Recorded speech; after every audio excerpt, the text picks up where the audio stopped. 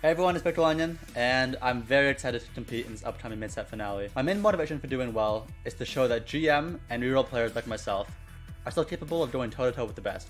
Hi, I'm IGDQA, and my primary motivation to do better in competitive TFT is to stop being disrespected.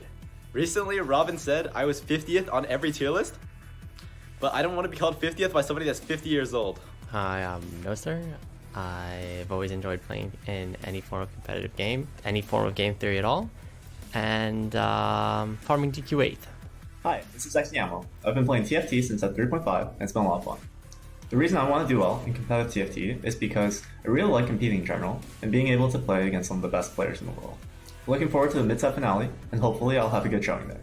Bye!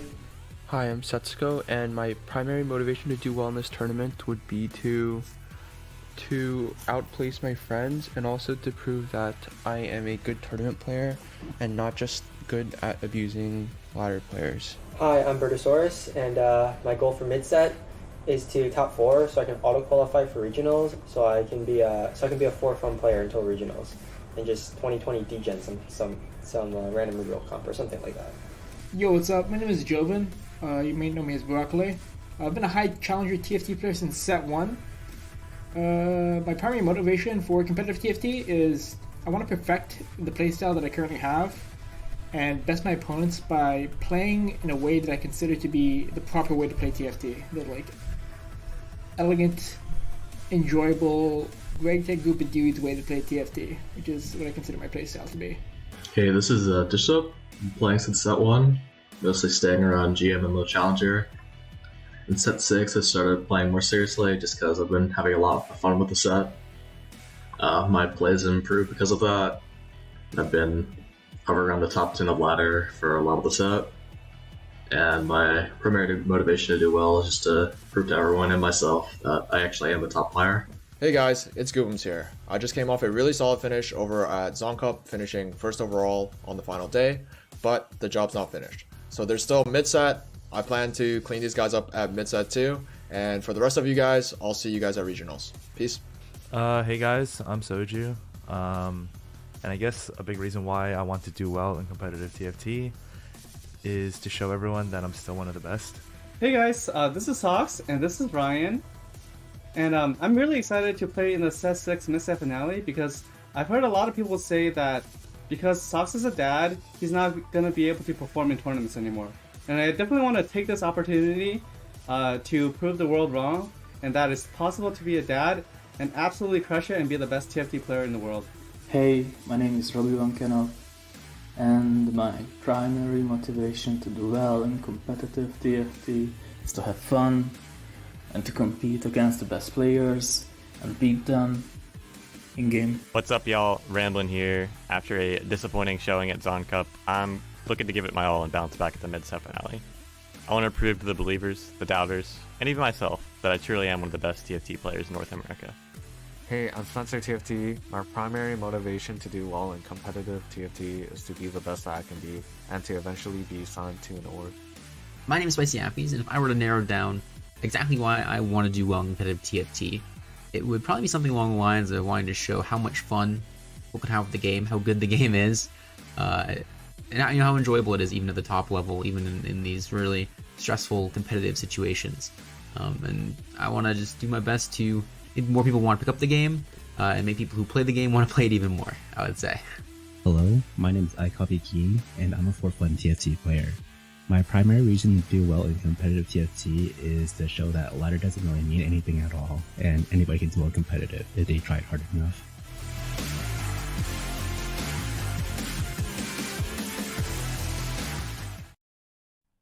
After that incredible introduction to some of our competitors, it is my pleasure and honor to welcome you all to the Gizmos and Gadgets mid-set finale. My name is Nekkra, and I'm going to be your desk host this weekend, joined by an incredible team of experts to take you through all of the TFT action.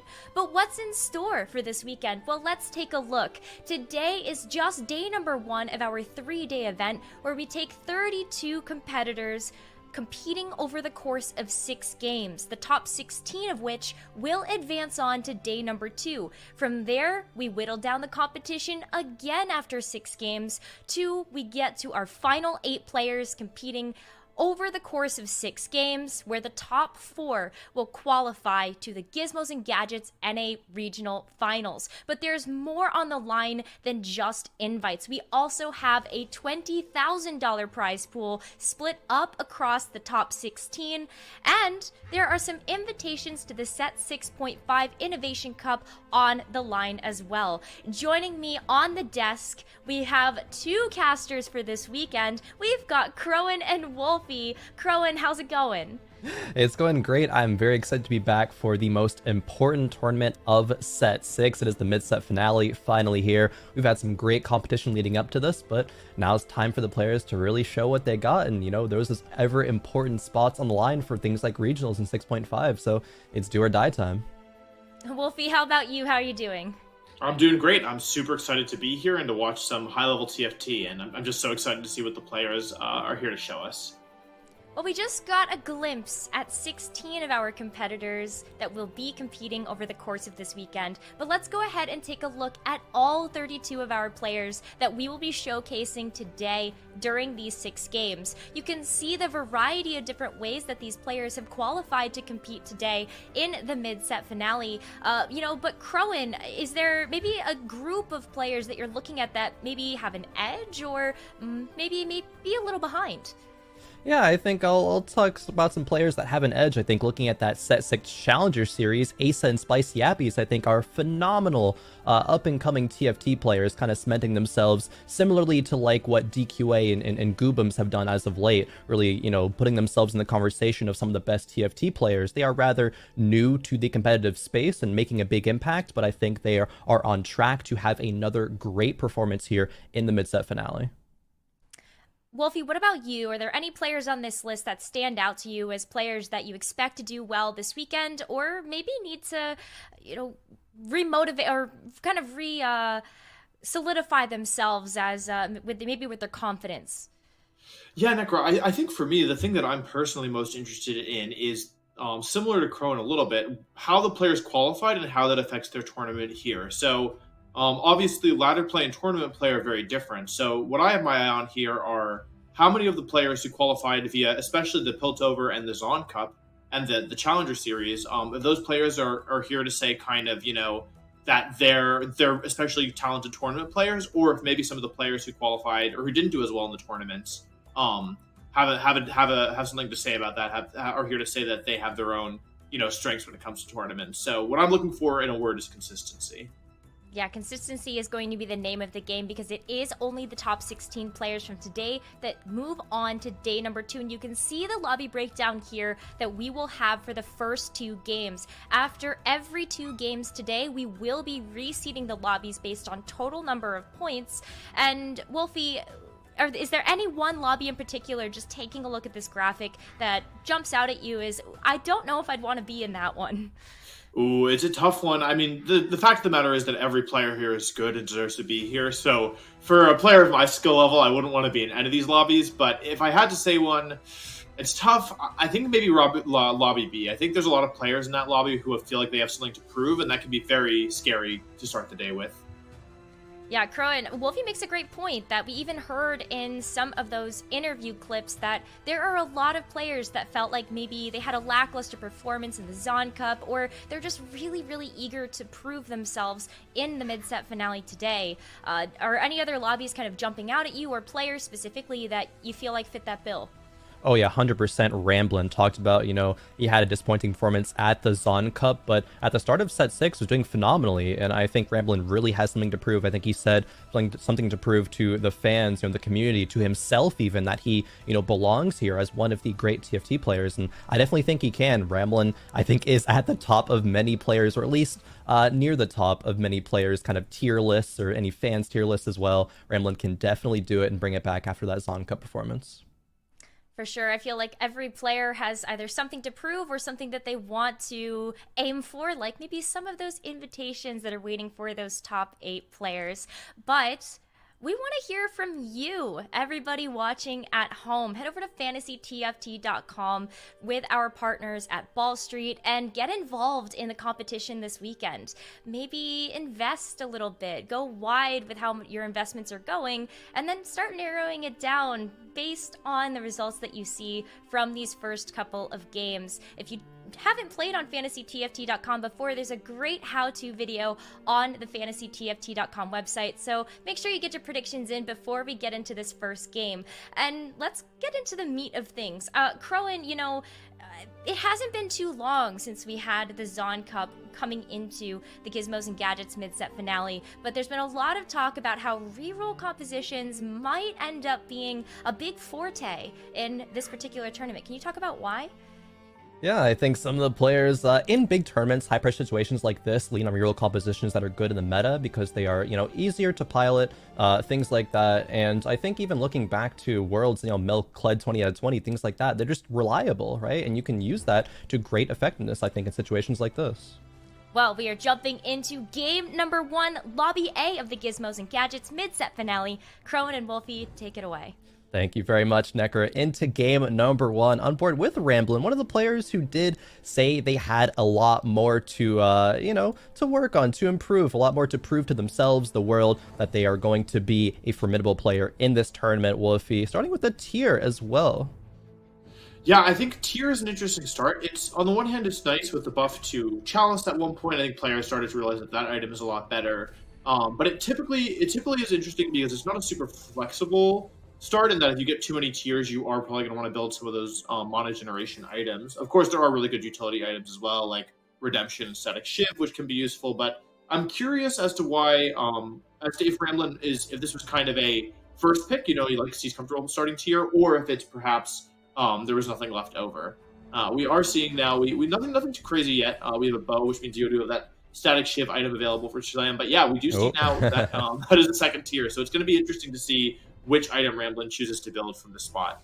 Yeah, it's all interesting. And ooh, maybe even with self-repair or tome, you know, we go with some innovator directions, get some shivs, some chalices online. Innovator is also very popular right now. But moving over to Soju, Soju has 2 out of 3 mercs right now and is deciding on what augment that he wants as well. You know, mercs has had, I think, high effectiveness overall in set 6, but it has been nerfed a few times, you know, leading up to this tournament. If you get mercs on 2-1, still good. If you fall into mercs a bit later, they might be a little bit risky, but I think Soju is a player traditionally that is very willing to take risks. Yeah, we see Soju has 2 of 3 of the 2 kind of early econ generation traits in the Poppy and Ziggs and the Yordle, and then the Gangplank and Alawi for the Mercenary. Also has 2 Graves in shop, which can be nice. Even if you don't get those early Mercenaries online, it can be good to have. Just Twin Shot plus Gangplank can get you some extra gold. And it is a second Gangplank here, which he actually sells in pre-levels, which... Yeah. What do you think about that one, Khroen? Would you have done the same? Would I have done the same? It would have been tempting to keep the Gangplank, right? You can, even if you don't hit the Mercenaries, you can farm double gold, but it's actually going to be the highest odds to roll another Mercenary if you level up, because it gives you odds to have that 15% 3 cost to roll a Misfortune, gives you higher odds to roll the Quinn as well. So that's what Soju is playing towards, and we see the mutant buff on our screen is going to be Voidborn this game. That might be impactful, say if any players are going to go re-roll Protectors and Kog'Maw and things like that. I'll have to keep that in mind. But Soju, very aggressive in slamming these items, still is rocking with these Mercenaries, has not found the Yordles, has not found the 3rd Mercenary, but is still comfortable enough to slam the GA and the leftover tier onto that Gangplank. Maybe farm a little bit of gold, hopefully. Yeah, absolutely. He's going up against a board here where we do see, interestingly enough, the underdogs, which can be an interesting augment to take early. It hasn't had a lot of value in this fight because the opponent didn't level here. They were able to get that extra HP regeneration for a long time. We just see the Guardian Angel being very useful here, and I think that Soju's going to take this one. 2 units left to 0. So, I mean, winning is super solid. If you level and win, you kind of feel like maybe you made up the gold that you spent. But we are jumping on board here with Setsuko, who also is playing an interesting board with Challengers and Ezreal and an Alawi on board. Yeah, this is an interesting kind of just playing best board. Setsuko probably wanting to get into that innovator tree, as that's what a lot of players have kind of trended towards recently, especially on ladder. It's one of the most popular compositions, but hasn't found Heimerdinger or Zillion or anything like that. Also get the chance to see, you know, what everybody has in terms of the augments. A lot of thrills, a couple of makeshift armors as well. And like we just saw next Nyamo's board, the underdogs, it was actually nerfed recently coming into this tournament. There was a little bit of a B patch that didn't really target too many units, but it did target some of those augments, underdogs being one of them. I think it's just a 1% nerf though, 10% to 9%, so still gonna be valuable. Yeah, absolutely. And it is interesting to see how many of similar augments we have here. And actually, Soju, who I thought was going to lose this one, he does end up losing, but the thrill of the hunt almost allows that Gangplank to hang on there and take out that Ezreal. So already getting early value out of that augment, which is nice. Definitely some value. Gets a Tark. Probably a lot of players pick up that Tark just to see where the Socialite Hex is going to be. Maybe Setsuko already scouted that out. You know, we don't quite know, but okay, now we get a chance to see. That's a good Urgot slot, actually, or Yone, Fiora, things like that.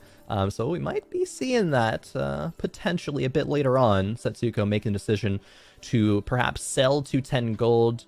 But if he doesn't, could still pre-level, right? Players will still do that before the stage 2 carousel. Maybe, even actually aggressively leveling, wanting to protect that win streak, Wolfey. What do you make of that? Yeah, it's definitely interesting. I think what I really like about this board is that the two upgraded units have no supporting synergies. So you have Ezreal with no synergies, and then Alawi, who's serving as your primary tank here, also with no active synergies online. So it is interesting here. The board is like strong enough. They are going to have a big win over Ramblin here, it looks like. And so I feel like if you're Setsuko here, you're probably feel good about that level. But it is risky because the board isn't impossibly strong. And if you do lose here, that's a lot of econ that you'd be losing between losing your streak, not getting gold for winning, and then you could have made 10 if you didn't level. So definitely I think it's okay if you win, but it's a pretty risky maneuver if you lose. So Setsuko definitely happy that paid off there and maintaining their 100 HP going into the carousel.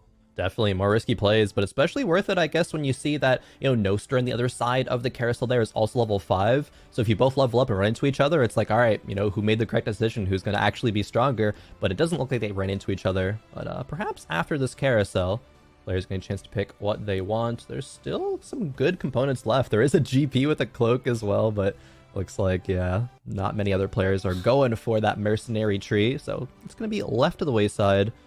Still running around that carousel. Yep, we're jumping back on board here with looks like Noster. Get a look at their board here. We just see Poppy 2 gets the upgrade. We know that Yordles are a very strong tree to play early because of the extra econ generation. It just really is helpful throughout the whole game, and the fact that you get to play higher star units than if you weren't playing them. So I think this board looks pretty strong. Heimer's not the best Morello holder. He does typically only target down one unit, but probably a case of the item was on him anyway, and you'd rather have Morellos than just a component on the bench, especially if you're going to build Morellos anyway. So yeah, Darius 2, Poppy 2, Heimer, Swain, a pretty solid board here, but they are going up against Broccoli, who actually looks pretty strong, especially when you consider that Locket. Although the Trundle does unfortunately roll a Morellos. I know whenever I have Trundle and Scrap rolls into Morellos, it does feel pretty bad because you're not getting any use out of that item. So we'll have to see how it goes here. Just a little bit of AP, a little bit of health with the components, but I can't actually proc it, unfortunately. And the Heimer GA is going to allow him to res, right? That Caitlyn snipe, she is really good at taking out some units, especially in the early game, throughout all stages of the game, to be honest. But this is kind of a close fight. The Swain on Broccoli's side does not get an ult off, but I think it's going to be enough with the second Caitlyn snipe. Yes, Noster's streak comes to an end. Setsuko now the only player still remaining at 100 HP. And I want to talk about that Locket Slam a little bit. Locket was an item that was recently buffed. I think the timing of the shield went up to like 15 seconds. So players trying to rediscover Locket and Aura item slams to make you strong in the early game. And they can scale decently well into late game as well. I think Broccoli identifying that successfully. Unfortunately, hasn't streaked all the way, through stage 2, but still a solid HP advantage with it. Yeah, absolutely. I think Locket is in a good spot right now where it is powerful early, but sometimes you would like those components later. But if you're going for a win streak or you want to preserve HP, it's a great item to have. It's a battle of Heimers here. So we have blue buff Heimer against Morello's and GA Heimer, but that Shroud that the Trundle rolls, very valuable. Darius gets thrown, doesn't get a lot of healing out of that spin. I'm not even sure if it healed at all thanks to the getting thrown from the Singed, and this is going to be a huge loss here, it looks like. Might not even get a KO. The triple cast from the Heimer is going to allow them to pick up one KO on the other side. But yeah, Spencer takes a big win here, and Setsuko's still streaking, whereas Noster, who was looking like they might go for a 5 streak, is now in the bottom 3 of the lobby. Yeah, and not even making, 20 gold like we saw on the opposite side of the board there, but moving over to Broccoli for Arcanist and Vex too, actually. That's a big, big deal at this point in the game. Unfortunately, didn't win that last round with it. That is kind of scary when it comes to, maybe who beat that. Maybe it's Setsuko up there at the top. Ziggs having the scrap, of course. Gonna roll into some items. It is just a Rage Blade, but it is the neutral round. The big thing is, what are they going to get? It's going to be gold to make to 20 econ. Broccoli a little bit behind in the econ department, but board strength is hopefully making up for it. Hasn't win streak though, so ooh, not great items. You're running Arcanist, but get bows and swords. Sure, you can make a Giant Slayer, but an extra bow is not what you ever want in an Arcanist comp. Yeah, and they actually aren't even going to make 20 here, which puts them pretty far behind when it comes to econ. And I actually just saw they don't even have Yordles in. I thought maybe they did, but no, the Ziggs and the Vex, but no, they don't even have Yordles. So I'm really interested to see where they go from this position. I mean, not even having 20 gold at this point is really kind of it's not great. You're definitely behind a lot of the lobby. I do want to call out here something that I really like, by the way, which is that on this board, they've taken the Ascension Augment, which will allow your team to get 50% stronger after 15 seconds into the fight, and pairing that with the Locket, which will obviously allow your team to live a little longer across the board and gives you a little bit extra frontline. So they are going to make a Morellis here that's definitely useful. Looks like they're putting a bow down as well. Might see a Giant Slayer Slam. Doesn't look like it here. So yeah, making the best of what they have, but having 3 components on the bench when you are not super wealthy can be a little bit scary, because you really want to start winning some rounds to allow you to start building up that econ thanks to the extra gold you get for winning player combat. Definitely. Now it's going to be Broccoli versus Spencer. Spencer going to level 6 at 3-1, but only having 10 gold, or at least between 10 to 20. Big hit onto Broccoli there, but usually players will only make that aggressive of a level when they're protecting a full win streak from stage 2. Now Spencer is on fire right now, so we know that its streak's going to at least be 4 right now, so it is important to still protect. See if that ends up being valuable for him. As we move over to Ramblin'. Ramblin's the lowest HP player in the lobby, did lose streak all the way through that stage 2, but is very close now to actually having 5 Innovator, and there we go, rolls into it with the help of that Innovator emblem. And this is so strong, especially with Heimer having a Gunblade, a tier, wants that to be a blue buff in a little bit, but still having the Bear online right now, huge power. Yeah, absolutely. I mean, Innovators are a very, very, very powerful comp, especially when they get to the 5 and 7 breakpoint, and to have really good use out of that Tome. Tome can be a really risky augment to take, because, what if you, take it, you don't get anything that really improves your board strength. But in this case, getting that Innovator emblem and really making good use of it here is a big deal, because Innovators were at one point in the set pretty powerful, and so they changed the way that they work so that you couldn't actually get Innovator out of your first augment choice. So to basically get around that by using the Tome and gambling a little bit to get that, it's a big deal, and it allows you to hit the 7 Innovator breakpoint that you wouldn't be able to hit otherwise. So looks like they're on a 2 streak here. If they're able to kind of turn this around and preserve it, I think they could actually be in a really, really good spot. Ooh, Duet is interesting. Weak spot, Cybernetic. Weak spot and Cybernetic aren't really fantastic for this composition. Does take Duet, and it's going to be a frontline Hex as the second one. Can put the Bear in there. He's going to be dealing a decent amount of damage. But Ramlin's board, if not the strongest in the lobby, is certainly close to it. Even an Ezreal 2 with a Shiv right now is going to be outputting a solid amount of damage. Zillion too, not a bad upgrade as well to have. So Ramblin feeling decent at this point. 40 gold is all right, and yeah, because of that B patch that came through, Ramblin was able to get that silver tier augment as a tome, because it was gold but moved to silver, so works out great for Ramblin here. Yeah, I really like the choice to take Duet here. I mean, obviously the other augments weren't great, but being able to put a second unit in the Socialite Hex, especially when you consider this comp is eventually going to want Seraphine, so you should have at least 2 Socialite. I think you can get a lot of value out of that. But yeah, I really do think that Innovators are strong early, in large part because in the early game, it feels like quantity is just so important, quantity of units, and so getting an extra unit on the board is a big deal. We are fighting against Broccoli here, who I like this positioning better, having Vex in the front line, not in the back line. Feels like they do a better job drawing units around them, but they get thrown again. I feel like Stitch has really been quite strong in this game so far. Heimer misses, but takes up the Vex. I think that it's going to be, with this triple cast, looks like it's going to be a pretty decisive win once again. And something I wanted to say earlier about Broccoli's board is I feel like there are some scenarios where getting an upgrade at 3 cost can actually be bad in the short run. Yeah. Even though obviously you need them in the long run, it's just that it's 9 gold that you would be giving up on, and if it's not enough to lead you to win fights or The fight that we watched earlier with Broccoli, they played against, I think it was Spencer's board, and they didn't KO a single enemy champion. So that means basically they took maximum damage. They lost by 6 units despite having an upgraded unit, and they were down on econ. So once again, we see Vex 2, despite being an upgraded 3 cost quite early in the game, it doesn't seem like it's really pulling its weight. So I'm curious to see how they go from this spot where they are a little bit behind on econ, thanks to the Vex, but their board strength still isn't as high as they'd like it to be. Yeah, exactly. With the Vex, you need some kind of damage to complement it, but just a Ziggs with random items in the backline, not going to do enough. Ziggs probably considered as, one of the worst, if not the worst, 1 cost. Sometimes even misses his ability. It's just not reliable, and that really is unfortunate there for Broccoli. But moving over to Spencer on a 6 streak right now, has 3 Innovator, 3 Chemtech even, with Zac 2, Lissandra. No Morellas in Lissandra, and that's usually, what you would use her for, but still having a lot of utility with that Shiv. Wow, even going to spend a lot of gold to level up to 7 here in just a moment. Probably going to put that Janna in as just, a bit of healing to complement this comp. And okay, doesn't actually goes with the Bruiser instead. That will be a synergy that actually gets activated, so a bit better than the Janna. Yeah, Janna's a really strong unit, but I think it was a little bit tricky to kind of figure out, I can get Ezreal in for scrap with Janna, but then you have to take out an Innovator, so yeah, good goes up with the Bruiser. And a lot of frontline of the opposing comp, but that is a very scary Ezreal with the Rage Blade, the Runons, and of course the Locket.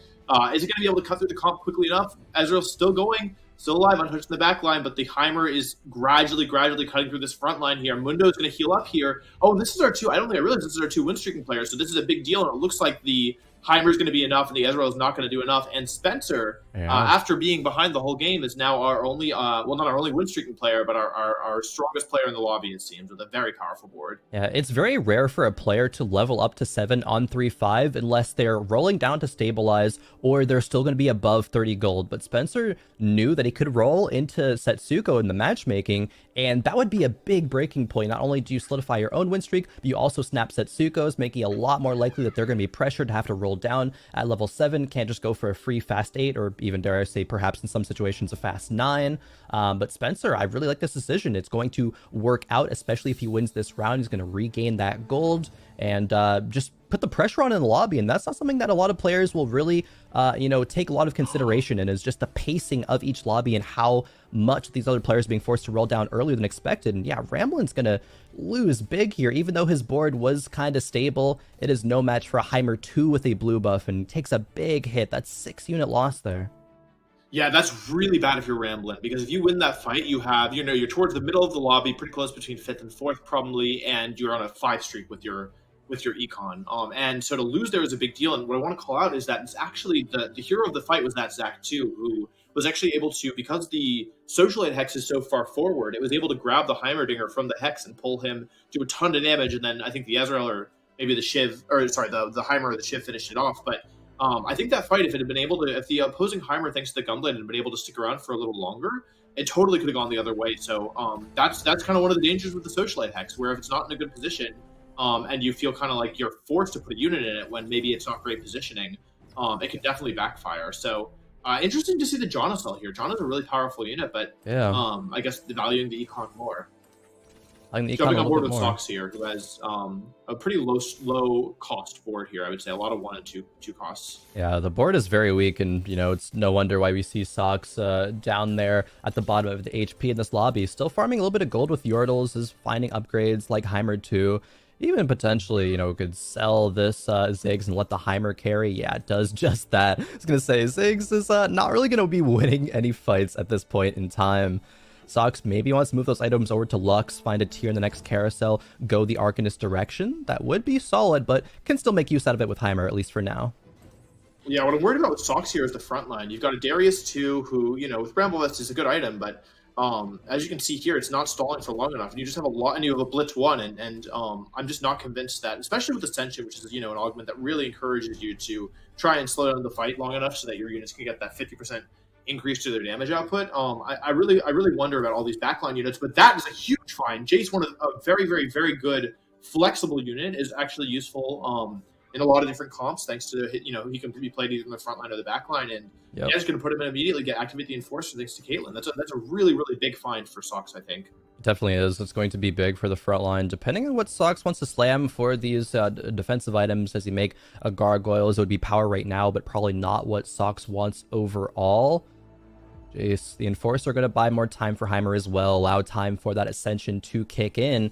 And this is important for Sox, right? He's coming to this tournament, saying that it's a lot harder for him to play as much TFT right now because he is a parent. He does have a kid, as we saw in that interview, but he still thinks he has the raw skill to compete with the best of the TFT players. So I think starting out today, if he has a poor performance, it's really gonna spark doubt maybe, and maybe even Sox himself and people who were considering where he should be on the power levels of these players.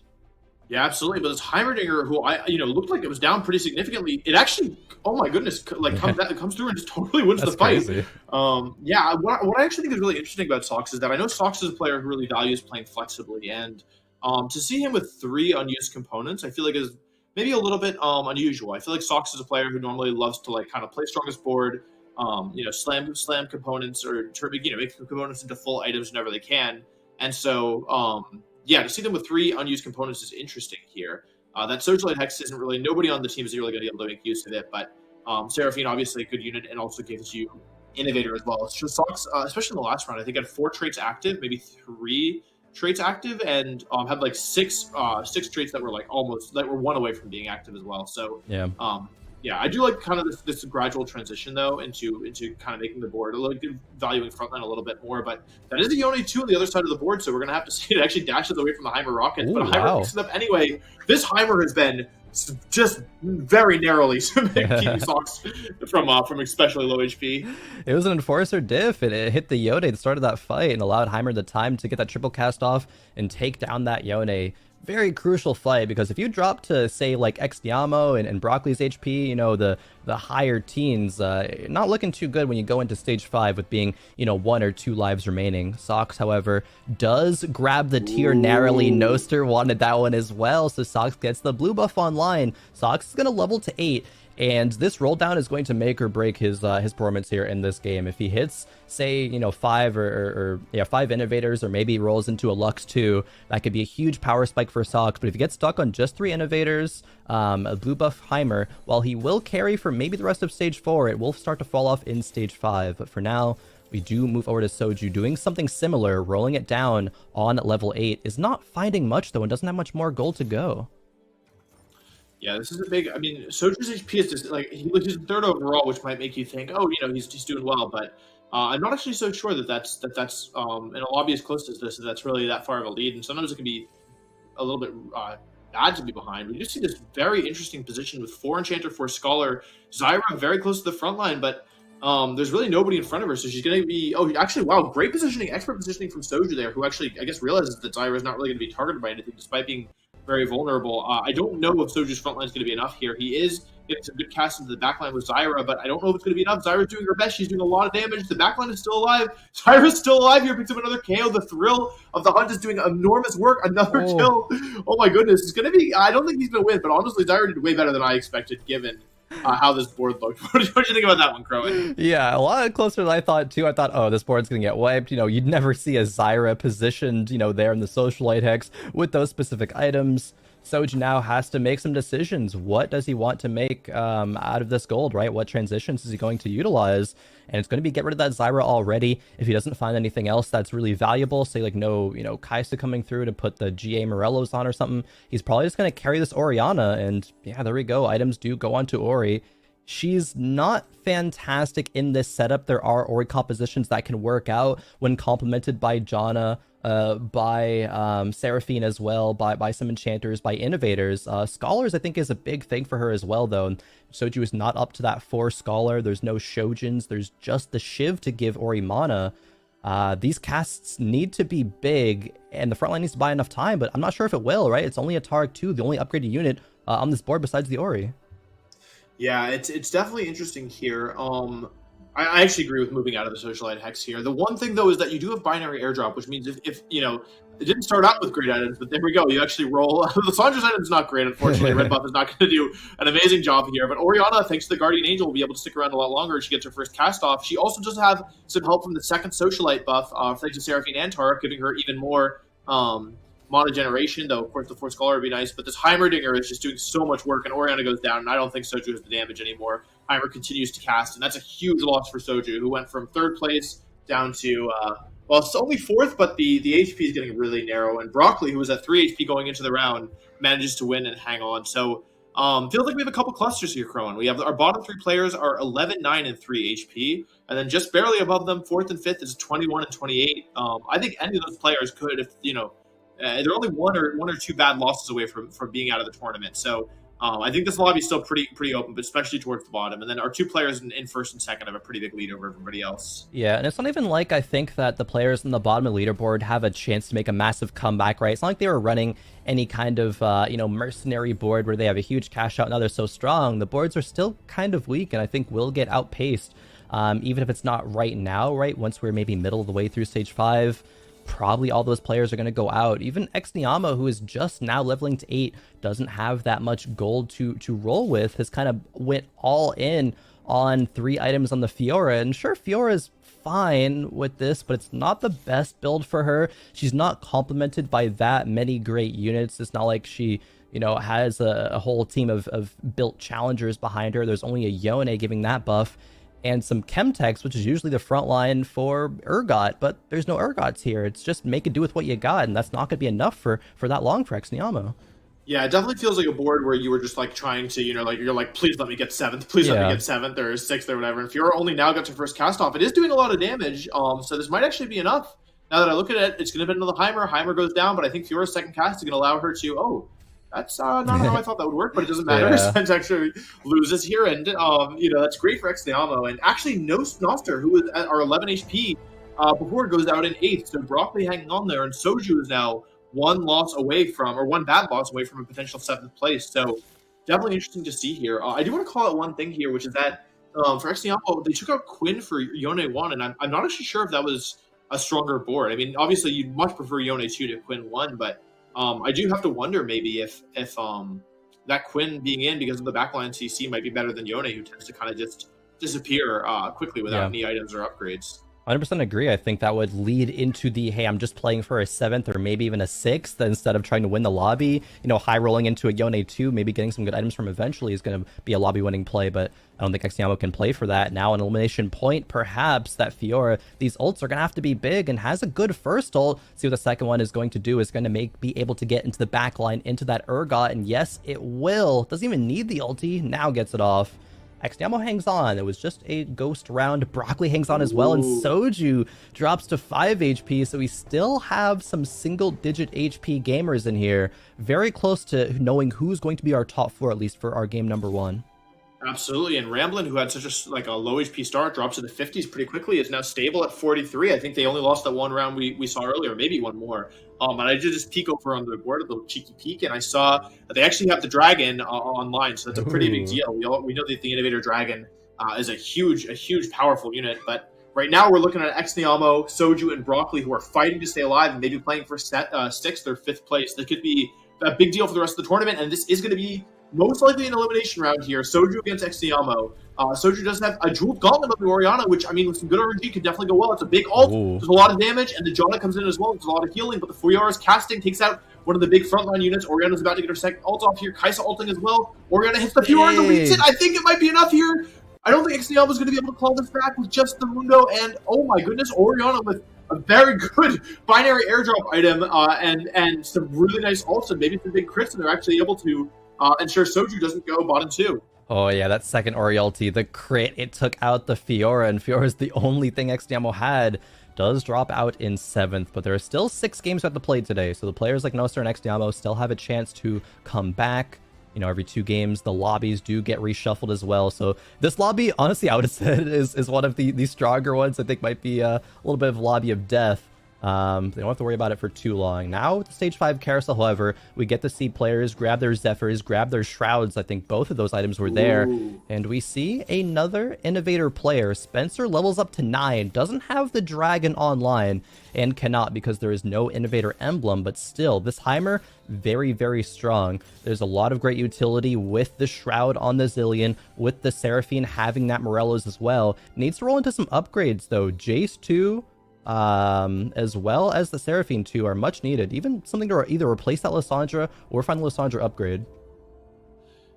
Yeah, absolutely. Putting Jace in the Socialite Hex to potentially grab. Yep, that Urgot, very nice positioning, very nice last second swap. And actually, they're very lucky that they found Jace in the carousel because that Jace came with that Zephyr, and without it, they were playing an Ezra 1. So this is a big upgrade and also allows them to play Enforcer. Heimer's doing well here, but Jinx too. Looks like she's already in the back line. Heimer got stunned. Jinx is still alive. Is it going to be enough? I don't think so. I think there's going to be a big loss here. Urgot, despite getting Zephyr, despite a lot of things going their way, it looks like Spencer's board just isn't strong enough, and Setsuko continues to dominate over the lobby, although Rhineland's close, and we do have our top 4 with Soju going out in 6th and Broccoli in 5th. Yeah, Sox actually able to kind of hang on there, even being low HP for a long time. Very impressive stuff. Similarly, you know, Ramblin' we talked about went on a huge loss streak throughout all of Stage 2, but found that Innovators, and even is on the Dragon now. Dragon did get slightly nerfed coming into this patch, but still very, very good, right? It was only nerfed because it was maybe a little bit too oppressive. Still going to be a fantastic unit with the Innovator synergy, and as well, still going to be trying to Zephyr that Socialite Hex. It's only going to land onto the Janna. Meanwhile, Sox's Lux is going to do huge damage. Perfect build Lux. The Arcanists are going to be there, and yes, takes out some backline. Now just has to start working on that Heimerdinger. Heimer does have GA, so it's going to take multiple casts. And a great Scion frontline from Sox is still holding on. I think this Lux will be able to do it. Spencer taking yet another loss. That is going to be 6 in a row for him. Can he hang on any longer? Can he bring this back? Absolutely. I mean, I think if you're Sox, you have to be, you know, when we hopped on board with them, it looked pretty rough. I'm not going to lie to you. It looked like it was going to be probably a bottom 4. And Sox now could go 3rd or even better if Spencer takes one more loss. And actually, I like the decision from Spencer. Back when Kaisa was popular, to say the least, this was considered her best in slot itemization. And so I like kind of the decision to switch around how things are positioned. You already have Challenger online. You are down to 4 Innovator, though. So I'm curious to see if this is going to be like a full switch, or if they're going to be able to find another maybe Seraphine or put that Ezreal back in. We'll see. Spencer has a decent amount of gold to roll with here, Ooh, so see. Good shot. Yeah, it was a good shot. Spencer hits the Jace too. Ramblin', level 9 right now as well. Is able to put 3 Enchanter in, even the Jace, the BT in the back line, but doesn't feel pressure to roll it down, even though Ramblin' lost that last round. Okay, now is considering rolling. Heimer 3, probably not going to happen, but still makes it. Yeah, might allow if you want an item switch. Maybe you want to take Giant Slayer if you hit Chase 2 or something. It could be useful to move things around. We are seeing some last minute positioning swaps. And actually, I thought the Dragon was going to end up in the Socialite Hex, but it's just Tarek. So valuing, I guess, the front line in front of the Heimer instead. Nice Shroud. Not a great Zephyr, but unfortunately still active. And Zach pulls in the Heimerdinger. This is a repeat of something we saw earlier. Heimer's very low. Heimer goes down. That is the primary carry. But of course, with the Dragon, anything can still happen. Going into the backline, that is a Jace 2, looks like. On Spencer's side of the board, and Jace ults one more time. Is it going to be enough? Bloodthirster's hanging on. Big Zillion ult. Zillion stuns the carry, and Spencer goes out in just barely by 1 HP 4th, with Sox going 3rd. We have our top 2.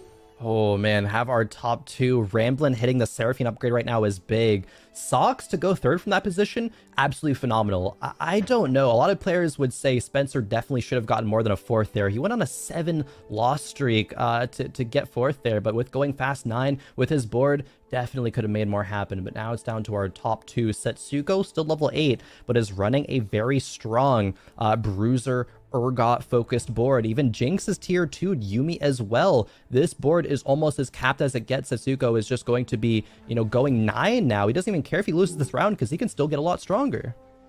Dragon does not get shrouded, so it gets that first ult off. Heimer ulting as well. Let's see if it can stay alive. Big Yuumi ult, but it misses the Heimerdinger, so it's still ulting. Heimer's getting cut down. Heimer's down. Dragon into the back line. There's a John ult, I think, keeping this Dragon alive. Singe actually having a really big ult, throwing the Urgot, and I think this is going to be a pretty massive win for Ramblin' here. And Setsuko, who had, you know, almost a 20 HP lead, they're now actually tied with 28 HP pop. So they're just comfortable going fast 9 here, and I wonder if they're going to be able to put something in that is going to make that big of a difference. And at the moment, I mean, I'm not sure Tarek 1 is going to do it, but I guess we'll have to wait and see. Yeah, I guess it does give Socialite. You can put the either the Jinx or the Urgot there. It will probably be the Urgot. It does give another synergy as well because Setsuko does have Stand United, so a little bit more stats for the entire team. I did say Setsuko can get a lot stronger. I don't know if it's going to be strong enough to deal with Ramblin's board because that was a pretty decisive fight, especially with a very nice Seraphine, very nice Heimer build, the Dragon online. I don't know, Wolfey. It's looking like a big deal here for Setsuko to be able to come back from this. Yeah, I mean, the Urgot positioning is once again good. It's attacking the Heimer, it was. I guess it's decided to switch targets here, or maybe just because of the throw, because of the positioning change. The Dragon's nearly down, but so is the Urgot. I don't think this is going to be enough here. This is going to be a huge loss. And no. Setsuko goes all the way down from 28 down to 8 HP, meaning they only have 1 life left. Something I want to call out, by the way, is that Setsuko has Stand United, but they have so many synergies on board that, unless I'm much mistaken, they can't all fit because I don't see Socialite on the left side of the screen, and I barely turn targets there. So definitely maxed out on Stand United. Picking up a Giant Slayer here can be big for both players. Allows a bit of extra damage, but Zephyr obviously is quite nice as well, and that's so good. That's double Zephyr now, unless I'm much mistaken. So that should be pretty difficult to position around double Zephyr, especially when one of them is free floating. Yeah, the Giant Slayer on the Jinx, I mean, maybe if it starts targeting the Dragon early, it can start take it down because the Dragon did live the last fight throughout the whole entirety of it. But if it does get taken out, doesn't get like a second cast off, things like that, maybe Setsuko can live if the Zephyrs miss from Ramblin', if there's some miracle fight RNG, but this might be it here for Setsuko. Yeah, we'll have to see. I like the decision to put the Urgot opposite the Heimer so it doesn't get Zephyred and force her on the Taric here. But the front line is melting. Good Shroud into the Dragon. The Dragon hasn't ulted yet. Urgot is gradually cutting things down to get the Seraphine. It does now, but it's still alive, actually. I spoke too soon. Seraphine's still alive. It does go down, but the Dragon is still active in the whole right side of the board. Urgot's been getting rid of the things that it's touching, but it's not going to be enough here. I think, the Dragon doesn't ult, actually. Is it going to be enough? Is it possible? The Heimer goes down. Wait! This game was looking super doomed, but the incredible positioning and the pathing from Urgot somehow keeps it out of the fight the entire time and just one by one takes out the entire board. And now I think we're in a position where bad loss on either side will definitely end the game. So this is really down to the wire here. It's winnable, Wolfey. Setsuko saying, they can see the hope. Let's see, what exactly can he make do? It has to be dodging these Zephyrs. It has to be the Shroud landing on a good clump. It has to be good fight RNG as well. It's likely that if Setsuko loses, he'll get wiped. If Ramblin loses, it might only be to 1 or 2 units. The repositioning the Zephyrs, where do they hit? Is it going to be enough?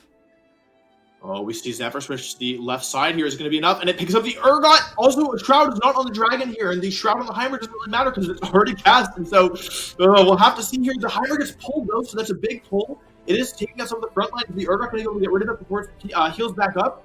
It's going to be close here. Heimer goes down, but the Dragon is still alive and healthy. Dragon's getting cut down here. Oh my goodness. I think that it might be a win for the Urgot, but we're not out of the woods yet. Dragon still alive. Urgot's getting a bit low, but Urgot takes out the Dragon, and it's only Oriana left, and that is going to be a win. And Ramblin actually goes down, and Setsuko takes game 1. Exact lethal damage there. What a performance. What a comeback, making every single use out of their HP. Phenomenal to take that win over Ramblin'. What a game to start this off with, Wolfey. I have to be honest, Khroen, I didn't think there was any way. I saw the Dragon, I saw the Heimer. It seemed like everything was working together in that very powerful board. And to have a really smart kind of adaptation to recognizing going 9 is your only way to win, and adapting from there is a huge deal. But we are jumping on board with Lobby B, which is actually a bit behind. And actually, we go from a game with 1 player left, which aka 0 players, to a game with all 8 still alive, and jumping on board here with Spicy Appies, who has Heimerdinger 3 and Jace with the Infinity Force BT. This is a very interesting board and a totally different take on the Innovator style that we saw almost in the last game. Yeah, this is an insane board from Spicy Appies. Doesn't have the 7 Innovator right now, but as we see, the augments, there was 2 gold augments, a prismatic as well. So the power levels of these boards are going to be a lot stronger than we saw in the last game. But even seeing some Akali 2s and being buffed up by double Chalice, that might be something that can take out this Heimerdinger in the back, but he is going to be healing up with this Gunblade. The stuns on the Akali as well. She's probably going to go down in another couple of casts, but she's still staying alive for now. Is it going to be enough? The Heimer, the next triple cast is going to... No, the full stun. The Zyra 1 stunning the whole entire backline there. Spicy Appies, even with a powerful comp such as this, takes a huge loss, and this lobby is so close. That might be the difference of several placements there. Yeah, wow, it was looking pretty good. I mean, you've got your 3-star on, your 3-star 3-cost online, your primary carry. It's looking good, but the real hero of that fight was the Zyra, who was able to stun the entire back line, and that's one of the dangers of positioning against Zyra boards like that. We do see Goobums actually go out in 8th, so that always feels bad when you're like, oh, if I could have just killed one more unit, or if I just won one more round, I probably could have gone 5th even, and I'll be like, is that Gold Collector Jin 3 with Quicksilver? Okay, well, Heimer 3 is cute, Heimer 3 is nice. I think Heimer 3 is, you can take your little whatever, your little Yordle and get out, but Jin 3 with QSS and Gold Collector is absolutely terrifying. I'm very curious to see if anyone, we haven't seen the power level of the whole board, the whole game yet, but oh boy, and a pretty decent Shroud as well. So we're gonna have to see how this Jin being buffed by Yuumi, being buffed by Gold Collector. There it is, already farming. Let's see here. Jin is ulting. Man. Let's see. Oh, goodbye. Yep, I'll take 10 gold. Thank you. Mercenary who? Gold Collector Jin is really where the real money's at. What a board. How did DQA get to this one? I wish I saw the entire context of this game. This is so insane. DQA, the only thing that can really take out a tier 3 Jin, at least consistently, is CC, right? But DQA is already protected from that because of the Quicksilver, and these fights are probably going to be finished by the time that Quicksilver does fall off. This is so good. It's even randomly, I say randomly, but is one away from the Misfortune 3 as well. You can throw that Rage Blade on her, right? Nobody else is going to make good use out of that. I don't think anyone's taking out DQA, but the HP totals of this lobby, Wolfey, 5 HP on Spicy Yappies and 4 HP apiece for Dish Soap, Bert, and there was one other player at that as well. Like, this is such a stressful game for just a game 1. TFT players are pretty dramatic, Khroen. They get the wrong item opener and they're telling you that they're ready to forfeit, or they're going to be going 8th place, whatever. But in this case, I feel like the lobby really is playing for second, truthfully.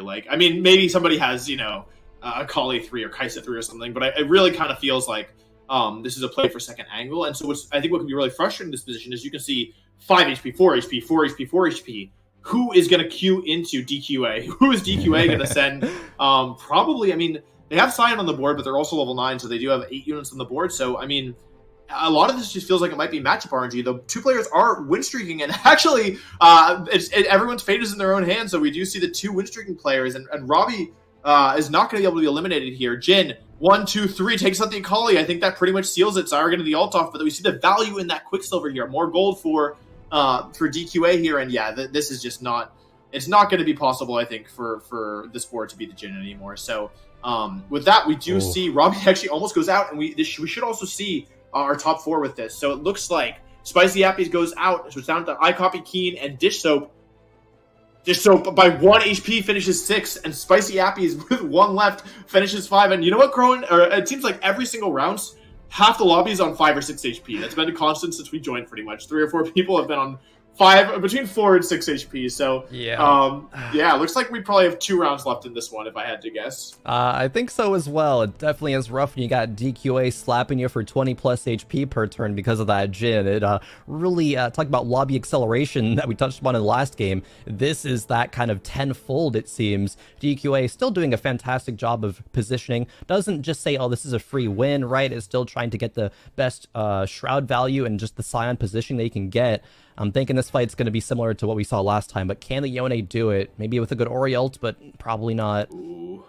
Oh, no. Yeah, whenever you start seeing those little gold coins, you're probably in trouble. There's Misfortune 3 doing damage. The Jin is the Yone is in the backline. It was actually a close fight. If you lose that one, you can't feel too bad about it, and it should... Yeah, it does earn iCopy Keen a 3rd place instead of a 4th, so Venusaur is 4th, and then it's just down to Robbie. We did just see this matchup a second ago, but... I'm sorry, I misspoke. It actually isn't Misfortune 3 yet, but it's not going to make too much of a difference here. I think the Gen 3 will probably be enough to take it. But it's even when boards look way stronger than one another, you should never give up, right?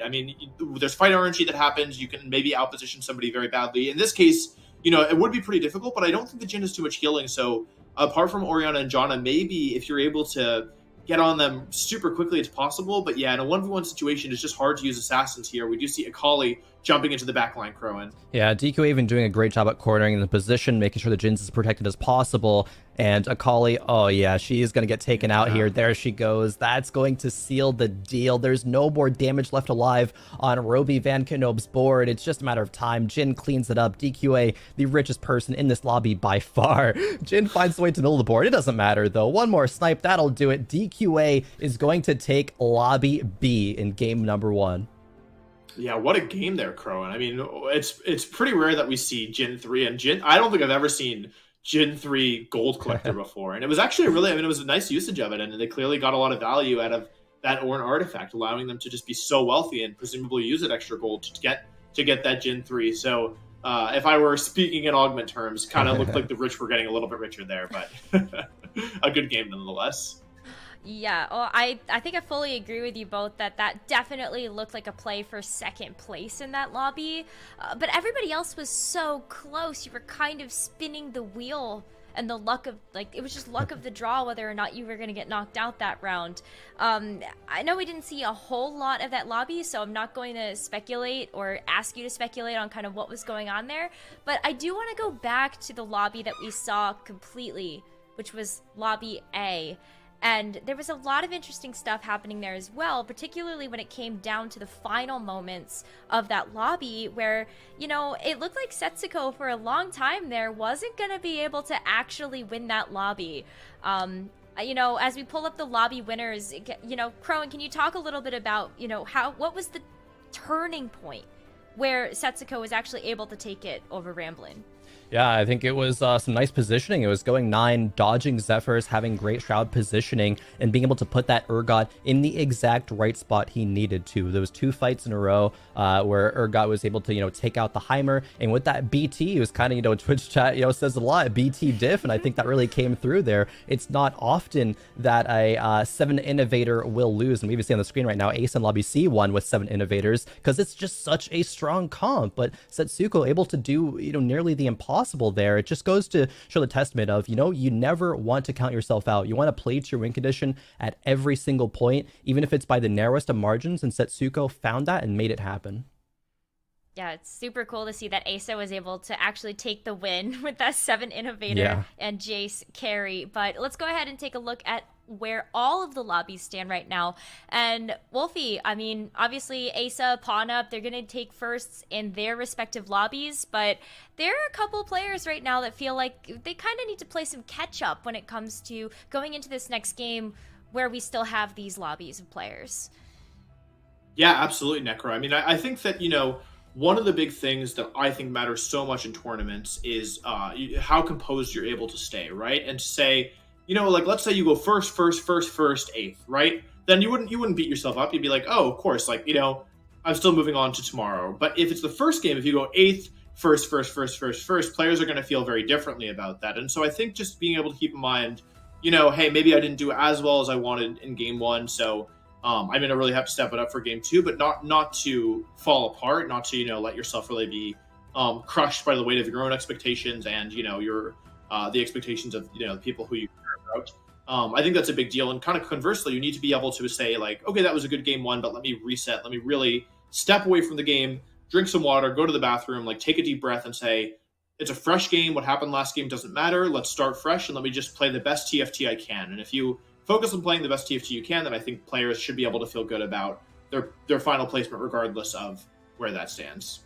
Well, speaking of taking a quick reset, we're about to do that. But before we do, and while we do, everyone at home, check out fantasytft.com. How are your investments doing? Did you get a chance to win some rare little legend eggs after getting those predictions right after that game number 1? Well, check out the stock market. We're going to take a quick break. When we come back, game number 2.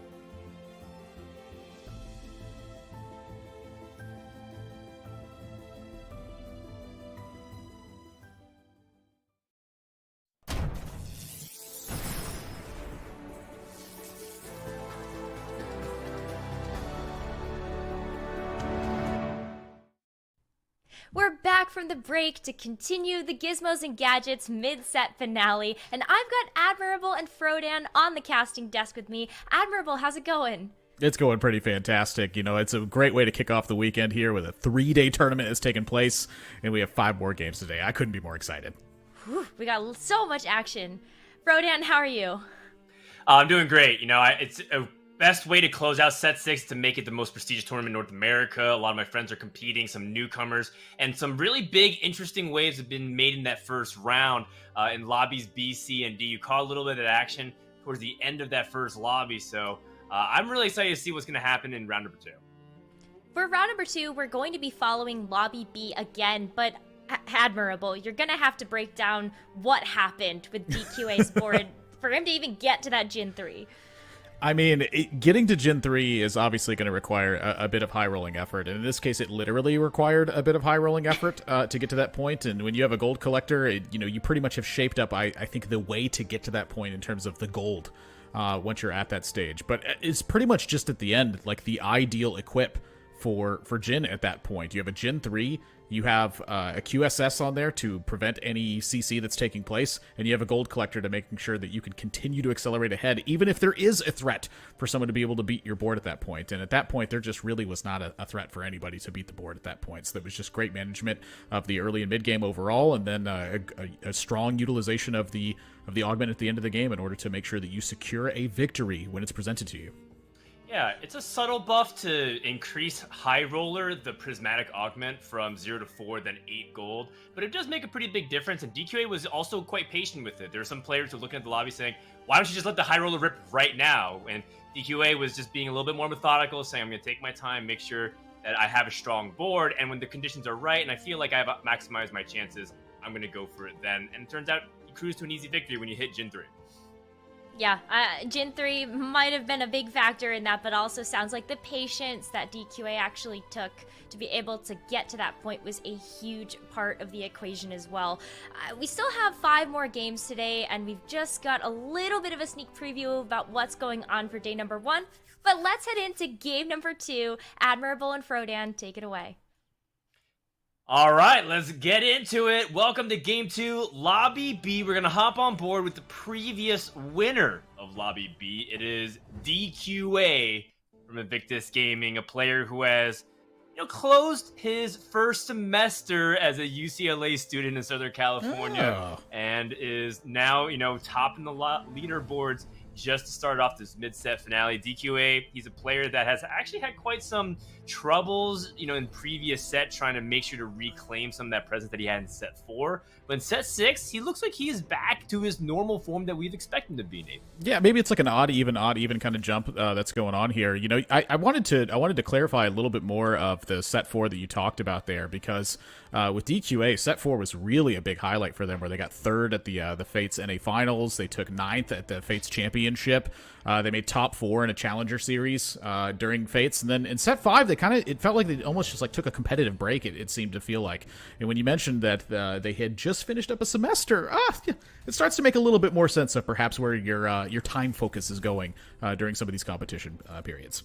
Oh my, already some really interesting decisions being made here from DQA, selling one of the most premium items, or premium champions rather, in Malzahar early game in order to buy out pairs. Now it has an option to pick what looks like to be 3 Ornn items. I'm not entirely sure whose POV we're on. Oh, we're on Goobums' perspective. So we swapped in the middle of that augment choice. I'm pretty sure I didn't see Portable Fords available. But we're on Goobums' perspective. He picked Rich Get Richer, which is an augment that gives you 10 gold and you can scale all the way up to 70 gold of interest.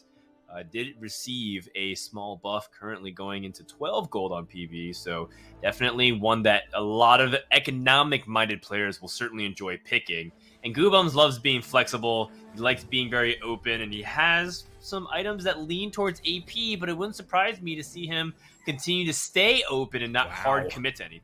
Yeah, a lot more pairs being offered here as well. I want to clarify a little bit on the Goobums and the flexibility perspective. I have noticed that Goobums' playstyle has changed a lot, I would say, over the last year or so, where the flexibility isn't necessarily always like flexible in terms of what composition they tend to end on, but rather just like how they get there. Like Goobums is very knowledgeable about the compositions that he chooses to play, and getting to these spots, it's all sorts of different things can happen. And so kind of with the flexibility that you mentioned here, I feel like this is a very good example of that, where the items that Goobums is going to slam, it's very rarely going to commit to something super early on unless he just absolutely feels like he has a reason to do so. Yeah, and I like to slam the lock of the Iron Solari. Gives you 15 seconds out of 8 seconds now of shield, and he puts it on a 2-star unit into Singed.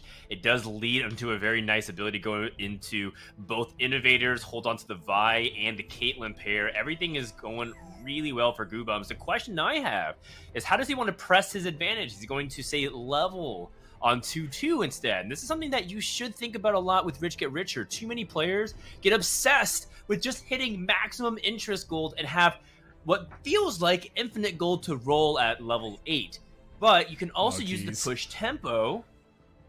So we'll see whether or not Goobums choose to do that. Pay attention to that sidebar here as we head on over to Spicy Appies, a player that already has a board that looks very much up his alley, an unusual mix of Challenger Emblem, which was given off his first egg augment, and he puts it on his Talon, and he's playing a pair of Talons with that. Yeah, I mean, Talon is definitely the strongest unit that they have at the moment. So why not play 2 of them if you have them? And heck, let's turn one of them into a Challenger as well. You know, Talon is great at stacking on that bleeding effect if he's attacking even faster in that regard. So I definitely don't blame Spicy Appies for this one. You know, this is a strong tournament for Spicy Appies as well. It's coming off a pretty big momentum that's been happening, where they took second in the Challenger series that took place. And, you know, they've been competing in all the cups that had been taking place lately. And it's important to note also that Spicy Appies is in a podcast host with Jirachi and Ramkev, the Triforce Tactics. Yep, that's right. It's hosted weekly, and they talk about pretty much everything in the competitive scene and also the state of the game in a very casual, laid-back setting. If you like pro commentary, definitely check that out. Appies gets the loss. It's not a surprise. Twitch 2 with some reasonable front line is pretty strong, especially with Chemtech. And Spicy Appies does get 4 Challenger. I like the tech that you're talking about with Talon, just giving him attack speed.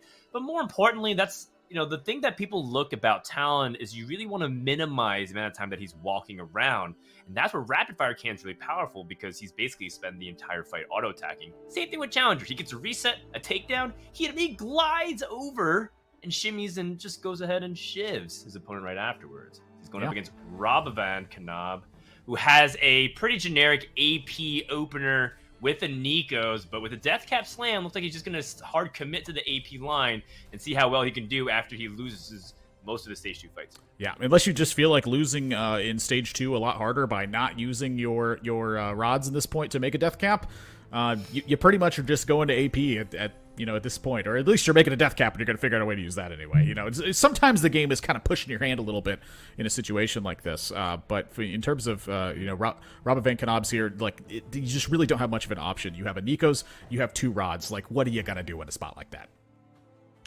Take a look at the augments on the left side. Pickle Onion already off to an awkward start. What looks like to be built different, or is that Exile? Sometimes I have a hard time telling just from the icon, but if it is built different, he's going to be very sad that he wasn't able to piece together a streak. While we do have players like Bursource that have that Portable Forge, but I can't help but notice that there is a good amount of tempo options being picked. Thrill the Hunt 2 has been buffed to give 100 more HP upon kill.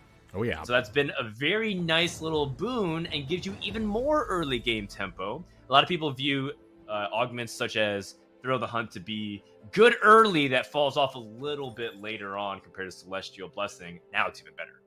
Yeah, I think Thrill the Hunt is fantastic, and I actually tend to like Thrill the Hunt a little bit more than the Celestial Blessing, kind of for just the exact reasons you just mentioned, where it's stronger early on and it falls off a little bit in the late game. Well, you know, kind of all the lifesteal effects fall off a little bit in the late game. You have so many units in play, they're all working together, everyone has spent as much gold as they could to make their board as strong as possible. I feel like lifesteal's a little bit worse in those instances. Maybe that's just me.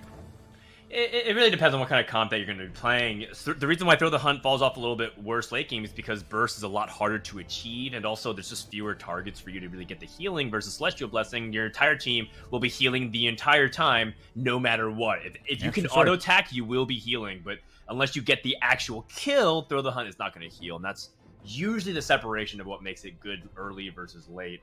However, there are some champions that interact very powerfully with it. Fiora or any challenger really that tries to go for those takedowns and wants to go for the 1v9s.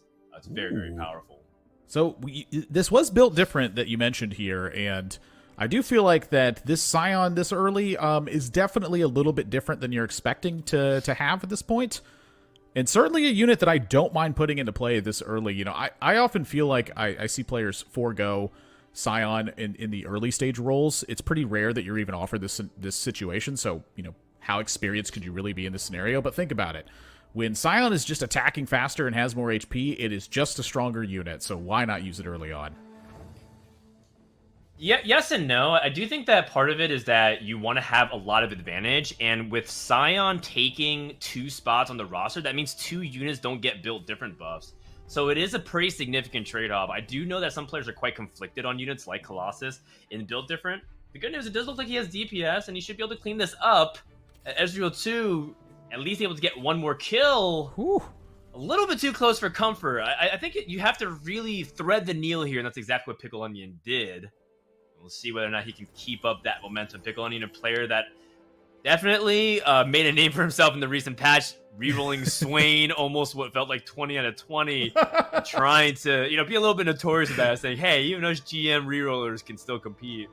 But he cannot really do that in this current environment. However, Build Different is also a possible re-roll approach. We saw Kivix do that in the previous lobby where he played Caitlyn 3, Zillion 3, there's a bunch of really random champions in there and cruise to an easy third. So yeah. I'm curious to see what Pickle Onion has up his sleeve. Build Different certainly offers a lot of different ways to play.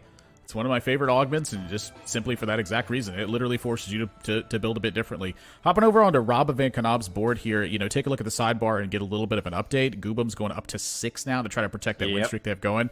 For Rob Van Knob, they've really had kind of a scattering of some tournament appearances. In terms of their resume, they competed like in Nightbringer Cup, they played in Fight Night Rising. Finding it at this point, this is a very difficult tournament to find yourself in. It's not easy to qualify for this event, and it certainly is not easy to make it to the top end of the bracket on this one. So just kind of like, putting it into perspective there. If you haven't been following the TFT tournament scene super closely, and this isn't a name that you're super familiar with, just be aware that this is not like a new event for them. They haven't been winning in a ton of these tournaments, but they have competed in a number of them leading up to this point as well. So not really a surprise to see them at this point. Yeah, Rabovan impressed me as On Cup with some pretty impressive plays, just doing good micro and control, also having good understanding of macro. I think what stood out to me was when he did an unusual variation of Katarina reroll when people weren't really expecting it, and played it just an unusual variation of it, and I thought that was really cool. I think that a lot of players just tend to underestimate players of Rabovan's caliber as we hop on over to iCopy Keen, kind of similar. Coleman is a player that kind of flies under the radar because his LP fluctuates like crazy. iCopy Keen is Challenger, and then the next week he's Masters. Like you don't really know exactly what to expect. And I think part of it is that he's unafraid to test, limit test is what we say, which is to experiment and see what works, what doesn't work, and maybe that Masters buff heading into this tournament is going to actually help him because, you can't really always just permanently climb in TFT. Sometimes you have to give up a little bit of LP to learn. Yeah, and I personally am experiencing that give up a little bit of LP to learn. It feels like constantly. So, I'm right there with him. Right on the margin. One of these days, I'll find myself on the climb. Against Bertosaurus here with the Randuins in play. And a pretty heavy slice through of this damage because of the Last Whisper being formed off of that scrap, and as well as having the Runons. Just pretty strong damage that Copy Keen has in play here at the moment. Not exactly ideal augments, I would say, being offered, though. Wow. Grab Bag is pretty good. Oh my goodness, finds a Zeeks. Wow. Which is perfect for an attack damage-oriented composition. Actually, just Zeeks is quite underrated in general. When you get it for free, it's pretty dang good. If the augment said just drops a Zeeks Herald, I think I would take that a lot of the time. I feel like Item Grab Bag would be a little bit better than it just drops a Zeeks. Yeah, fair enough. Like just straight up that one every time. Some of the highest win rate items in TFT, if you just are a data head, are these support utility items like Shroud, Zephyr, Zeeks, Chalice, things that you don't really think about very often, but situation can be really powerful, especially when you don't have to use up your item economy the components that drop from the PV rounds in order to do that. Yep. Now, I want to make one other additional comment here before I pass it back, is that this is the second game in a row that Bertosaurus has picked Randuin's off the portable forge. He did that in the previous game where he nearly got a top 4 playing Tempo Fiora comp. And he, in his own words, said that it took a miracle in order to top 4 that. This game, though, he's not win streaking with Randuin's, and Randuin's is often considered to be a win streak item off the portable forge. I'm curious to see if Bert can pull that back later on. Yeah, same difference here. You know, like a lot of these lobbies I expect to kind of go through upheaval in their first couple of games. You know, a lot of times players aren't like fully situated in terms of like their mental state. A lot of times players are overlooking things. A lot of times players just feel a bit nervous. You know, I just know from experience that early on in the tournament, that's typically where I'm at my uneasiest. And as the tournament progresses, I get much more comfortable. So I'm expecting that same thing from all the players here as well. But again, these are some really tough lobbies that players are competing in. Like this is it's similar to what you play in Challenger, but it's very different in that you're playing against players who are actively looking over your shoulder the entire time. Like they start to become familiar with the strategy that you make. They start to understand the different kind of positions that you're going to take and try to trick players when, you know, Zephyrs and Shrouds start to get indicated, and they certainly have studied your playstyle if they're caring about the tournament performance at this point. So this is much different than Challenger in general, in that you have players who are actively trying to target exactly what you are doing.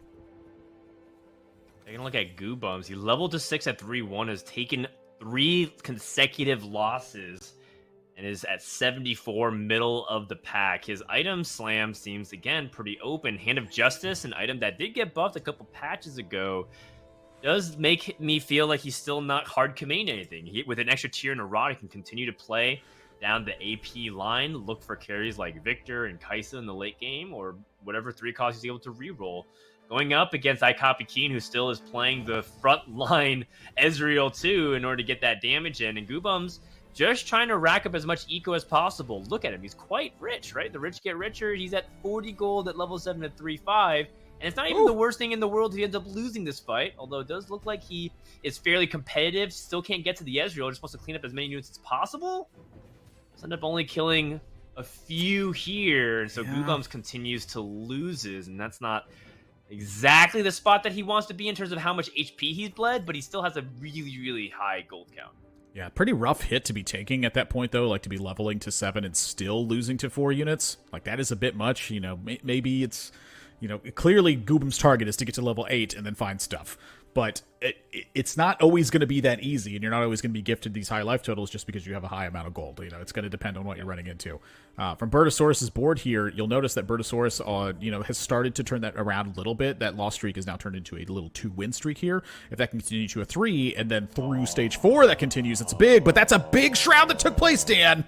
And the Blitzcrank hook immediately takes Misfortune his carry, and I have to highlight just how little gold Bertosaurus has. He needs to win this fight. The good news, he is very tanky. Rabovan only has a 1-star Lux with a death cap and only just 4 Arcanids. You can see that she doesn't actually get a lot of done, and Encore heals again, which should all but settle this fight. Yeah, pretty competitive. Really crucial Bert was able to win the streak. We saw Goobums at level 7 with 40 gold. Bert was level 6 with 30 gold, and that was an entire round later. This is a spot of desperation. Bert is going to level and not really have any opportunity to roll. However, the good news is most of his board is upgraded in terms of the stuff that you can roll for at 7. All the 3 costs are pretty much there, and you can just level and play another Chemtech unit. And we'll see. Does he end up going more towards the AP line here with the Shojin Slam? I have a really hard time finding him the ability to go for any kind of fast 8. It looks like instead he's going to have to go 8 at stage 5 at this current pace. Well, that's a sell of 2 4-cost units and a hold on to of the 4th Misfortune on the bench. So I'm kind of getting the inclination that maybe they're looking at a Misfortune reroll, trying to capitalize that spot. I mean, Misfortune is definitely a strong unit that can get some stuff done. And hopping back over to iCopy Keen's side, now a Locket being slammed for the additional support on this second row, the back line. I'm doing a lot of quotey fingers when I say back line here. Because that Knife's Edge is providing a lot of damage to this team right now. Very much so. We start to enter the phase of the game where there's going to be a lot of AoE. Look at that as an Orianna 2 on the other side. And I don't even know whose board it is exactly. I think it might be DQA, given that I do believe he took Ascension And with that, he has a board that really highlights it. This Orianna's going to get big value off the Shockwave. 1800 crit on 3 champions. Your board is donezo. And I hold the phone. That looks like it was, it's not Goobums. I believe it is DQA's board that he's going up against. And that's going to be so hard for him to deal with such a little amount of HP. Copykeen has to now level and roll it down with just 20. It's a Kaisa, but that's not really the champions he's looking for. He's looking for AD-based champion. Finds a Fiora. Can actually carry Fiora with some of these items. I think a lot of people obsess a little too much over Yone to have specifically like Runins and Guardian Angel, but in this kind of situation, you don't get to be that picky. And might we remind you that I copy Keen, 8th right now in HP. Just a couple of nasty losses almost feels like it cements his bot 4. Yeah, DQA, we get to take a peek at their board right now. It's Fiora the Bloodthirster.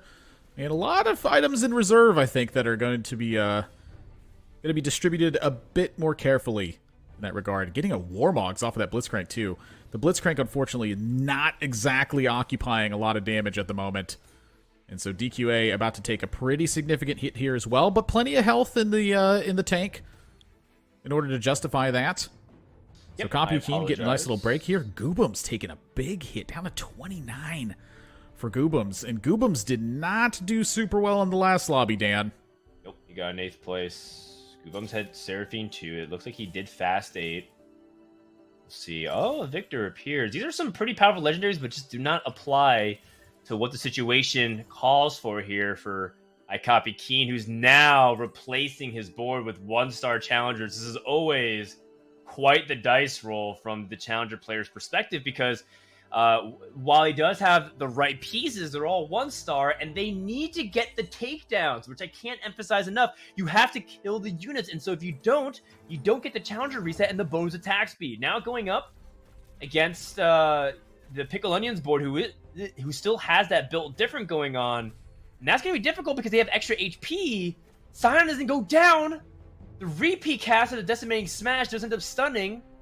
But it doesn't look like enough DPS for Piccoloni. He's still carrying just Twitch here at this stage of the game. Yeah, and Twitch is not enough to handle Kaisa at that point. So Kaisa being able to get a significant amount of damage in that fight as well. So a pretty big break for Copykeen's side there. I do agree with the way that Copykeen handled that, and I do think it's a pretty clean little transition they had. It was very, very clear and decisive exactly what they wanted to do. And it's just a matter of 2-starring this board at this point, which their gold count is not really well equipped to make sure that happens. But if they can manage to 2-star this board, it is a massive uptick in the power level of their board. And so right now, that Jhin just floating almost to the very end, which Spicy Appies was clearly happy to pick that up. Whoa, and wait. Not quite able to be there. Did Pickle Onion pick a spatula up when he's playing built different? I think I might have misseen that or misrecognized whose little legend it is. But generally, as built different, you don't want to activate synergies. However, some people just drop that synergy entirely in the late game. It really depends on what he wants to do. Oh my goodness! Speaking of what you want, this Braum 2 is a massive pickup. However, we still are carrying Tristana 2. And this is always a difficult decision that a lot of people have to juggle. They always say, do I play like a Jhin 1 over Tristana 2? And the reality is, Tristana 2 very likely puts out more DPS, especially when you don't have Orianna to have the clockwork going in. So I really like this recognition for Divsoap, taking it slow, going against Spicy Appies, who's still mid-transition. He has 30 gold, he's carrying Warwick 2, he has On Guard and the Challenger Crest. So by all means, Appies is set a good amount of HP to scale very nicely into the late game. A very good time for Divsoap to match up into him. Yeah, this Quinn has bought so much time and health for Spicy Appies. It's just actually unreal how much it was. Because Dish Soap's team here was just shredding what Spicy Appies had in play. But that Quinn able to disable those 2 snipers on the back twice. It was just so much time bought for Spicy Appies in that spot. It's just something that you love to see is a Quinn being able to buy that much health. Oh my. Stand United when you're holding Jace. Oh, chooses Celestial Blessing. So Celestial Blessing is more of a direct nod to the fact that he has Jhin, and Jhin really likes Celestial Blessing a lot since he tends to overkill and develop a shield behind it. So it looks like he is going to commit to it. He did keep the Fiora Jace door open because these items are actually also pretty solid onto Fiora. She is a very good AD carry. So you can see Dish Soap flirting the line between these two different compositions. Do I want to play straight up Jhin, the traditional bodyguard front line with him, or do I want to be a little bit more flexible with the enforcers and kind of play around this idea that I'll just play whatever expensive units I can 2-star. Yeah. And that's the kind of position that Dishdrope has been able to weigh, but his front line is so high quality that it almost feels like no matter what he does, he's going to be in a good spot. Yeah, I mean, 4 bodyguard plus a Scion that has a stone plate at the front line. Like, your front line's not going down anytime soon. The question is whether or not the 4 bodyguards are going to be effective. And I do like holding on to the Jace and the Fiora here, that sometimes you're just going to have to pivot. And in this case, the pivot, I think, is going to be reliant on whether or not Dish Soap finds the units that kind of make them pivot at this point. You know, it's very clear they want to go towards the Jhin line of play. I don't think that the Jin's necessarily going to disappear, but there is a chance that it does. And I think it's just whether or not that Fiora shows up and is supported well enough. I think if it is, that's the time you're going to pivot. Other than that, though, it pretty much can be sticking to the Jhin, and you could see how much difference Jhin would be making here. It'd be shooting directly through that front line right now and just absolutely wiping out that Orianna in the back. Yeah, but there's just no way, right? The Orianna does damage in burst, and it does actually eliminate a couple of units. But Robovan, despite having Ascension and these really powerful ways to synergize with it, you can just see the problem that lies within that comp when you match up against a really strong front line. Galio's picked up. That is another really intriguing proposition, and you can see once more, continue to float the idea, another Galio. So Galio does put yourself more into this territory around Fiora and Jace, because you can utilize that socialite very well. And not to mention, Galio himself is quite a unit, especially when you get a 2-star. This is potentially very explosive for Dish Soap, and once more, still staying open to whatever he hits. Yeah, I mean, it's honestly, there's 2 things I want to highlight here. Number 1, it's pretty rare that the lobbies are going to be this close, 63 at the top, 21 at the bottom. Number 2, though, is the fact that Dish Soap was rolling on the creep round there, even despite having a low amount of gold. Like, that just shows the value of the time that they need to make the decisions. It is very difficult to do that. And for Goobums here, oh my gosh, I just realized that is a 2-star Kaisa that was in play. Holy smokes. I wanted to see the roll down! Well, we get to look at the Rabovan Kanab board instead. I am curious about this board, though, because they did commit to this Orianna fairly early on, and they had it fairly early on as well. Can it actually deliver? And it feels like that Shroud lined up from that Blitzcrank there is a big part of it, Dan. Oh, and the club for the Shockwave, the big CC, the shield onto the frontline units, and this is some of the trouble that Randuin has in the late game. It's not that the stats fall off, it's the positioning, the secondary cast of the Shockwave deletes all of the damage dealers, and Bertosaurus had done a good job stabilizing on stage 4. His position looked doomed, and he's trying to fight his way out of an 8th place, but another fight like that, and he is done. Goobums takes another loss in 7th place. And Robovan, slowly but surely, climbing up the standings. Now, this comp isn't actually going to top the lobby. It looks like it's playing for top 4 at best. But for Robovan's perspective, it's probably as good as it gets until he can find some more upgrades, because, quite frankly, there's just too many people contesting his champion, so it's very unlikely to hit it. He does have this Nico, but yet it feels like he's still so far from capping his board. Yeah, it's like, when do you want to use the Nico, right? You have a Seraphine that you can grab, you have a Braum that you can grab, you have a Yuumi that you can grab. Like, all of these units are very relevant, but, you know, the sooner you use that Nico, the less likely you are to have it be at its maximum point, other than the fact that it's delivering you a 2-star unit a lot of times when you use it. So kind of getting to that point there, I do feel like that this comp can place higher than what you mentioned is a top 4 spot. And the reason why is quite literally because when it wins a fight, it just wins the fight so hard. You know, at later stages of the game, the hits get bigger and bigger. And when you're winning with 5 or 6 units in play, players are taking massive hits at that point. Bertosaurus out in 8th place. That's got to stay. He knows that Randuin's needed to win streak, he did not. And now in the late game, he fell off. Copy Keen lost. He doesn't have the Quicksilver on Yone, and he clumped all of his champions perfectly for Robovan. Robovan actually has some really good matchups. He had 2 really good matchups, which might end up booking his ticket to top 4. A difficult decision to sell is Taric 2. Goobums needs to find a way to stabilize. He is playing for this 5th place position. A great Shroud on Robovan's Ghost, but he eats a Shroud in return. This Kaisa does not have GA. She needs to separate herself before the Shockwave. What's going to happen first? The Monsoon and the Shockwave.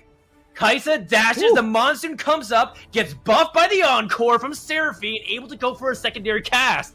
Now the units are spread out. Kaisa can go again once more and dodge in the Shockwave. and does end up getting it. A huge win for Goobums to increase his chance for top 4. Spicy Yappies and Pickle Onion take some pretty devastating losses, despite the fact that Spicy Yappies had that early HP lead and great arguments for challengers. It just doesn't look like his board is stable. Tough spot to be in for sure. Spicy Appies looking for the Bloodthirster or Deathblade. That's another Bloodthirster for Appies? It might just be a third item. He's not picking up things like Deathblade and Infinity Edge, so it could be just the fact that he's playing around Fiora. It's really hard to say unless we know his board, but if we're looking at his third augment choice, which is Pandora's Box, trying to find the right items, he could also might be going for a reroll onto that item as well. Goobums picks up Heimer 2, quite relevant, so that he can continue to develop that is how he wants to go innovator. for it, and he has the 7 innovators ready to go. Wow. Huge pickup for Goobums with that Ezreal. It's a big deal on how to position as well. Like, you can't just be focused entirely on that socialite spot. Sometimes that's gonna be a big bait, and you'll notice that Goobums here spread out everything and said, you know what, I'm gonna rely on this dragon to do most of the work in this spot. Equip that Giant Slayer to the Fiora to, if we are providing the Enforcer buff as well, but that Kai'Sa taking it as well just gets to the back corner just in time. There's just no way you can deal with this Kai'Sa. The Jace goes down. Spicy Appies is dead. But at least he took his 6th place. Maybe Pickle Onion can save him. If Pickle Onion is down even worse, Spicy Appies may have been able to salvage a 5th place. Depending on who his matchup is, he's going up against Dish Soap. He is out, and Appies breathes a deep sigh of relief. 3 players eliminated. Somehow, Pickle Onion, who started off with one of the most powerful win streak augments in Built Different Level 2, finishes at -12 in 7th place. That's gotta be devastating. Yeah, it's a really tough one to follow through on as well. Bertosaurus finished in 4th on the first one. Pickle Onion finished in 7th on their first game, and iCopy Keen was able to finish in 3rd on their first one. Spicy Appies back-to-back 5ths that have taken place now. But you'll notice already right away, DQA kind of shaping themselves up for a fantastic start to the tournament here. This is 2 top 4s in a row, and Goobums pretty much delivering the standard Goobums line, which is a bounce back and forth between the number 1 and the number 8 spot. I mean, we'll see. He has to go up against this challenger board, but you can start to see exactly why players like Appies and Keen end up taking bot 4s. Everybody has challengers on their board right now, whether it's Kai'Sa and Fiora, some of these champions really top out at, and DQA hit, and he might get 4th.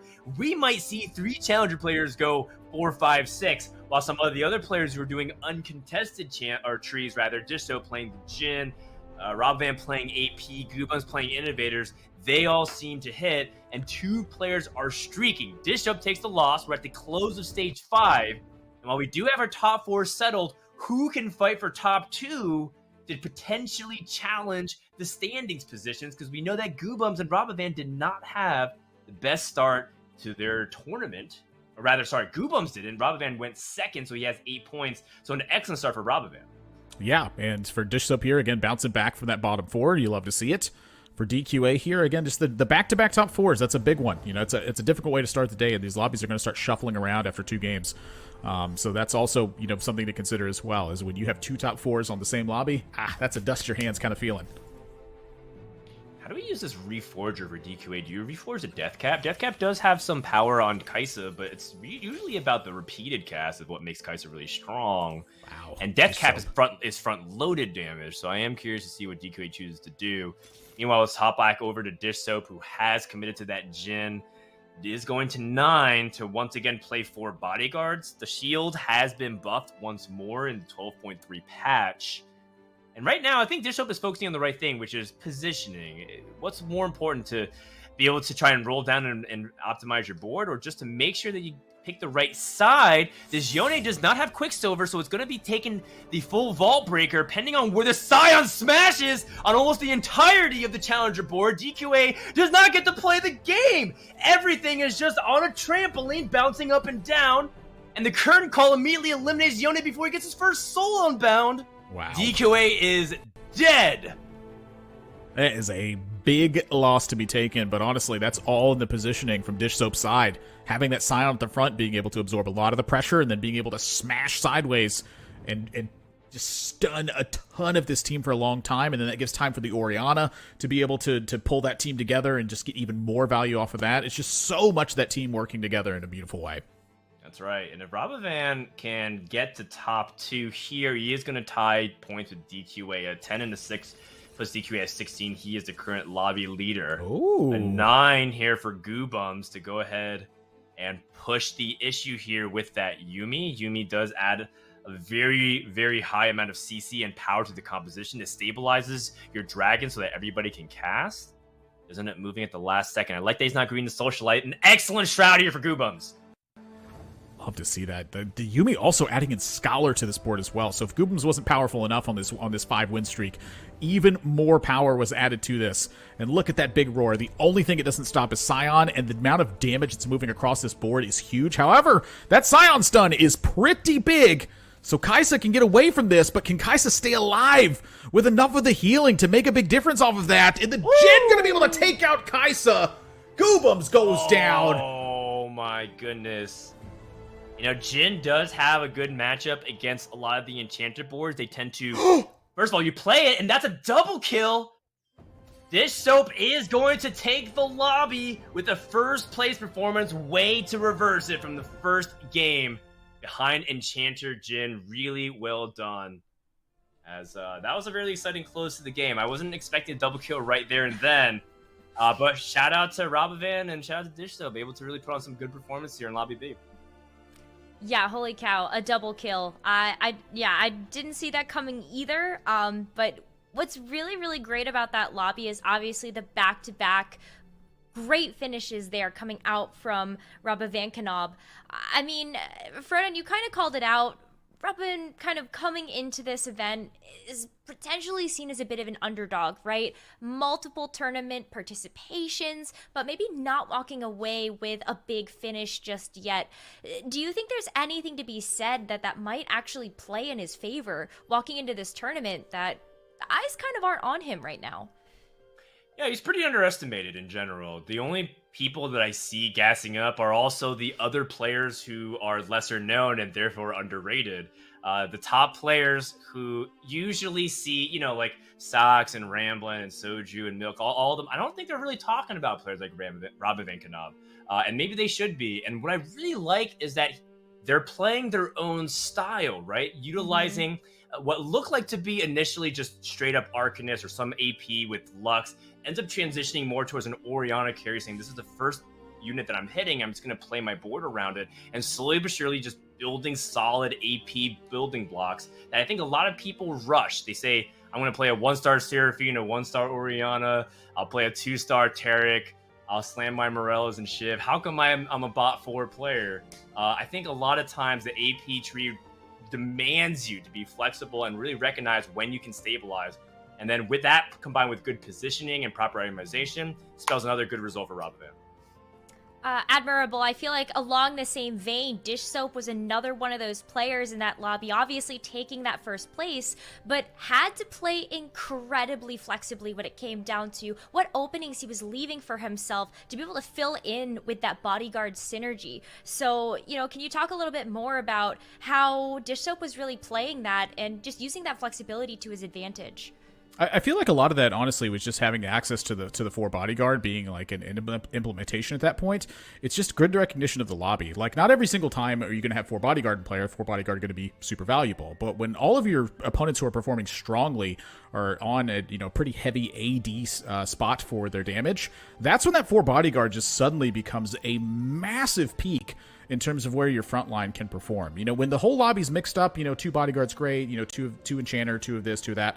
But when your opponents are like Last Whispers on the front line and a lot of AD damage is going in that spot, there's 3 challenger players that are in the middle of the lobby there, suddenly 4 bodyguard looks a lot stronger in a situation like that. And we saw that fight take place as well, and they didn't even stop at 4 bodyguard. There's a Scion with armor in play. It's all sorts of stuff dedicated to the idea of keeping that backline alive as long as possible, because the longer they're alive, the harder you're going to hit. And that's exactly what we saw from that lineup there in that spot. I think just great recognition of how to build the front line in that lobby.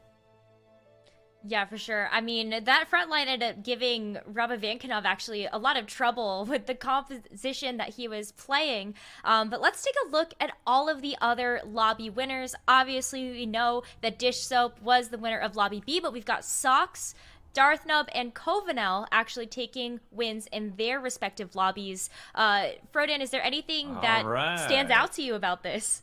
Yes. So players like Dish Soap, Darth Noob, Covenel, and Robivad, these are players that are grinding a lot. And the one thing that stands out to me is that they're so active in the TFT community. They're constantly on the subreddit. They're regularly posting.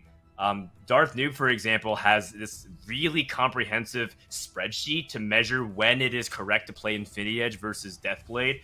And the poor command has to copy paste it because everyone keeps asking when do I play Deathblade versus IE? When's it better? What's the breakpoints? They're very, very active and they're always in chat and they're working so hard. It feels good to see hard work be rewarded. Wow, if I can just be very candid, some players are taking it easy. They say, hey, look, I feel like I'm pretty much a shoe-in for regionals. It may not be the most important tournament for the 6-month period. I say you capitalize on that. So I want to see Darth Noob. I want to see Coven. I want to see them all doing well this weekend in particular. Yeah, I mean, taking a look at how the rest of the lobbies played out and their placements, admirable. I feel like we're just following that storyline right now where a lot of the players that came through from qualifier points to participate in the mid-set finale are having a really strong showing so far in these first 2 games. Yeah, I'm going to take a look at this. Ramblin' with back-to-back top 4s, Sox with back-to-back top 4s, and one of those being a win as well. It's a huge one that's in here. But honestly, almost any way that you're going to slice this up, you're going to find some sort of stories that are in here. But this is the mid-set finale. It is not easy to get to this point. This is a very difficult tournament to qualify for. If you are qualified for this point, honestly, that in itself is a milestone. If you can now top of this particular tournament, that's a big stamp on top of that point on your resume as well. So pretty much any way you slice this, you're going to be finding some stories. But one of the ones that I have my eye on is Sox right now, having the child buff take place here this weekend. A third place and a first place to kick off the day. You'll love to see it. And then when you hop over to Lobby D side, two of the players I always have my eye on, Iniko and Pokigam, having some not so hot finishes in game number 2 here. I'm hoping that they can continue to carry this through there because Pokigam was able to finish 4th place in the first one, and Iniko was 3rd place in their first lobby as well. So a lot of upheaval taking place over in Lobby D as well to kind of shake things up and get those point totals mixed. Yeah, I mean, with that first place finish for Sox, they are now sitting as the 2nd top competitor. Maybe getting that backseating from Ryan in this tournament definitely playing off right now, dad buff all the way. But Frodan, these are the top 16 players right now as it stands. But it's really, really close competition across the board. It's close, except for some people at the bottom of the standings. Right now, Noster and Valet have the dubious records of going 8th twice, and that they want to pull themselves out. Now is a good time, but much easier said than done, and it really depends on their form. And the same thing for Piccolini and Casper Wu, right? They both got 7th places back-to-back, so a lot of ground to be made up. In that middle, though, absolutely, from 8 to 11 points, that's basically a difference between like a 6th and a 4th. That is the majority of the players, so it is very close. Oh my gosh. And we still have 4 more games to go, which makes this ever more exciting because there are definitely going to be some shakeups when it comes down to that point distribution. But we're going to take a quick break. While we do that, head over to fantasytft.com and get your predictions in for that 3rd game as we start to approach the halfway point of the mid-set finale, day number 1. Thank you, Admirable and Frodan, and thank you, viewers. We're going to be right back after the break.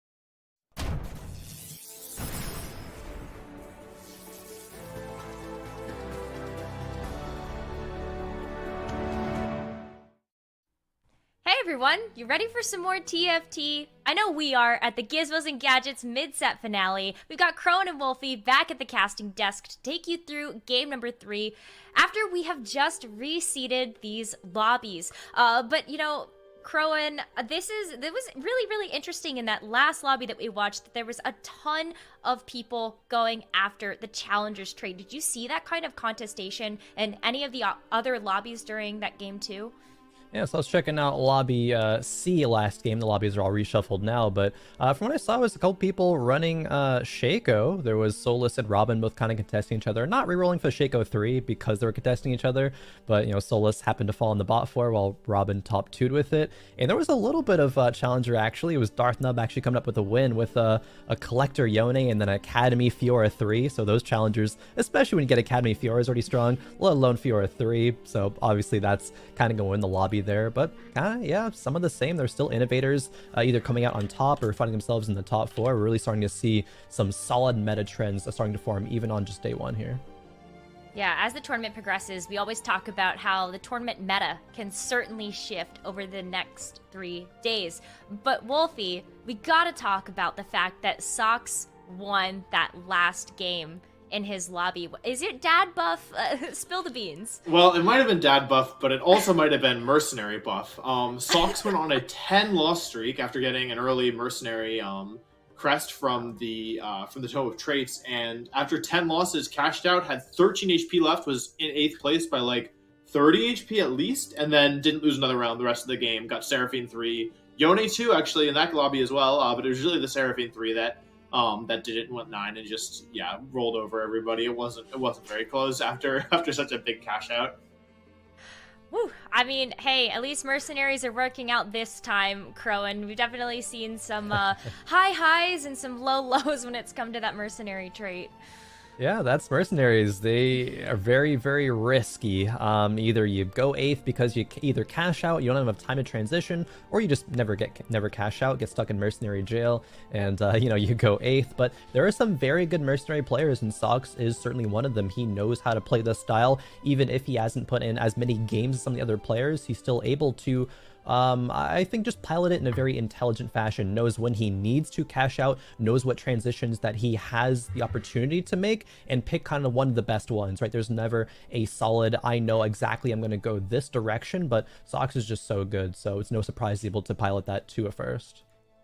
Well, we definitely need to see these players utilize that flexibility, especially when it comes down to picking up Hex Tech augments, seeing where that spotlight is going to be. But we are now ready for game number 3 of the mid-set finale. So, Khroen and Wolfey, take it away.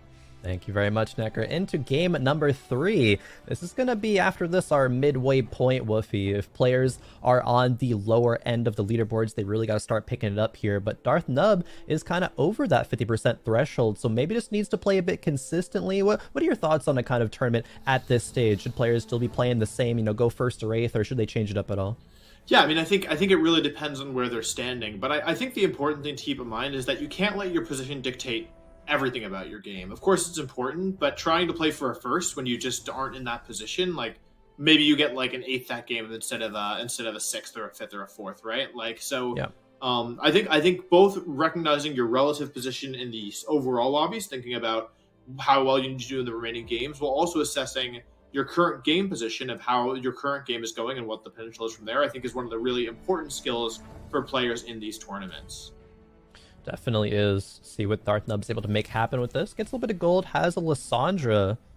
A bow gets dropped as well. Pair of Camille's. See what he makes. I mean, Shiv slams are great. Mutant Heart. Saw the Mutant is actually going to be a bit of a synaptic web, so less mana. We'll see what he picks a bit later. Now we have Exile's Hyperroll Bruiser Heart here. I think it's two of the same. It's just the Hyperroll swapping out for the Mutant. I was like, wait a minute. Well, the other one, actually, I think there was Lifelong Learning, and they actually had been dealt on Lysandra early, so that can be really interesting with the change to Lifelong Learning, where now you get AP regardless of if your Scholar survives or not. But we actually see the Bruiser Herd here. I think I actually always thought that that Hyper was very popular, but it can be a bit risky for sure. So maybe Solus doesn't want to just have no econ for a while. And I mean, with these defensive items, having extra HP from Bruisers can definitely go a long way, since you can slam either a Sunfire Cape, which is very strong early, or that Thorn Mailvest, which is also quite good. Yeah, definitely. Solus gets a Cho'Gath. Could run 4 Bruisers, but would have to play just the 3 units there because Cho'Gath is a Colossus, of course. If he finds a Vi or something, could just play 4 Bruiser. No, nothing like that. But might just run that 4 Bruiser with the Cho'Gath and could even go for... I was going to say, could go for that Bramble Vest, or it could go for a Sunfire. And I think that Sunfire speaks to Solus's want to just dominate the lobby in the opening, go on a bit of a win streak here. That's going to be a bit stronger, but it will fall off a bit in the later game.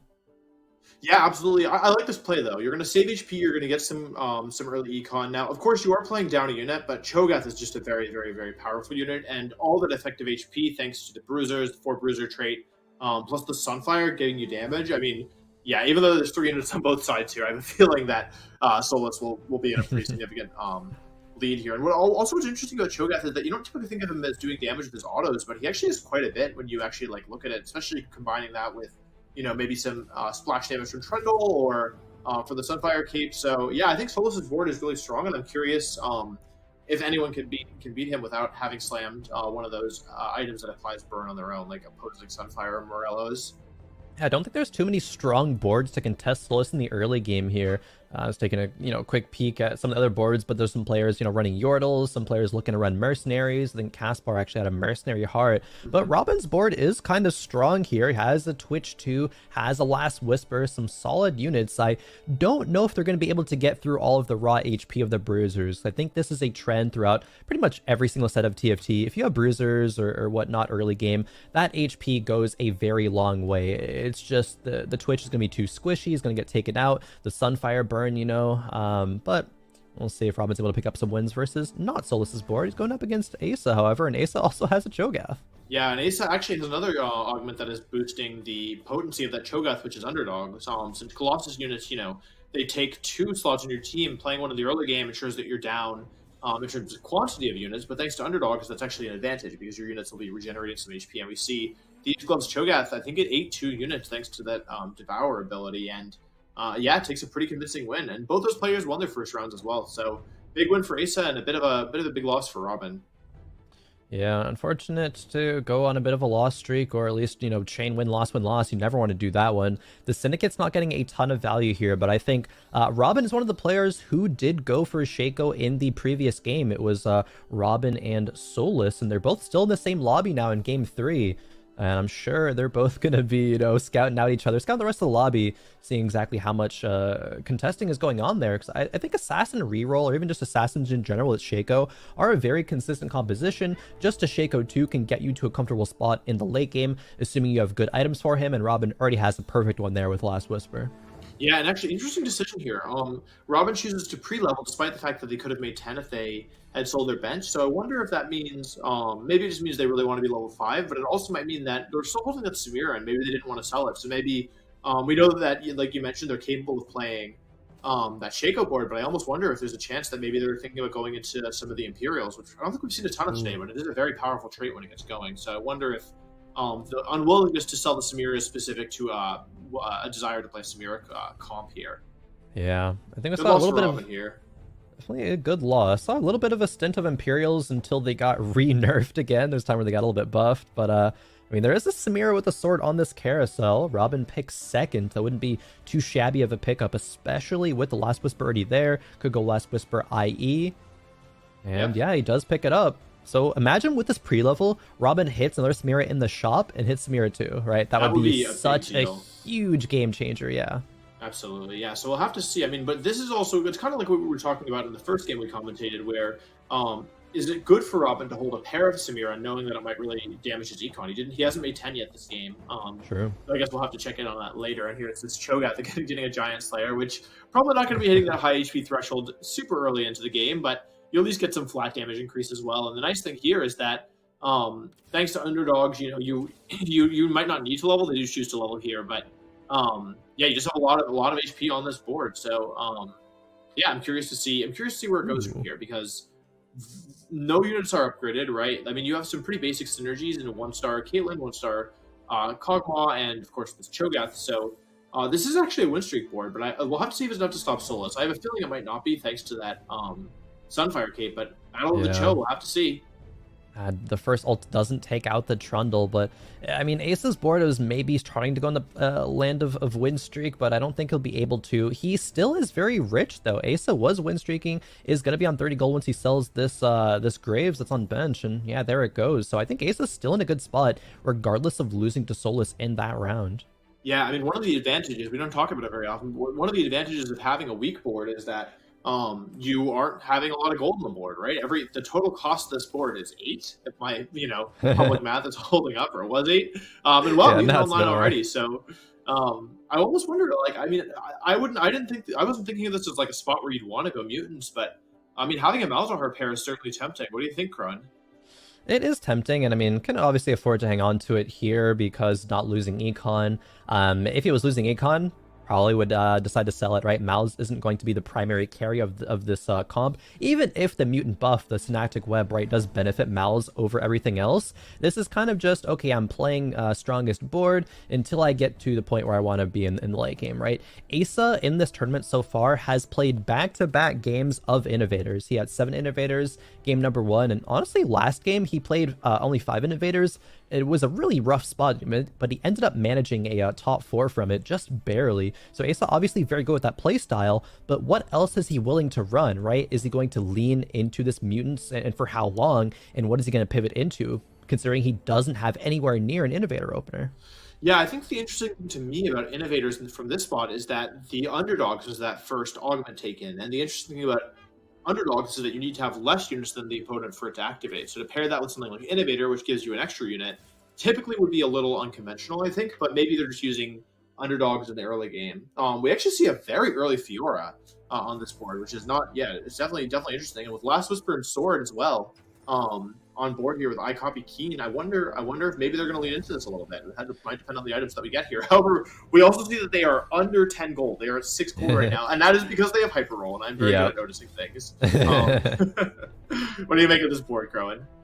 Yeah, I mean, this board's on pace for a bit of a streak. Did lose the first couple of rounds, but then started pushing levels and getting online with the 3 Innovator buff. Even just having the Mechanical Scarab is a nice boost. And they're actually not picking up that orb there because they didn't want to grief their gold, right? They wanted to make +2 from the Hyper Roll as opposed to just having 10 gold and making less. So oftentimes you will see these players have a full bench. They want to keep their options open as well as being under that 10 gold threshold until they can maybe sell up to 30, right? And they'll be making more economy, and it's okay. But generally, iCopy Keen from this position will probably push to level 7 maybe next round, especially if they win this one. This is the big, I think, make or break round. They have a lot of good synergies in there, making use out of Scrap as well in the Ezreal. He rolled into an IE last neutral round, rolls into BT here, which is still not bad, and the Talon doesn't jump into the Ezreal, so he's probably chilling. Yeah, it looks like a pretty good spot here. We'll have to see, though. Obviously, fights can go a different way, but I think with the Talon getting kind of really quickly cut down there, it's going to be a big win here, and that actually starts a 4 streak. So that's actually, like you said, a big deal. Once again, we're playing against one of these underdog players, but the extra health is not going to be enough to stop the damage coming out here. And yeah, a big win for iCopy Keen, and I'm curious to see if they'll go 7 here. I mean, I think that they seem to have the gold for it, and they do have Hyper Roll, and they're on a win streak. So I would not be surprised either, to say the least. Yeah, I'm curious to see what that board turns into. I see that they're holding a lot of challengers on the bench, but maybe they're just holding them to keep that econ. And I think we're jumping on board here with Bird, who might be playing a reroll board. What do you think about this one? Ooh. Got 5 Ezreal, 5 Singed, 2 Warwick.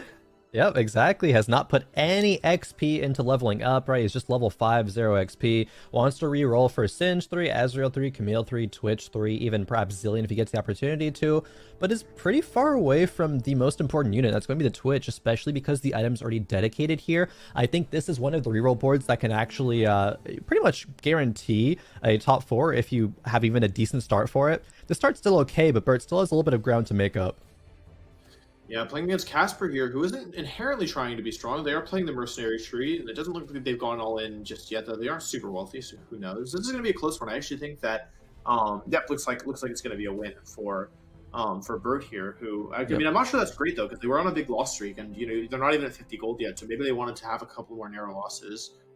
Interesting choice of augments here. You can get Celestia, which is healing, Thrill, which is more consistent healing, and they do end up taking Thrill, which I think makes sense.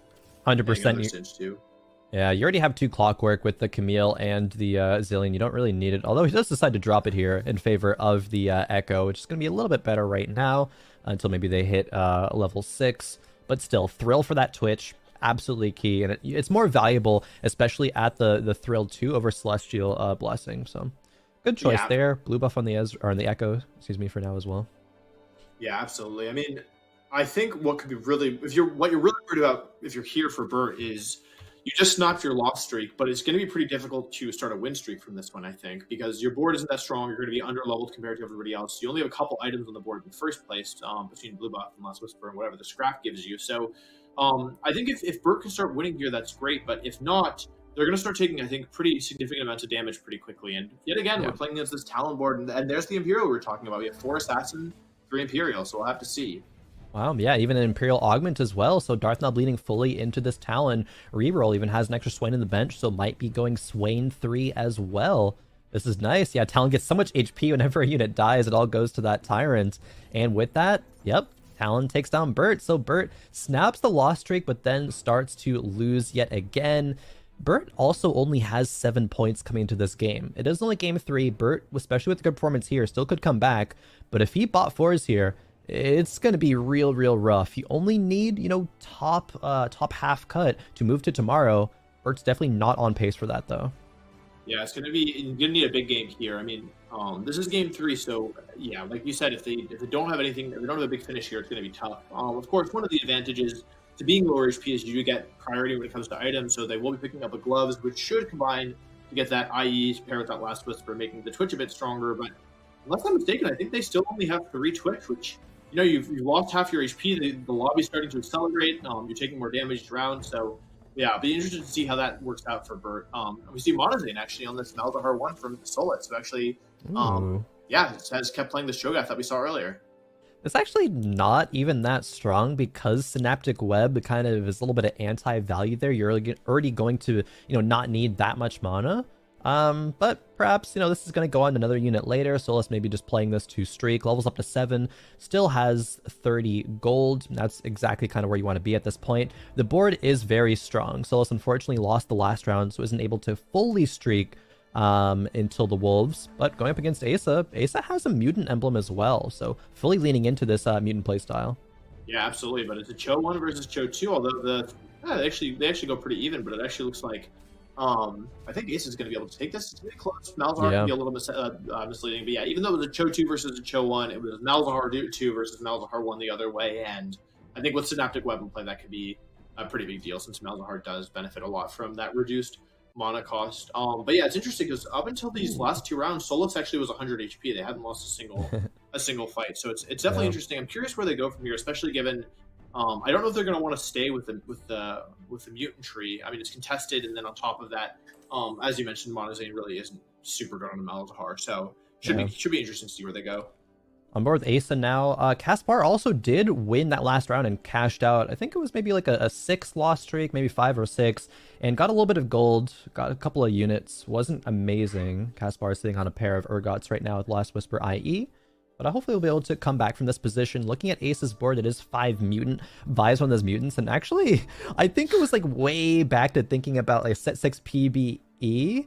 Mutant Vi with Synaptic Web is one of the most broken things in the game. It's not going to be quite that, but it's still going to be very strong, right? 1 auto, she punches. She's doing a lot of damage here. Yeah, she actually looks that fight made her look very impressive. And maybe there's a reason that Ace is on a 6 streak here. I mean, it looks like Vi was just really deleting units there. And I think probably the Thieves' Gloves rolling into the Ionic Spark was helping a bit there. But we actually natural Cho'Gath 2 and Mundo in the shop. That's a pretty major hit, in my opinion. Gives you a way better unit than, at least once it's upgraded, than Kassadin or Kog'Maw even a lot of the time. So that's very interesting. Yeah, we see a few players have Metabolic Accelerator. It's just such a good augment. It's a ton of healing over the course of a game. Even if you get it, at stage 3, it's still going to be so worth it. Allows you to almost guarantee a few placements higher. A lot of components coming through here for Asa. Not fantastic. What do you make of these components in front of the spot? We'll actually move over to Kaspar. Same question here. It's a little messy because they were pretty defensive. They were, and you already had Thieves' Gloves slammed on your main tank, so maybe Mundo gets those items. But I'll be interested to see how they turnout. Jumping on board here, it does look like they've managed to cash out. We see Lissandra 2, Trundle 2, Urgot 1. Pair of Urgots level 7. Casper's in an interesting spot here. They don't have super low HP. 50 HP, 50 gold is all right, but they did cash out at some point. So interesting just to see a QSS on the Misfortune here, but I guess they just really want to streak and make use of that metabolic, or if you're going to lose, at least not take too much damage. But yeah, Shroud is a very good item to build. No complaints there at all. I mean, it's very, very useful. It's going to be useful throughout the entire game, and it's doing a lot of work here. It looks like delaying that Misfortune cast very significantly. Ooh, Caspar is actually on 5 Mercenary as well, so even though these losses might seem rough, I mean, the cash out potential, if Caspar does get that strong board online, will be big. He's on pace gold-wise, might level up next round in 4-2, but I think more likely going to level up a little bit later just to make sure you can roll into that Urgot too. That's going to be the big key here in this composition. Ooh. No, he's even going to do it now, so only 17 gold to roll. Is he going to hit? Hits the GP, but rolls past it. Yeah. Really wants to hit that Urgot. That's the biggest thing. And actually a pause coming through. So we get to wait a little bit longer. Maybe speculate. 5 Mercenary at this point, Wolfey. Sure, Caspar started out with a Mercenary heart, which is, you know, why we're seeing this 5 Mercenary. But when is kind of too late to be getting out of that? Should he be, you know, 5 Merc for the whole entire game? Or when does he drop? Soon, I think, is the answer. I mean, Mercenary is a tool to help you make your late game stronger, right? And we're pretty close to the late game, so jumping back online here. Interesting to see the GP passed. I guess he wants to take it out pretty soon. Mundo and Shop, but I mean, who do you sell for it? You don't really want to sell Vi, maybe Janna, but since you have Lissandra, Janna can actually have a lot of value. Selling some of the, I actually didn't see. Oh, there's also Janna and Shop here. So yeah. I'm really curious as to why. I wonder if that was a mistake or if why the GP wasn't bought. But yeah, I guess we'll just have to wait and see here. Jumping into this fight here, iCopyKeen also went level 8 here. Misfortune ulting, no Shroud this time to slow her down. Ezreal took some big damage, and that Urgot is doing a pretty good job, but he's pretty close to the front line and a big stun coming out. Misfortune ults again because of another kill, but that Fiora too is doing a lot of work, and it's not going to be enough for the Urgot. Despite the metabolic falling pretty low here, Khroen. How nervous are you if you're Casper at this point? I mean, okay, I think from this spot, you will probably eventually luck into a win, cash out, hit enough gold to find your Urgot, and then translate it into a top 4. I don't think Caspar is like doomed by any means from this position. Does need to roll into some good Merc cash outs. Has a Kai'Sa in shop here, but with no Morello or something like that. Does upgrade the GP now, so it's like, you know what? Sure, let's get that online, just make the board a bit stronger. Caspar, I do agree with you as well. Caspar needs to be thinking about, you know, when do they drop out of these 5 Mercenaries, and actually is going to do so right now, dropping to 3, but that's still okay. Really trying to hit this Urgot too, but is not able to. The rolls are just not favoring Caspar right now. Yeah, that was rough. I do agree with the decision to drop out of 5 Mercs down to 3, though. I mean, yeah, like, and at least the good thing is that the 2 Mercs you have in being Gangplank and Alawi are at least contributing to your overall synergy. They were able to get up to 4 Bruiser and put Scholar in here. So far, this looks like a pretty solid start. I think they have a pretty good chance of winning this round unless the Heimer just really does something wild. But Gangplank actually, or I'm so sorry, Blitzcrank actually pulls in the Urgot, but it's going to be a win here. Now, the important thing to note here is that even though they are cashing out, it isn't a huge loss streak, but on the other hand, it is a 5 Merc loss streak. So we're going to have a little bit of time here. They're still actually first pick on the carousel because Metabolic doesn't activate until after that. So they'll have their choice at first pick, maybe get a belt here to try and complete Morello's or maybe something else. Little belt for Morello's, and now we're going to see the cash out. I don't think... Actually, I'm not sure if Caspar did keep the Kai'Sa on bench. That's obviously a great Morello's holder, but it's still good. You know, Lissandra, even a couple other units as well. Maybe getting it on a Yuumi a bit later. Yuumi fits into pretty much any single composition. See Asa grabbing a tier there. Last pick. Let's see what the cash out is going to give, though. Well, that's a Kench. That's a big Tom unit. Kench, yeah. They got a belt, some gold. 2 more things in the chest, but they're not opening it just yet. Another Victor. The second Victor. They've seen 2 Victor, 2 Kai'Sa. I feel like I am always a little frustrated when I scroll past it. It's scroll past another Kai'Sa, actually. So I really don't want it. Picking up Fiora here. No luck with this Urgot. Yumi's a great unit. I want to consider buying that to give her the Morellos. All right, it's already on Lissandra, so I guess that makes sense. Actually, just putting Kench in here, and yeah, can't find this Urgot. It's got to be a little bit frustrating. Definitely very frustrating. I mean, he's rolled so much gold, hit so many other 4 costs, rolling past Oriana's, rolling past, you know, Yone's, Seraphines, but can't hit the 1. And ooh, okay, there we see Bert's board, and Bert did hit the Twitch 3. Actually hit it a while ago, even though he was so far away. Not going to be good enough, though, or will it? There's still other 3 stars on the board. Even with no items, the quality of units is still kind of high. Ezreal pops on out of Tahm Kench's stomach, and Ezreal's almost going to do it, but not quite. The GA. Is that going to be enough if Urgot gets another cast off? No, Thrill of the Hunt diff. Wow, Bertosaurus takes that round. That was almost a steal. Yeah, it really felt like a steal. That was a huge difference of Thrill of the Hunt, really keeping those units alive just barely long enough. So we're now into our last augment option here, another gold augment. So that's higher power level than some of the lower tier augments. And we actually see the option of an assassin emblem here for, they are taking it here for Darth Nub here. So they do have the option of potentially leveling and playing another assassin, or they're not that actually close to their, despite rerolling, they're actually pretty far away, aren't they? But they're very healthy here too. So I'm curious, where has all the gold gone, I wonder? Like, because they don't have that many units on board, and they're 40 gold here, but they're also still level 6. So I'm really curious about how this position has occurred. But I mean, so far so good. I mean, you're in 3rd overall. You're far away from all of your 3 stars, but you're the same level. You're 4 units away from any of them. So it's not impossible that you can still hit here. Maybe we're just seeing the power of Imperial Assassin and with this talent carry. I think other boards were weak, but we saw some upgrades come through. Caspar just now hit the Urgot 2, and Nico actually hit Heimer 3. So those boards that Darth Nub was getting wins against earlier, not really going to be the case, and unfortunate matchmaking timing. Or maybe if Talon jumps into the perfect spot, takes down the Heimer almost instantly. Heimer just walked in there. That's real bad fight RNG there for Nico. And Darth Nub, I mean, hey, I guess this is why the HP is so good. Unfortunate rolls, right? Just rolling gold into the abyss. But Darth Nub is still in the position to hit. And this is a 5-0 loss after hitting Heimer 3. That feels so bad. Nico drops to 17 HP, lowest in the lobby after that one. Yeah, 5-0 loss out of 6 possible units. They were only able to take out 1 unit there. So that definitely feels bad as Darth Nub hits one of these Swains. So yeah, I think this is a really cool comp because I think Talon definitely, as you said, Imperial got nerfed at some point, and it's a little risky to run, assassin comps because we know that people like to contest them on occasion. So definitely interesting to see this board and the strength of it here. And I wonder if maybe they just know something that we don't. But this Talon Imperial Assassin board. There's another Shaco joins the party.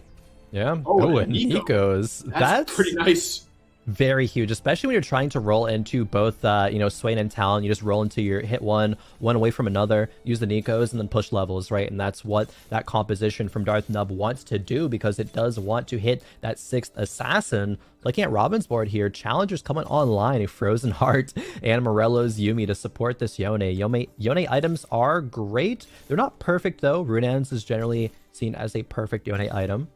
Robin's still in an okay spot. Ooh, big hit for this Yuumi here. They went away now. Jace actually coming out, which I'm a bit surprised about. Yeah, only running 3 Academy. Yuumi pair. Let's see if this positioning is good enough. Can Yone deal with the Urgot from Caspar? Nice Yuumi ult, but it doesn't hit the Urgot, though. Urgot just free reign, and it's going to be already taking the Yone into GA state. Yeah, that's going to be pretty much a free win there for Caspar. Farms Robin off too, which is a big deal. Yeah. Oh, yeah, those misfortune items earlier that got moved to a GP are now on the Tahm Kench. We got the Hodge, got the QSS there. That's big, farming items. Tahm Kench boards that do that generally see a top finish, if not just a first place. And Nico has lost 5 rounds in a row, has lost all rounds even after hitting that Heimer 3, has Vex 3 now, though. What more can this board even do, just besides for positioning? Yeah, this feels pretty bad. I mean, you've got 2 3-star 3-cost units, both with, pretty itemized. You have 4 Scholar on board to help them cast faster. You have the Social Aid Hex. You have all the support. You have Janna healing your team up. You have Orianna healing your team up. And yet, despite all this, a 5-loss streak. So we'll have to see if it's enough here. I don't love the positioning here. The Fiora's going to ignore the Vex completely and start walking towards that Heimer. And but the Heimer actually deletes it. Huge missiles from Heimer. And the Fiora, no, it's still alive. BT. Healing back up. Keeping it alive.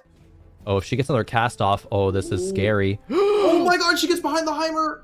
Oh she's still alive, my she's god. Low. She's going to ult again, and this is going to be... She is. Yeah, this is going to be a round win. If they win lose by 2 units here, then it's death. Oh no, 2 units are alive. That's it. No. 7-loss streak. Could not find a single win with Heimer 3 and Vex 3. Nico. That feels really bad. That's like a when that happens to me, I'm very frustrated personally. So I feel for them. And actually, Burt knew something that we didn't. You know, they felt like, hey, this comp is strong enough. And even though they didn't have like many Twitch, they didn't look that close when we were watching them earlier. They've hit 4 3-star units, and they're on a win streak, and they're holding solid. And if they can keep this up, it could be a top 4 potentially. Yeah, I think Burt got pretty lucky actually hitting a lot of Twitches in a row, because they did not have a lot of Twitch. They only had 3 and then didn't have a great amount of gold, but somehow has gotten here, has high rolled, and is pushing levels now. Great synergies, right? 3 Chemtech, 3 Innovator, everything that you want and need. Twitch is real safe there in the back line, taking out Robin's board pretty easily, I would say. Yeah. Good spot. The augments are helping a lot here. You have Knife's Edge adding attack damage, so you're everything that starts in the front line, which, as I recall, is pretty much everything that can use it. And then on top of that, you have Thrill, keeping your units alive via healing on top of the Chemtech healing. And then on top of that, you have Featherweights for a little bit of extra attack and movement speed for your units as well. So 3 really nice augments that are helping pretty much the entire board. Yeah, the HPs in this lobby are starting to slowly, even out. Even Solus, who had that Cho'Gath 2, is starting to fall a little bit at this point. 56, and Ace is at 55 right behind. But a lot of players middle of the pack. Burt, the only player on a win streak now with this reroll board, even grabbing a Chemtech emblem on this carousel. If Burt pushes level 8, run 5 Chemtech, I think this composition can very well go first in this lobby. Yeah, I did see Casper pick up, a Tom Kench with a blue buff, one of the best items for it, and picks up a Kench too. Now that's very dangerous because it's not only an upgraded 5 cost, and you're doing extra damage, but that's also a much better opportunity to farm more items. And as you mentioned earlier, if you don't stop Tom Kench, if it gets some good chomps and devours and some items and gives your whole team extra itemization, that's one of the things that can absolutely win lobbies, especially when you've had it for a while, because you're able to give it so many extra stats. So I'm specifically curious about the matchup between Casper and Burt and how that works out. And actually, well, I don't mean to be a prophet or anything, but here we are. But you are, nonetheless. Oh, the Tom Kench is already filled with items, so the blue buff goes to Lysandra instead. But still, the Hodge for a little bit of healing, GA so we can start eating some more units. It's not going to be dealing enough damage, not going to do it in time. Can't even eat the Ezreal because of the Quicksilver, and that matchup actually goes the way of Burt, even though Caspar looks so strong. Yeah, I think a big deal there was that the Kench was in the back line, which normally you would think would be to eat the Twitch, but instead of eating the Twitch, it actually kind of just ignored it. I think it was on the Echo. Its first Devour was used on the Innovation, which is one of the worst units you can devour, especially when it's just a bug. So, maybe that to me might have been a board strength diff. It also might have been a positioning diff. It's kind of hard to say. But now, pressure's starting to build, right? You have 17 HP left, which means you're probably 2 lives. And if you don't get something going soon, it can start to feel pretty concerning at this point because you are running out of HP. Yep. This is another bad matchup, by the way, because you can't really devour the 2 Colossus because they're immune to CC. You get stuck on them. It allows Malzahar time to just continue pumping out this damage. Dylan Man is saying Malzahar. He's spreading his dot to everything. Is it going to be enough? Can the front line of Sion and Cho'Gath hold on for long enough? It looks like it. Tom Kench can't farm any items. He's not going to be deleting units. This is going the way of Solus, it looks like. Yeah, it looks like it's going to be close. First GA, but I don't think it's enough for the Kench here. I don't think it's going to be able to get another KO here. It's kind of close, but it doesn't look like it's happening. Not with that healing from the Hextech Gunblade. So yeah, another loss for Casper, who is now in danger of going 6th place as I Copy Keen goes out in 7th. Yeah. Shojin now for Caspar. Not fantastic. Yeah, I mean, there's already going to be a full starting mana for Lysandra, not that much value. Maybe a Janna, right, can get a little bit. Mm-hmm. That's really it, though. Yeah, I mean, if things are going a little differently, we might have seen blue buff buy, maybe. Actually, okay, Reforger here could be really interesting. That could be what Caspar needs. I mean, it's not. I mean, not a bad time to get it. You were getting 3 gold anyway, so.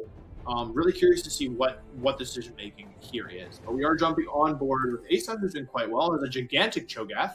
That's just a massive lad. And the Thieves with Cho'Gath, this is one of the advantages of getting it early, by getting Cho'Gath early, because it stacks HP. The longer that you have it, the more units it devours. It can get quite massive by the end game. And so really cool board here. A board that I think many players probably wouldn't consider that strong coming into the tournament, but Yeah, 5 mutant, 4 bruisers, really holding up so far. This is a crazy lobby. Both Solus and Asa are running 5 mutants. They're both top of the leaderboard, and they're both level 9, and they're facing each other right here. So you get to see which matchup is actually better. The Tom catch from Asa, similarly to the last fight versus Kaspar, it's not really going to do a whole lot.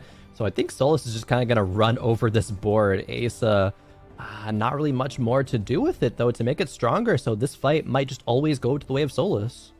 Yeah, absolutely. I mean, earlier I think it looked like they might be going for 3 stars, but at this point it's pretty much out of the question. Now, Colossus is something that might improve the board strength, but scroll past 2 of them. But we talked about the board being capped, and Asa says, no, actually it's not capped. I think I can make it a little stronger, and grabs just a little bit Kaisa 2, and that's a big deal. I mean, Kaisa 2 with the 5 mutant buff. I mean, she'll be casting more often, which for her is actually both a positive and a negative because that more cast means she's attacking less times in between them, but. I think it could be really interesting, especially with this Chalice buff, and maybe Kaisa 2 is the answer that Asa needs in order to turn this lobby around. Oh, and I didn't even see, but Robin actually does go out. Robin goes out in 6th place. Unfortunate. Let's see, the Chalice and the Zeke's buff for the Kaisa, how much damage is it going to do? Is it going to matter? Because Bert's board, this Twitch is still just doing so much damage. The support from the Echo as well. Yeah, this is why reroll, I think, coming to this tournament should be on everyone's radar, because comps like this can just be deleting boards that are so strong that play for top 4. Bert is maybe gonna, put himself in a spot where he can just win this lobby. Yeah, absolutely. And Asa, who, we were just talking about how strong their board was, how well they've been doing. They have upgraded legendary unit. They're level 9. They're now in pretty real contention of going bottom 4 here. And I think maybe now this is one of the reasons why playing the strongest board all game can fall off. Because if the other players, if they're able to stabilize well enough, then your board, which was ahead of the lobby at the time because you were slamming items and being aggressive, it can really put you in a spot like this where all of a sudden it's looking kind of rough and you might not even top 4. And Casper's not a great opponent to go up against because of this gigantic Tom Kent who just continues to feed and won't be stopped. Yeah, these Colossus from Asa, they're not like Solus's. Asa's can definitely drop, especially with the Thieves' Gloves Shogath. It's more of an offensive build. He's going to eat a little bit, but the Kaisa is still alive in the backline. She's pumping out a lot of damage. Asa might be able to hang on with a couple Malzahar casts. And, yes, with the Thrill, healed back up. The dot spread. Darth Nub goes out in 5th. And Asa hangs on yet again to get another top 4. Asa is top 4 every single game now. That was an incredibly close fight, and actually Casper picks up a Force of Nature, Tactician's Crown from the carousel here. I saw they had a spare spatula earlier on during the last fight, but that last fight was really a matter of like half of a second probably. It was so close, and I mean we're seeing a lot of a big reason, like you called out, Thrill of the Hunt. I feel like has been the MVP of this game, and players maybe should start considering it going forward. Now we do have Jace too. I feel like that has to be at least better than the Ziggs one, but. Seems like Solus is thinking about it here at least. Yeah. What do you make of this one? The Ziggs gives Scrap, gives Arcanist, great stuff. Actually passes it up. Says the Ziggs one is better than Jace 2. That is not a decision that you see every day. Wow. I'm so confused. There's a reason these players are pros, and I'm not. And I guess I feel like I'm witnessing it right here. Though I would love to be able to explain the decision to you, but I really, for the life of me, can't. Good Zephyr from the opponent here. Lots of Cho'Gath. It seems like every round you're looking at these big Colossuses. Colossi? I don't know. But the thing is, the Kaisa 2 on the other side of the board has just been running around and stalling and. Gradually chipping away at units and building up those rockets, and a huge loss for Solus, and Asa survives, and all of a sudden, Khroen, 9 HP in 1st, 6 HP in 2nd, 6 HP in 3rd, 4 HP in 4th place. This could literally go any way, and the next match will determine our top 2. This is a crazy game, and I did say a few rounds ago, I don't think Asa's board could ever take out Solus's, but lo and behold, as soon as Asa hit that Kaisa 2, it's dealing enough damage to be take out this backline. Maybe the Ziggs is not really, pulling its weight. Maybe it should have been a Jace instead, even though it wouldn't have had really anything to complement it. This is crazy. I guess the decision making for Solus is he thinks he needs more damage, right? The Malzahar needs to pump out as much damage as possible. He doesn't have that much HP, so the Arcanist needs to come through. I think that is what Solus has, in store. But versus Kaspar, can it be enough? Again, that Jinx is going to be diving into the back line. She's not targeting this Malzahar, though. This Malzahar is spreading dots everywhere. I don't think it's going to be enough, though. The Tahm Kench is still alive, eating units, and there's just a Malzahar left. Solus is going to drop, but Asa drops first. Asa drops out in 4th, Solus in 3rd, so our mutant players have met their doom, finally.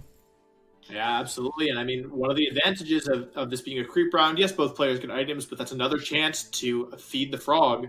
And this Tahm Kench, I think, has been a real MVP. The rest of this board doesn't look that strong, right? I mean, minus, the infinite item going on in the Tactician's Crown, but the actual units aren't that strong. But this Tahm Kench, too, has just been a really, really big deal. And actually, this is something that I think is interesting, is maybe, Casper was like, they were kind of falling off earlier, and I wonder, was it correct for another player to take the Tahm Kench and deny the blue buff? Maybe that wasn't even an option. I don't remember the pick order, but it does kind of make you wonder, seeing Casper kind of turn this whole game around after looking pretty weak for a while, because the longer this Tahm Kench is allowed to stick around, the more opportunities it has to feed. I would love to know how much AP that Tahm Kench has at this point, but all we have to go off is the damage it leaves in its wake. So we are just considering this final fight here. Bert with this reroll, Chemtech, Innovator, Assassin board versus Casper with the very fed Frog. This is going to be the last fight of the game. Wolfey, Bert, and the reroll composition versus Caspar playing Mercs, getting to a strong board, but still no huge upgrades. No upgrades happened in a while. It's still just a Jinx once she does get the ulti off, but Bert's Twitch jumping into the back line. It's healing up because that thrill of the hunt as well. It's just chewing through all of these units, but does eventually go out. It is going to be Caspar hanging on. Mercenaries down at the bottom, cashes out, and manages to get a first place here in Game 3. That was a really, really close game, and I think what was so exciting about that game is it really felt like a seesaw. Players felt like their backs were against the wall. They were about to go out, and their boards were really falling apart. And then all of a sudden, they were stable and they were beating everybody else. And boards that looked so strong, like those mutant boards that really kind of were dominating the whole game, all of a sudden something clicked, and all of a sudden they just couldn't keep up. So very exciting game of TFT, and I really didn't know what was going to happen next, that whole lobby. Yeah, I mean, the mutant boards were still able to get top 4, but that's such a great point, Wolfey, that ASO continuously during that game was just trying to play the strongest board possible, and then it just fell off, Khroen. But Casper, was it really just the Tahm Kench, hitting the mercenary cash out that allowed him to stabilize, or what else was going on there? I think Caspar played that game really, really well, especially if you start the game off with a mercenary heart. Didn't even find it on 2-1, right? I think it was maybe like around 2-3 or 2-5 that they picked that one up, but able to get a decent cash out. It wasn't anything amazing, right? They only got a bit of gold, didn't get any Nico's helps, not really any components, but then finding the Tahm Kench as soon as he did and saying, okay, Tahm Kench is going to be one of my win conditions. Farming the items, putting the items onto him, making him a dedicated carry, I think is one of the huge things that you do from a mercenary pivot. He played it so well, even leaned into 5 Merc for a little bit, dropped very low in HP, so it's very risky, but the risk paid off in Caspar's case for sure there. High risk, high reward, and of course, Wolfey, as you put it, a very fed frog. That's my favorite. I think I'm going to stick to that when talking about Tahm Kench. But let's go ahead and pull up the rest of our lobby winners. We've got Noster, Valet, DQA. I mean, DQA has just been absolutely crushing it, Wolfey, in some of these lobbies. That, I believe, is his 2nd win today. Yeah, I mean, we're seeing a lot of the power of Fiora and Yone, and I think one of the strengths of that composition is that it's flexible, right? Of course, you can lead into the Academy side, you can lead into the Challenger side, you can itemize Fiora as your carry, Yone as your carry. There's a lot of 5 costs that slot in well there, Yuumi, Kaisa, to name a few. So it's not really that surprising that to these players who are some of the best that they're able to kind of play these compositions and really kind of tailor them to their specific board states. Yeah, we're seeing a ton of different carries being able to shine in our current tournament meta, but look at where the rest of the lobbies have kind of fleshed out. I think a lot of really important finishes here, Khroen, for some of these players. Yeah, a few jump out. Robin, another kind of unlucky game there in the bottom 4. Sox as well. The dad buff has fallen off at this point. Couldn't continue it. 8th place there, definitely a bit rough. Still have a few more games to go, so it's not, doomed for some of these players. But DQA certainly now, if that is indeed the second first place, that is a huge deal for DQA. Almost, assuming that he just doesn't go 888, almost a lock on advancing towards tomorrow. Yeah, I'm pretty sure that is his second win, especially because it was that game 1 where he was able to get the Jin 3 with the QSS and the gold collector, and of course that buff coming in from Yuumi. So it's no surprise as we take a look at the overall scores that DQA is sitting in first place right now with 26 points. But Wolfey, it's still kind of a close call when it comes down to who's in the middle of the pack.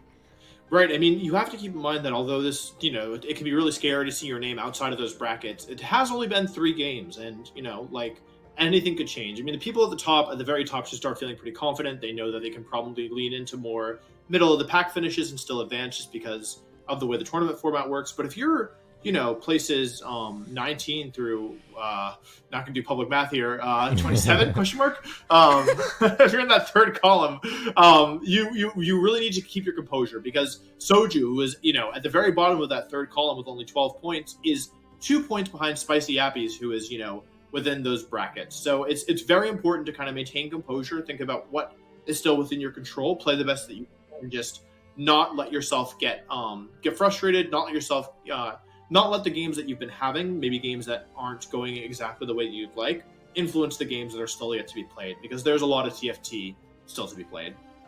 Yeah, we still have 3 more games, and this 4th game, we're sticking to the same lobbies before we reseed them to finish off the day. So maybe these players have a little bit more knowledge about who they are playing against and how they can adapt to that. But Khroen and Wolfey, thank you so much for bringing us through that game number 3. And chat, viewers, check out fantasytft.com during this break. Stick around, you're watching the Gizmos and Gadgets mid-set finale.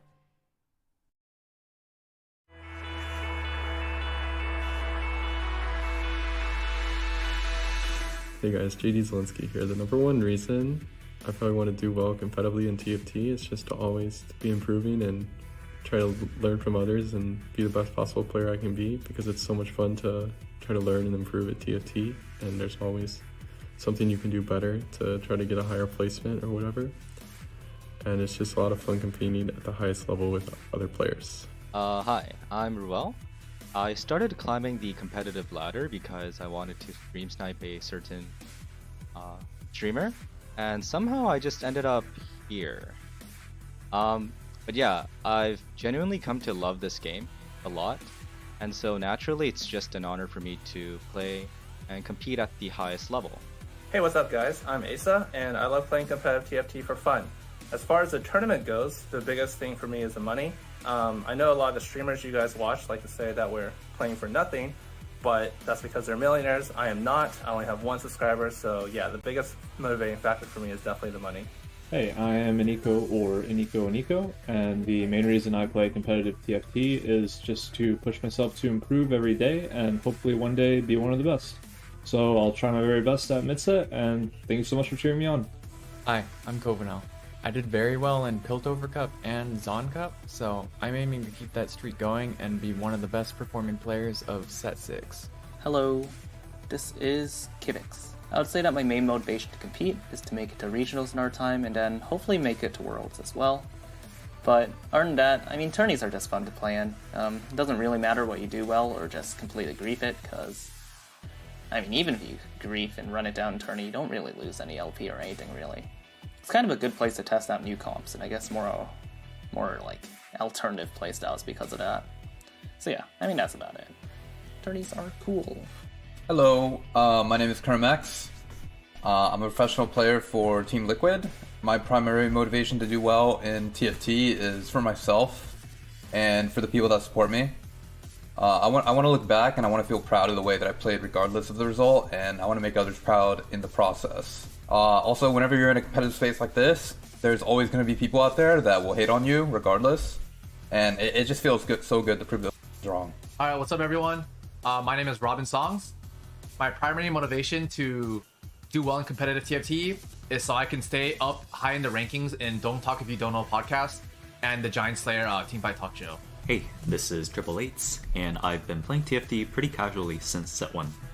My primary motivation to do well in competitive TFT is to just force mercs every game and show that I can high roll harder than anyone else when it really matters. Hey guys, my name's Yuban and I'm a Korean TFT player relatively new to playing on the NA server. This is my first set playing in any tournaments, and so my main goal / motivation is to just get my name out there in the NA competitive TFT scene and having a great time while doing so. Also, I love TFT. Hey, I'm Pana. I've been playing since set 1, and I've always wanted to play in competitive tournaments.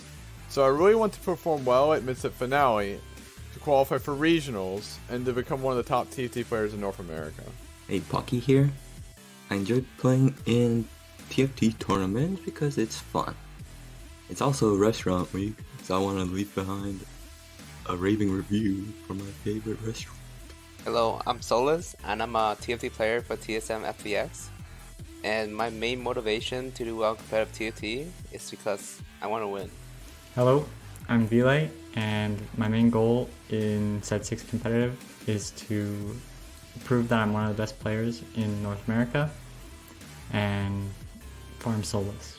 Hi, I'm Darth Nub. Playing in tournament lobbies with the best players provides an exhilarating experience, much more thrilling than what you'd get from a standard ladder game. So I always do my best to qualify for the next big TFT tournament.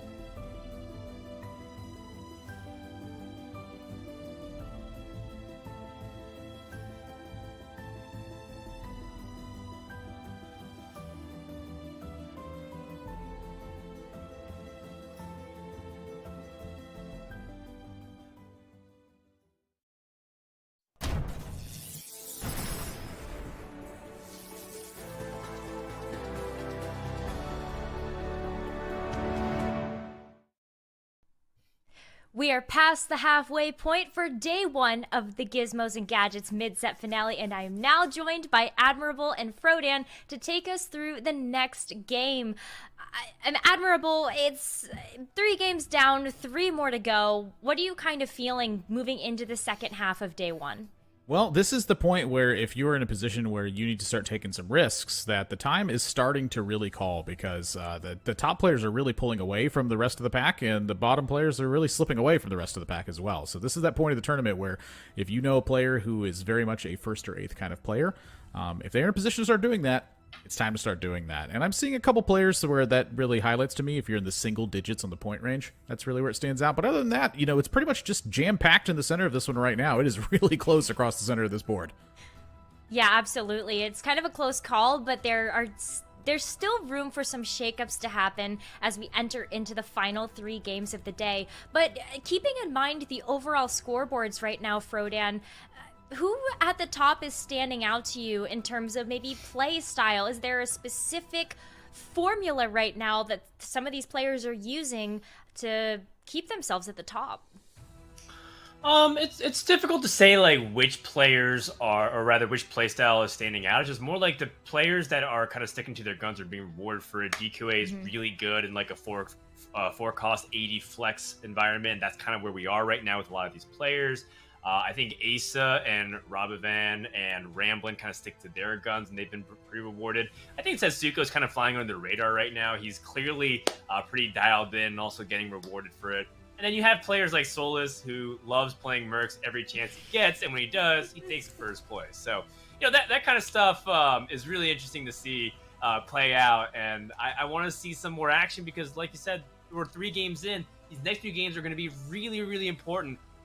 Especially because the middle of the pack is so tightly contested. Yeah, we're going to have to see a little bit of divergence maybe come through. It is only the top 16 players that move on to day number 2, and that's where the prize money starts to become a factor. And of course, for day 3, you have future tournament invites on the line where the bottom 4 players of the day get a chance to compete, and the 6.5 Innovation Cup, and then of course the top 4 spots, an auto invite to the NA Regional Finals. Game 4 is upon us, so Admirable and Khroen, take it away. All right, here we go. Game 4. We're going to hop on over to Lobby B and feature some of the players that maybe you haven't seen nearly as much, such as Khroen. We haven't really been able to catch up with him. We heard some of his thoughts in the break leading up into it, where he was saying that he wants to really make a lot of people proud. And then you also have some people who want to really compete, but they also want to beat some of their friends. Vilay, as we were going on his POV, mentioned that he wants to farm Solus. Solus isn't in this lobby, but if he continues to keep up his play from the last lobby, we'll see how it goes. Sometimes it's a much longer path than you expected to take in order to find that mortal enemy of yours, who might not necessarily be an enemy, but, you know, you're treating him as such. It can be a long way to get there. For Vilay, they had won their previous lobby, and that was absolutely a necessity, I think, coming into this one, Dan, because as you can see, after winning that previous lobby, 12 points. Wow, that is a necessary win in game number 3.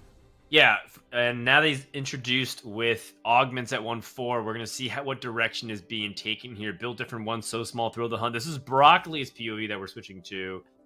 And he goes with thrill the hunt, quite generic. I just don't think anybody wants to really risk a game playing Yordles right now with no Yordle start. Now, that being said, we have seen... Hold on. We have seen some people actually experiment with Yordles, and so small is often one of the conditions to get to it. The only problem is, I don't think it's on Broccoli's radar. Broccoli is a high-tempo player, really likes to kind of slam things and win streak, play from ahead. He doesn't really greed for best in slot and tries to keep up his momentum. So it doesn't feel like it's up his alley. But if there's another player, you know, I feel like Asa, for example, would try it. In a tournament environment, because that just feels more like something he would do. Yeah, Broccoli so far, though, has, you know, really been doing pretty well in set 6 so far. You know, pretty much everything I've seen from them has looked pretty impressive.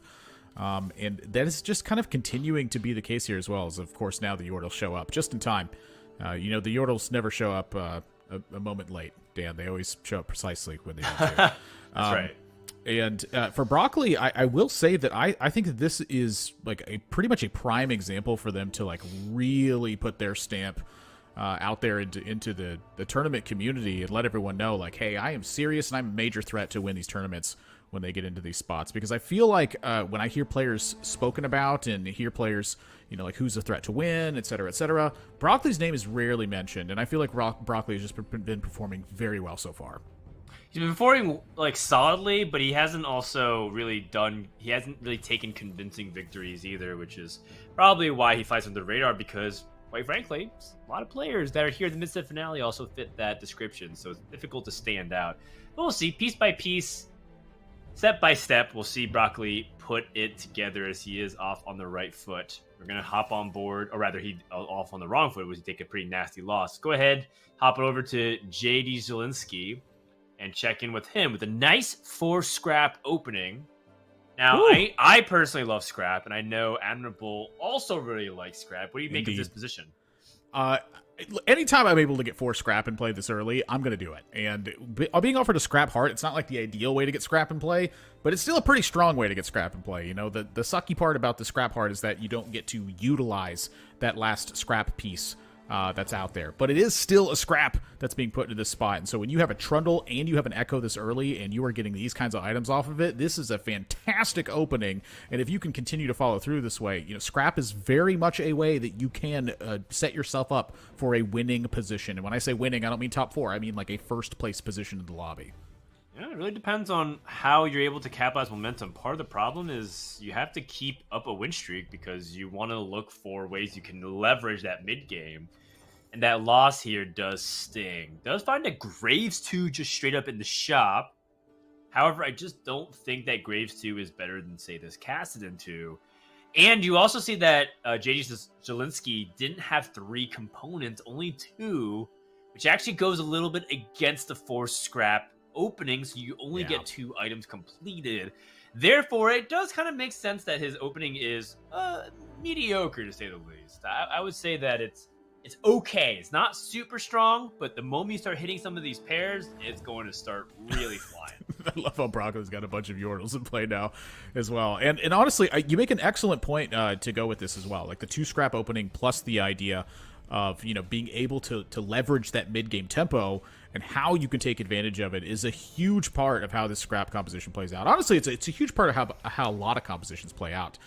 It's just that some of them have a much more natural feel than the rest of them, and I feel like scrap is one of the ones that kind of has that natural mid-game feel. It's the end of the game and the early game parts I feel like are the most finicky with the scrap comp. Yep. All right, taking a look at how everything is shaping up.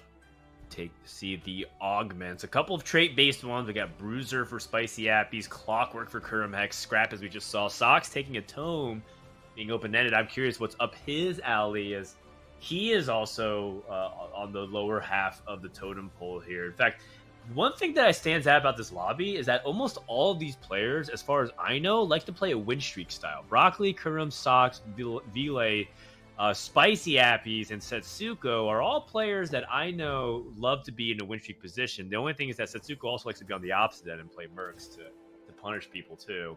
So we'll see how they end up climbing back, because there are some criticism against some of these players who are win streak players, which is that they don't know how to play from a losing position nearly as well. We'll see if maybe they have fixed some of those issues going to mid-set. Yeah, honestly, it's kind of a tough thing to see as well, because they don't play a lose streak as often. Well, they're not typically in that position that often, so it's kind of hard to really draw, I'd say, a big sample from that and say something from it. Now, that being said, if you don't have as much experience in something, you do tend to just, play it a little bit worse than the other players do. And again, another excellent point you make is that these really are tempo-driven players. They love to drive those win streaks and try to punish the others and really restrict the amount of time they have to assemble the team comp that they're looking for. And when you put all those players in a lobby in a tournament for back-to-back games, a lot of stuff can change over the course of just seriously one of those games taking place. And so as we're in the second game of this, I'm going to be kind of curious, which players kind of naturally find that fitting, which so far Spicy Appies is finding now on a 4-win streak, and which players are going to be in a bit more difficult of a position with it. With Spicy Appies here having 4 Bruiser, it's not I'd say, unusual to get that 4-win streak opening. But we've seen a lot of boards so far that look pretty powerful to me that are just, they're not making it there quite yet, and they're not going to be able to have a 5 even coming up to this point. Spicy Happy's right now the only player capable of having the big win streak going into Krugs. Yeah, and it's really important for Spicy Happy's 2 streak because the Bruiser augment does fall off a lot harder than some of the other trait-based augments because Bruisers tend to be very insular to what you're going up against. Matches up against Sox. Now, this explains a lot. Sox is playing Mercenaries. He has some of his chest filled right now. We don't know exactly where his lose streak is at. And so Sox is okay with losing early. Now, Sox is a player that also has had some high highs and low lows today. He's won a lobby. He's also gone at the very bottom with the March of Progress take on his augment. And so we'll see what variation of Sox can pull off with the Mercenaries opening, as he does have a very strong possibility of topping the lobby if he's able to get a really good cash out at a good time. Setsuko coming up with 4 wins, 30 gold, sitting at 94 HP. You love to see it. Crafts a Bloodthirster very early as well. So this is very much, I'd say, like leaning towards the Fiora feeling of this. But again, Setsuko plays a lot of Urgot in their compositions. And I feel like that they just understand the overlap between Urgot and Fiora extremely well. And it's just something that I love to see as players who kind of accelerate at 2 different compositions and find so many ways to incorporate them and just overlap each other and really have these super strong performances when it comes to tournament setting. It's just something that is truly magnificent, I would say. And kind of seeing Setsuko go through this one as being offered the Leona 2 right away, the immediate level. Yeah, that feels like a pretty rightful one to me, Dan.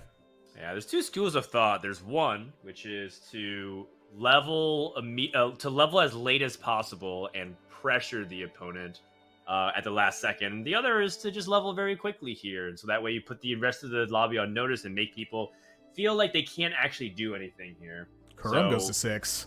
Khroen goes to 6. He tries to fight it, but I don't think it's going to do much if he matches up against Setsuko, but it's going to be Appies instead.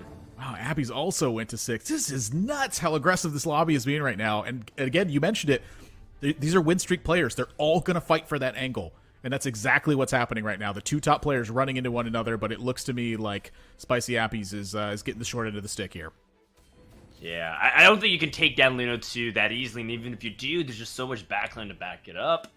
And so Setsuko is continuing his streak and puts a pretty big dent into Appy's plans. Appy still level 6 anyways. It was a valiant effort, but Lino 2 is going to be really hard to take down. Speaking of 2 stars, Zyra 2, this unit has absolutely shot up the power rankings of what you should be considering early game. Zyra 1 by herself is just quite a force to be reckoned with when so many people play Laka the Iron Solari and they're doing full backlines. Like against Setsuko's board, Zyra is going to potentially devastate what Setsuko has because he puts everything in the back and hopes that Leona can solo tank. So let's see what ends up being the matchup here for Pawn Up, as he does have low goals, so he really wants to start the streak now. Going up against Broccoli, a player who is Yordle lose streaking, and Broccoli does not have a lot of power. Looks like he didn't get good items drops. He has Redemption and Quicksilver Slam, very open-ended, but this fight is not even close. Yeah, I mean, good position for the TF on the Socialite Square. Just a juicy lineup for Zyra in these spots. I will say that the QSS did a lot of work here in this spot, though. A lot of extra damage from that Tristana saved Broccoli. I'd say a good deal of HP there, but you know, you pretty much hit the nail on the head. Zyra 2 at this point with a good Zyra in the back line and a pretty decent front line to back that up. Like, Pawn Up's going to have a tough time, I'd say, losing some fights in the next couple rounds. Oh my goodness. Oh boy. One for all being offered, but as well as the items lend itself to playing Arcanist, you could pick Runic Shield here as well. And then, of course, if you want generic tempo, you can always go for item grab bag, which a lot of players like. Yeah, that's a Runic Shield being taken, and so, you know, pretty much 2 of those augments felt like they had a bit of a heavier commitment. I would say the Arcanist one's not nearly as heavy because you can splash that in pretty easily. The Syndicate one, you can't really just splash in that much. It's like the more Syndicates you have, the better this augment is. I'd say in this spot, though, that Pawn Up is being a bit responsible taking the shield, although the shield does feel like still a pretty heavy commitment on this angle. But you have the items for it, so it makes sense. He has items for it, and it does something that he can build into. The only problem is that his economy is not great, because usually you pick the Arcanist line when you have the Yordle, since you have Vex and you have Ziggs to help charge up your economy. And right now, Pawnup's in a spot where he just has to hope that he wins out. Good news is his board's pretty strong. He's going up against Sox, who does not have a very strong board, still playing a bunch of one-star units, but is getting ready for the cash. You can see Fiora is already picked up. He has full gold. Still has the ability to make Gangplank 2 the moment he commits to the roll down. And the question becomes, when does Sox want to start cashing out? Does he want to start attempting at 3-5? We see some players even try to push it to be stage 4 because Sox actually has a lot of HP. He has 58 life. And we've seen some Merc players dip all the way into the teens before they snap their lose streak. However, you can't always guarantee it. Sometimes you all in, you still lose because you're going up against other strong boards. You might want to start considering exactly when he wants to roll to make his board stronger. Yeah, we're also seeing that there's 2 silver augments on the side here from all the players, and so what that means is that gold has a much heavier influence on the game than if players have like prismatic or have 2 gold augments, for instance. When the augments are silver, a lot more I feel like is reliant on what your board ends up panning out to be, more so than how powerful your augments are and how your items are really synergizing with each other and the way that your units are positioned and everything. So that is a big one to be determined here as well, is that when Sox has that cash out, it's going to be a much more powerful cash out than I think it normally is, just because it's 2 silver augments across the board so far. Sox is going to level up now. Broccoli also, it looked like they leveled up. And for Spicy Appies, it's just really about do you level up here? It's a very small win streak that you would be trying to protect at this point. Gonna scout around, and I say look for the best position and try to make the most of their gold. Slam me some items, makes Quicksilver, scraps the extra sword onto the Ziggs 2, matched up against JD Zielinski, who does have what looks like to be 6 scrap online with a bunch of 2 stars minus Ezreal 1, but Zielinski's also at level 620 gold, so this was quite expensive. Yes, it looks like he's going to be able to get the win, but if he does get the win, it still puts him in a situation where it's not exactly clear skies yet. Need not. Spicy Appies, though, taking a pretty light hit. Kind of what you're expecting to see when you put 0 gold into a round that players are definitely much more aggressive on. Broccoli takes a loss in that last one, and Sox is cashed out. Okay, Sox has cashed out. We'll head over to his perspective. It does look like it's a minor cash.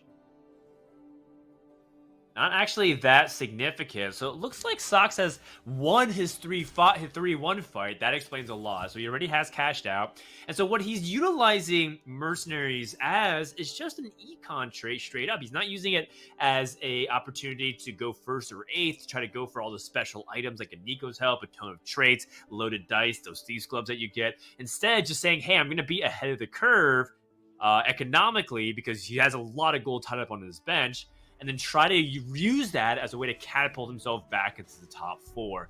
And we've seen some players really adapt this more flexible mercenary style, which I think is really underrated. It's okay to actually win with mercenaries. Some people even like win streak.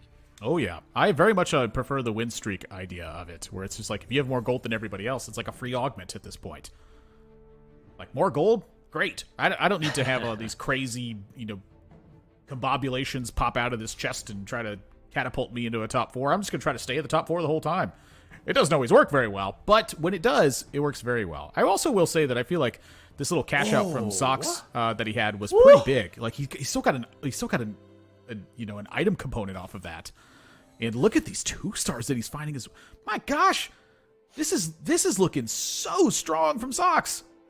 Looking very strong. Stage 4 is going to be a lot easier when you have everything 2-starred beforehand. The question in my mind is, does Sox even feel like he needs to roll any gold? I would totally be fine with him just not rolling anything because he's upgraded most of his bench already from that shop. He doesn't really have that much more meaningful ways to improve his board.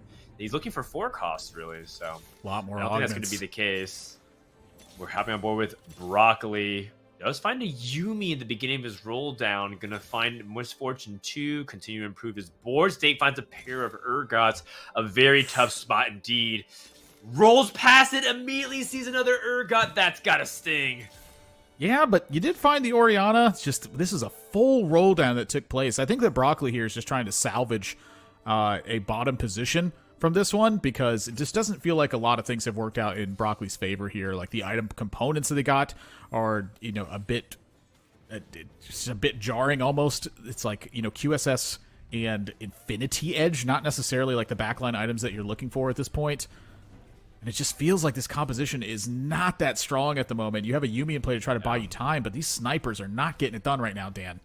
Yeah, this looks like, to me, I don't know the exact item that they started off with across the board, but this, if you did end up starting Glove, this is definitely one of the potential outcomes of it, which is you get a bunch of utility support items and you don't actually have anything that really resembles a strong item combination. He does find the Yone, so he can start playing the challengers, but he's going to be playing 1-star Yone, 1-star Fiora, and hope that it's just enough with a backline 2-star Orianna to provide that CC and support. Finds a Braum pair, continuing to roll down.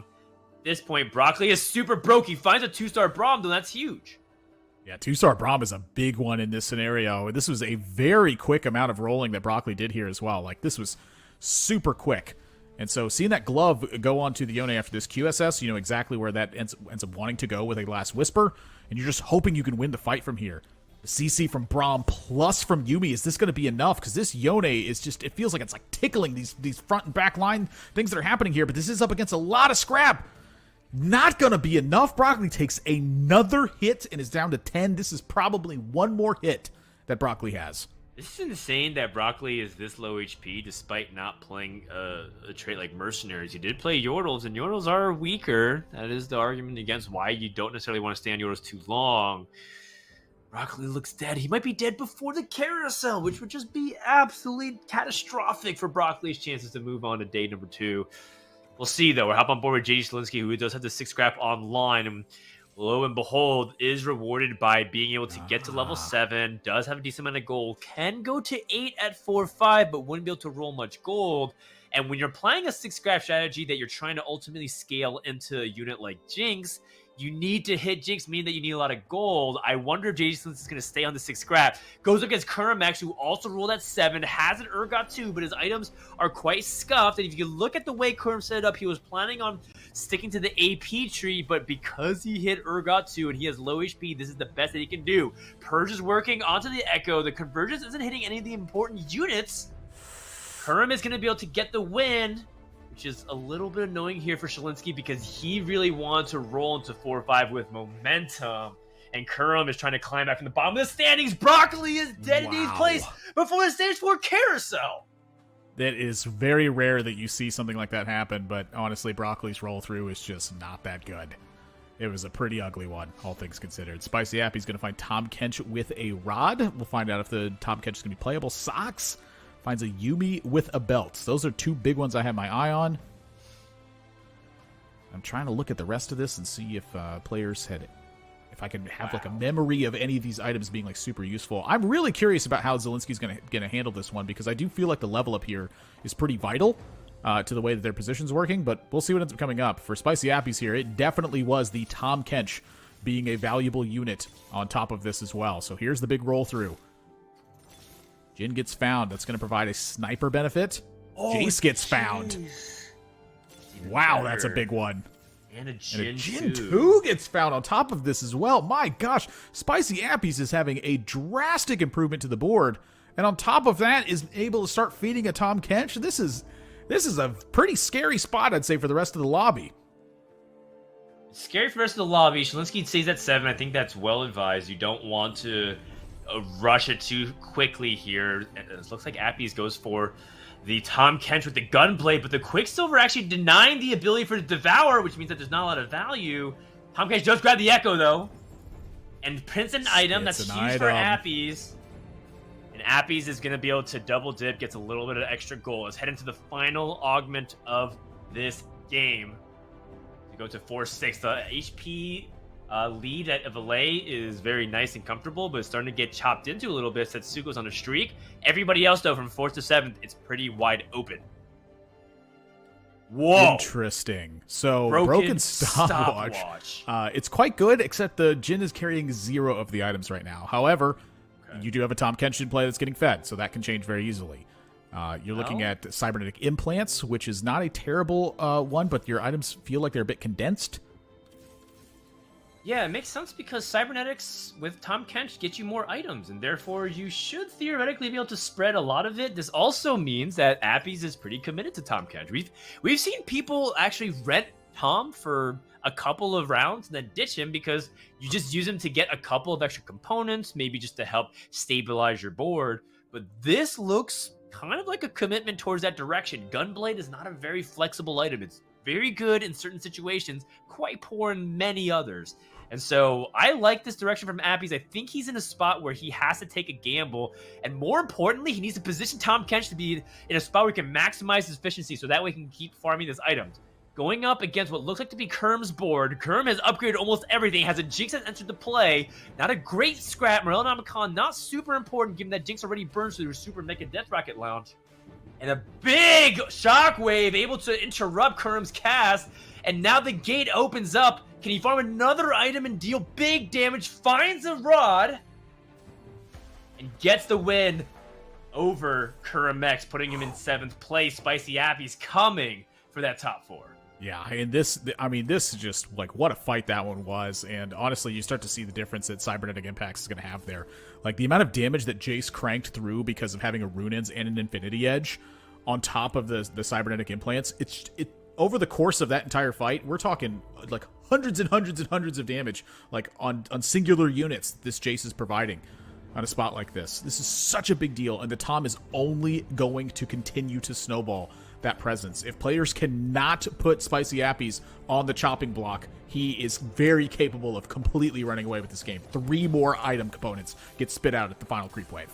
Yeah, one of them being a potential Banshees, which is actually huge, unless he wants to make Morellonomicon. I don't remember him have one. Let's go ahead and hop on board with Pawn Up, who's still carrying Twisted Fate. Many people joke that Twisted Fate is a legendary in the form of the 1 cost, and you get to see why. When you set him up to be in a position like this, you get a lot of HP preservation that feels a little bit unfair. Does have 2 Luxes, does have some of these Yordles to transition to the Arcanists, but still does not have much beyond that. A last-second swap does end up catching the majority of Spicy Appy's good board. Spicy Appy's already has Quicksilver, so he doesn't actually need Banshees. Made Jin with the Hand of Justice instead, and now the Curtain Call is working onto the back line, but the front line has crumbled for Spicy Appy's. Nowhere Tom Kench and Bruisers to stall out. So this is enough to potentially push through here for Pawn Up and deal big damage to Appy's. Wow, the shockwaves are such big items here in this fight. Spicy Appies was so capable of chewing through this board, but those shockwaves were absolutely destroying that backline presence. Pawn Up here with a fantastic looking spot on this one. Upgrades the Braum as well. You know what? Maybe 3 Arcanists just isn't that bad.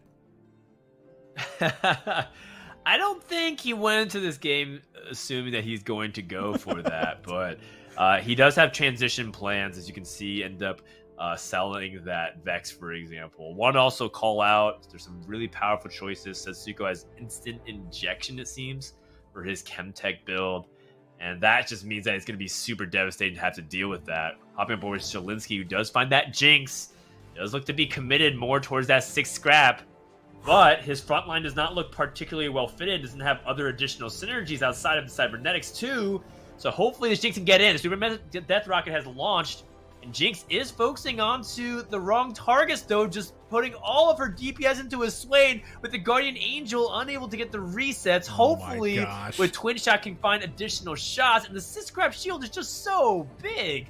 So much HP to distribute. It's very close, but it seems like Twisted Fate, the legendary 1 cost, will not be denied. Zelensky alive at 1 HP. Oh my gosh, it's so close. Vile now with 7 innovators being put into play here. My gosh, this is scary to look at. A Jin 2 gets found! How do you fit it, though? In order to play Jin 2, I guess you have to take out... Oh, he takes out Oriana. Is there any other way? Do we take out Yumi for 4 Clockwork? We lose the Scholar before Clockwork gives a lot of mana, but you lose the CC? It's tough. It's a tough spot. Whew, 4 Clockwork is a lot of attack speed. I am not sure, honestly. Like, instinct says, sure, why not? But, you know, my gosh, 4 clockwork. It just, maybe it's more tempting than it is anything else. There goes the dragon, shouting this board down, but this Lux still not able to pierce through and knock down that Jhin. Pawn Up taking a big hit here.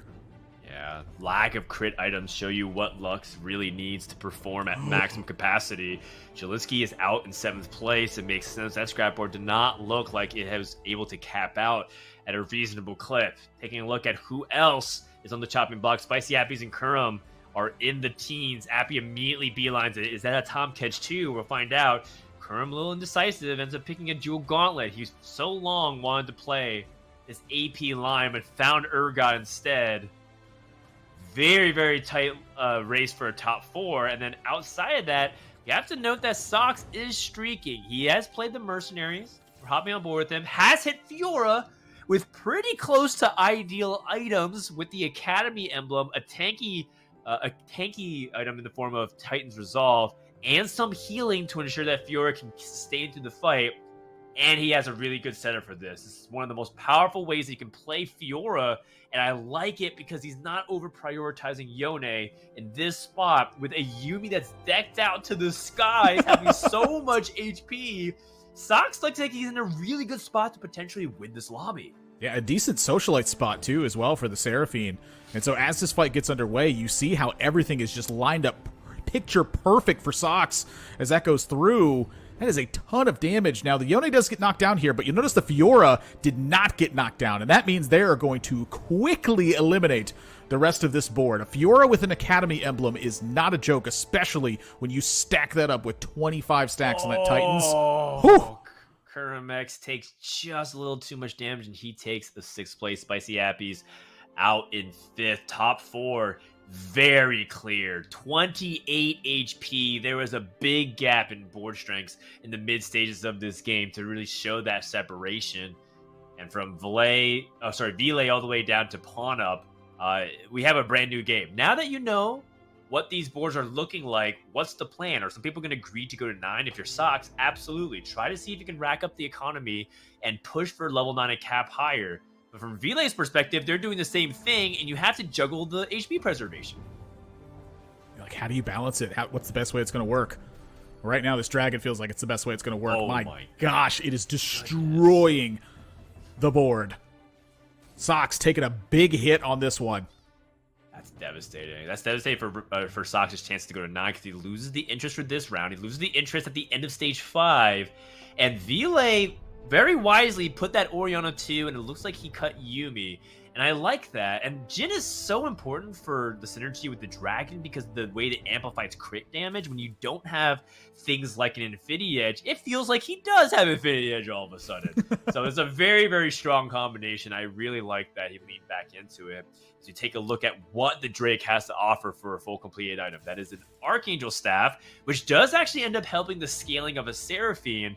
And now Sox has to weigh a very tricky option. Does he actually stay here on 8, roll for 3 stars with this Nikos, or does he try once more to agree to go to level 9, but he is a little bit low on HP? It's a pretty tough call to make. I think the rolling is just going to be a better option because what does 9 really offer for Sox in that position is my thought. But taking a look at Setsuko here now, he finds a Jinx to support on this twin shot. There's a Mundo 2, but there's already a Mundo 2 in play. Jace is going to be offering, what here?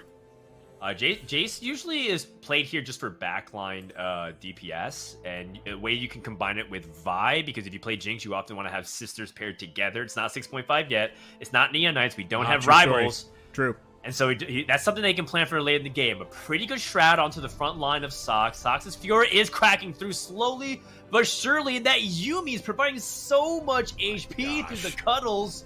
This Urgot does not have anybody protecting him, has to solo against the Fiora, and she's healing. The Academy scaling is just way too much. And Sox, you did roll it down. He has 7 Yones, just 1 more Yone away from Yone 3, 2 more Fioras away from Fiora 3, and Setsuko is now down to 6 HP. I like the roll down from Sox. It didn't pay off for an immediate 3-star, but now the rest of the lobby has been put on notice. A fast 9 here from Vile, as he does have 40 HP to work with.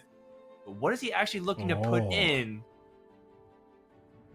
He grabs a Yone as well, like just being able to peel that away from what potentially Sox is looking for. You know, that's a big part of the game plans I feel like that are often completely ignored is just, well, what about stopping other players from hitting their goals? And that is a big point of what Vile can do to actually try and disrupt that. Going up against Setsuko now, who freed up Shroud and Zephyr. Wow. That dragon lifting up to the skies. That's a huge deal. That dragon's not going to cast. This actually could be a pretty significant loss if the dragon's not able to get a significant cast. The roar in the last second. And Jinnis is in his curtain call. Big damage. 2,000 crits. Setsuko is going to take a very clear 4th place. Not even able to potentially look at Pawn Up. There's no way he takes 30 damage. And Sox, if he's able to survive here, can start to challenge the 7 Innovator board. As long as he's able to do that. Now, the big issue that you brought up was that Vile is holding this extra Yone, but Sox also has 6 Fioras. So he could also just lean back into that direction. Not to mention, Sox still has yet to really cap out other aspects of his board to really replace some of those weaker synergy bots in order to hit some really expensive champions. Wow. And then just faced with the option here, would you rather have Scrap and Enchanter? Or just a stronger Scholar in general? I think I'd rather have the Scrap and Enchanter at this point. Like, the Scrap is not a joke. You know, this is a lot of components you have in play. It's a math question, really. It's about how much you value the shield off of what looks like to be, 11 completed items versus something else. But we can revisit that some other time in the PowerPoint presentation that we post on the subreddit. Let's go ahead and focus on this fight.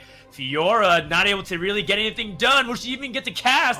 She does not. And a complete team wipe. And you can see the importance of being able to handle that dragon because it makes fights that much more competitive. Pawn Up gets the win versus one of the ghosts, and now we enter the carousel. Any Yone is a Yone 3. There is none, though, on this carousel. So what items do you want at that point? Last Whisper, gonna be the choice for Sox. That was the empty slot on the Yone. Vile, what's gonna benefit the best? Yeah, I think blue buff makes sense if you can put it on your backline Jace for immediate cast. That is a really nice quality of life addition to Jace. Ooh. That's a Jace 2 for Vile. Can the Madman do it? Go from 8th to first, and put himself at exactly average placement for the first 4 games of the day. He would be at a 4.5 AVP. Just such an anticlimactic finish to this dramatic entrance that you have just provided for Vile here. Oh, he takes a pretty significant Shroud. This Shroud is so well positioned, hitting both Jace and the Dragon instant cast from Lux's blue buff, immediately focusing on the other fight to see who is going to be playing Vile for 2nd place. No matter what, one of these players is going to die. Fiora's Blade Walls makes her way to the back line. Wow. And that is devastating. Vile was really hoping Sox would go down here because Pawn Up was holding all those units. And now with the Fioras and Yone's released into the wild from the Pokemon box, what's going to happen here? Can Sox hit a 3-star 4 cost? And no, he sold the Fioras. He didn't find Yone 3. And now it's just really whether or not he can handle this, and I don't think it's going to be enough. And while he did find the last Whisper to complete Yone, part of me really thought about Thieves Gloves to have a way to potentially find a cheese tech, whether it's Zephyr or Shroud. But I think Sox is going to resign his fate and understand this is going to be one of the most unbeatable boards in the current metagame. A very interesting position here, though. Like, Sox is trying to get this Fiora to crack through the Singed and get to the back line, which is exactly what happens.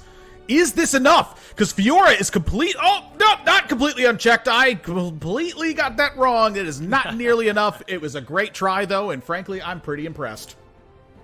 Well done. Vile does it. 8811. He is back in contention to move into the top 16 for day number 2. And he did it off the back of one of the most powerful comps. We talk about how innovators right now, if you just follow the data, are one of the highest performing compositions out there, and showed some really strong setups for it, and most importantly, hit. And I think like all those combinations means the first place. But also, shout out to some of the other boards like Pawn Up, for example, who really had tough choices and whether or not he wanted to transition. He was playing like an awkward 3 Enchanter, 3 Arcanist board with Twisted Fate for a very long time and really try to maximize its positioning. That's good TFT. So while some players are high rolling and feel really good about their first place, you also got to recognize who made the best of something kind of an awkward situation. And I think Sox and Pawnop did exactly that. Yeah, absolutely. Especially when Sox just couldn't hit the Fiore or the Yone.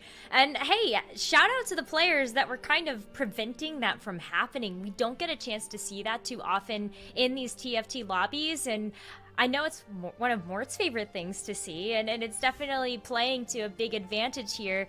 Do you think admirable if Sox were able to hit those 3 stars? Would we have seen a different outcome in this lobby? So the Yone 3, I'm always kind of questioning about because I feel like that unit can just die very instantaneously. Fiora 3, on the other hand, I don't feel like the damage upgrade is like unbelievably large, but it is still a lot.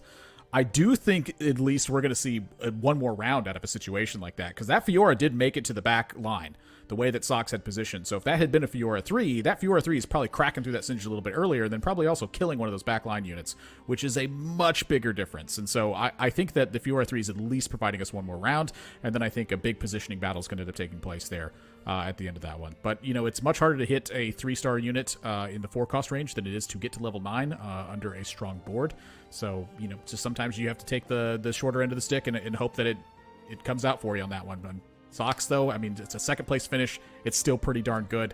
And for Vile there, that first-place finish, like Dan said, it's absolutely necessary. Right back into the middle of the pack with the average finish. Average. So average in the overall scoreboard. Well, let's go ahead and take a look at our lobby winners. We've got Spencer, Vile, Darth Nub, and Robin Van Knob taking a first place. And once again, we're seeing a huge variation in what is winning those lobbies, Frodan. Yeah, you know, the thing that stands out to me is the Imperial Samira carry. This is the swan song for Imperial. They will be removed for Neon Knight, so as we say goodbye to Samira and not Talon. Talon actually is a Debonair Assassin. It is Scion and Samira. And so it's really cool to see Spencer able to whip that out. I always thought that Samira was quite an underrated carry, but 3-cost reroll in general in set 6 has been a little bit inconsistent. But when the stars align, Samira carry is one of the hardest comps to stop. And also, Spencer did take that 8th place, so for him to get that first right back is a huge shot in the arm. I'm a big fan of Spencer's play. I really like watching him. He's so exciting. And it'd be such a travesty to not have him advance if that 8th place had him too far back. But that first place was huge. Yeah, first place huge for Spencer, and also Soju with a good finish in Lobby A as well, really kind of needing to pick up the pace over those last 3 games, so it's really exciting to get a chance to see him shoot up in that lobby. But Admirable, is there anything else that kind of stands out to you about the lobby scores? I mean, the lobby scores, the thing that's standing out to me are DQA and Robin Van Knob just pulling way far ahead of the pack at this point. You know, shooting up to 31 and 30 points for Robin Van Knob and DQA respectively. And then you get to the center of this pack, and it is just absolutely jam-packed. Like, this is one of the biggest traffic jams I've ever seen in TFT. When we see how this board is going to shape up, it is just so... It's very rare that you get to this point and you have like, oh, maybe 1 or 2 players that should be feeling confident at this point. It's quite literally almost anybody can make it through still when you get to this state of the game right now, because just so many points in the middle are packed together. Like, I can't believe that it's this close. Yeah, we have 5 players tied at 22. We have 3 tied at 20, and we have 4 tied at 19. That's as close as it gets. If you have 20 points, you're in top 16 or in bottom 16 based on like a tiebreaker scenario that's taking place here. Like, this is crazy. This is absolutely wild. Everybody has a chance to still make it into the top 16 if you are in the middle of the pack, but holy cow, is the competition close. I mean, even when you take a look at the top 4 scores right now, where Rabba Van Knob, DQA, Darth Nub, Setsuko, where they're all sitting, they're so close to each other. So I don't even know who's going to take first place of the day. There's so much more that we're going to get a chance to see, especially now that we are entering the final 2 games of the day. We are going to reseed the lobbies, so there's still a lot to play for, and boy, is it close. Admirable and Frodan, thank you so much for taking us through that game number 4. Viewers at home, stay involved in the competition that we have for you this weekend during the Gizmos and Gadgets mid-set finale. Head over to fantasytft.com, and it might be a good time to start narrowing down who you're investing in, as you have a lot of data to choose from and back up those investments. So do that during the break, and we'll see you on the other side.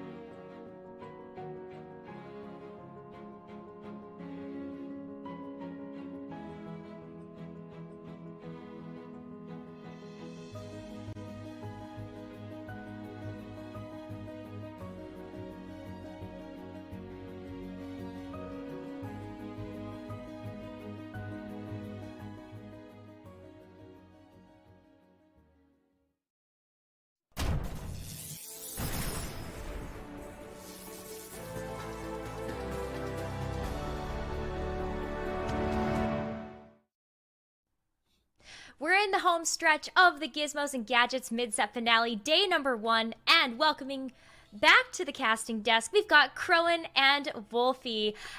Khroen, holy cow, are these scores close right now. the middle of the pack, I think, is separated by like 4 or 5 points at this point. Yeah. I think it's 16 players in the middle of the pack within 5 points of each other. It's absolutely wild.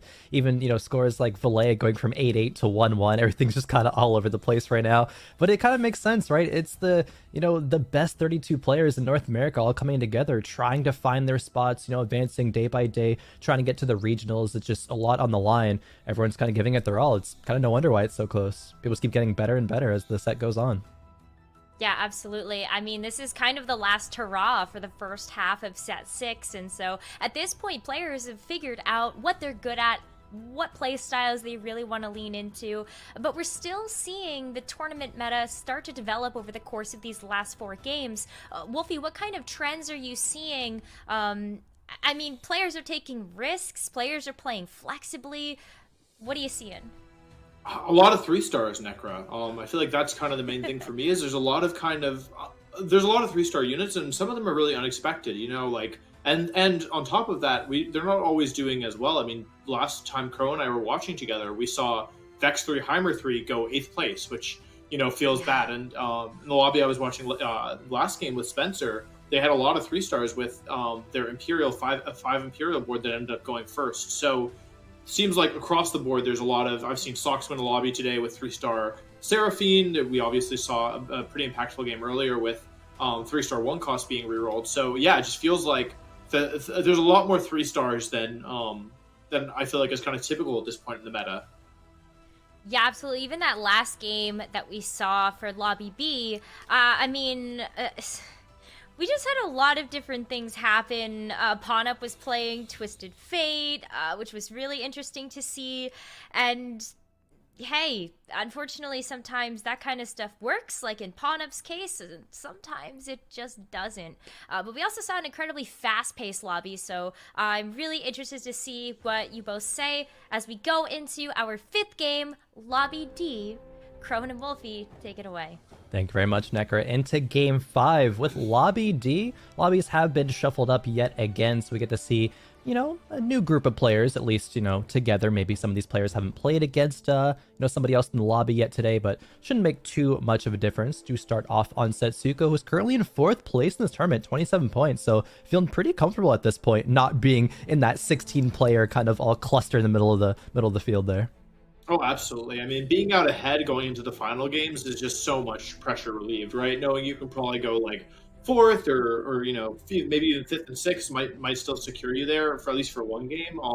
Takes a lot of the pressure off, and I think it hopefully will allow players to keep a clearer head when they're making their decisions. Because it's kind of like in a worst case, I'll play for top 4, and in a best case scenario, I'll play for 3rd, 2nd, 1st. So yeah, I think it's really nice. Way better to be ahead in this position than behind, is what I have to say. Definitely. And speaking of keeping a clear head, I think that's going to be important for Goobums, because I was watching Goobums in the lobby that they were in last game and seemed a little bit actually a little bit tilted, right? It was going for a 6 Challenger, 3 Imperial kind of Samira reroll style, but didn't hit the Samira 3, went 8th place. And that can be a big hit to your mental, especially when you're, not towards the top of the leaderboards there. Goobums has some catching up to do as we get into the final stretch of today. I think is at even I think in the bottom 8 right now, only 13 points. So definitely needs a couple of back-to-back, top 2s, if not even first places, to come back. So definitely one of the players to watch here. Yeah, absolutely. I think that's a big part of it too, is that these players aren't approaching each individual game as like in isolation. All of the stress of the day, all of the previous games that didn't go your way, these are all building on the players, and so. I think that's one of the skills that's measured here, right? The players who can kind of take, bad things that happen in stride and, really lean into and really like celebrate the good stuff that happens, and players who, might start to get a little tilted, might be frustrated by how, the day is going. I think that's a skill as well. And it's not a super obvious skill all the time, but it is a really important one for a tournament like this.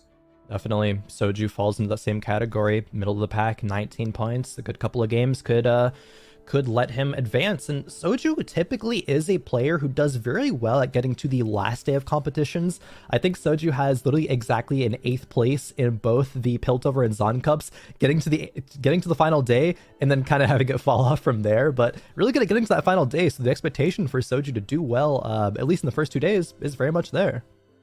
Yeah, absolutely. But sometimes those expectations can be a bit of a burden, like if everyone, it's kind of like, I think Soju is the issue where, everyone kind of expects him to do well. So if he does well, it's, oh, well, like, we all expected that anyway. Of course you did well, you're Soju. But if he does badly, it's, Yeah. clowned on Twitter, or, become a community meme or whatever. So it's Double-edged not sword. an enviable position, in my opinion. It's definitely like tough. And I mean, he has that kind of expectation for a reason. But, if he's figuring out if he's able to like work with it, or if it ends up being a bit heavier than he wants to carry, I think is going to be the real challenge for him in this spot where he isn't playing from a lead, where he is behind.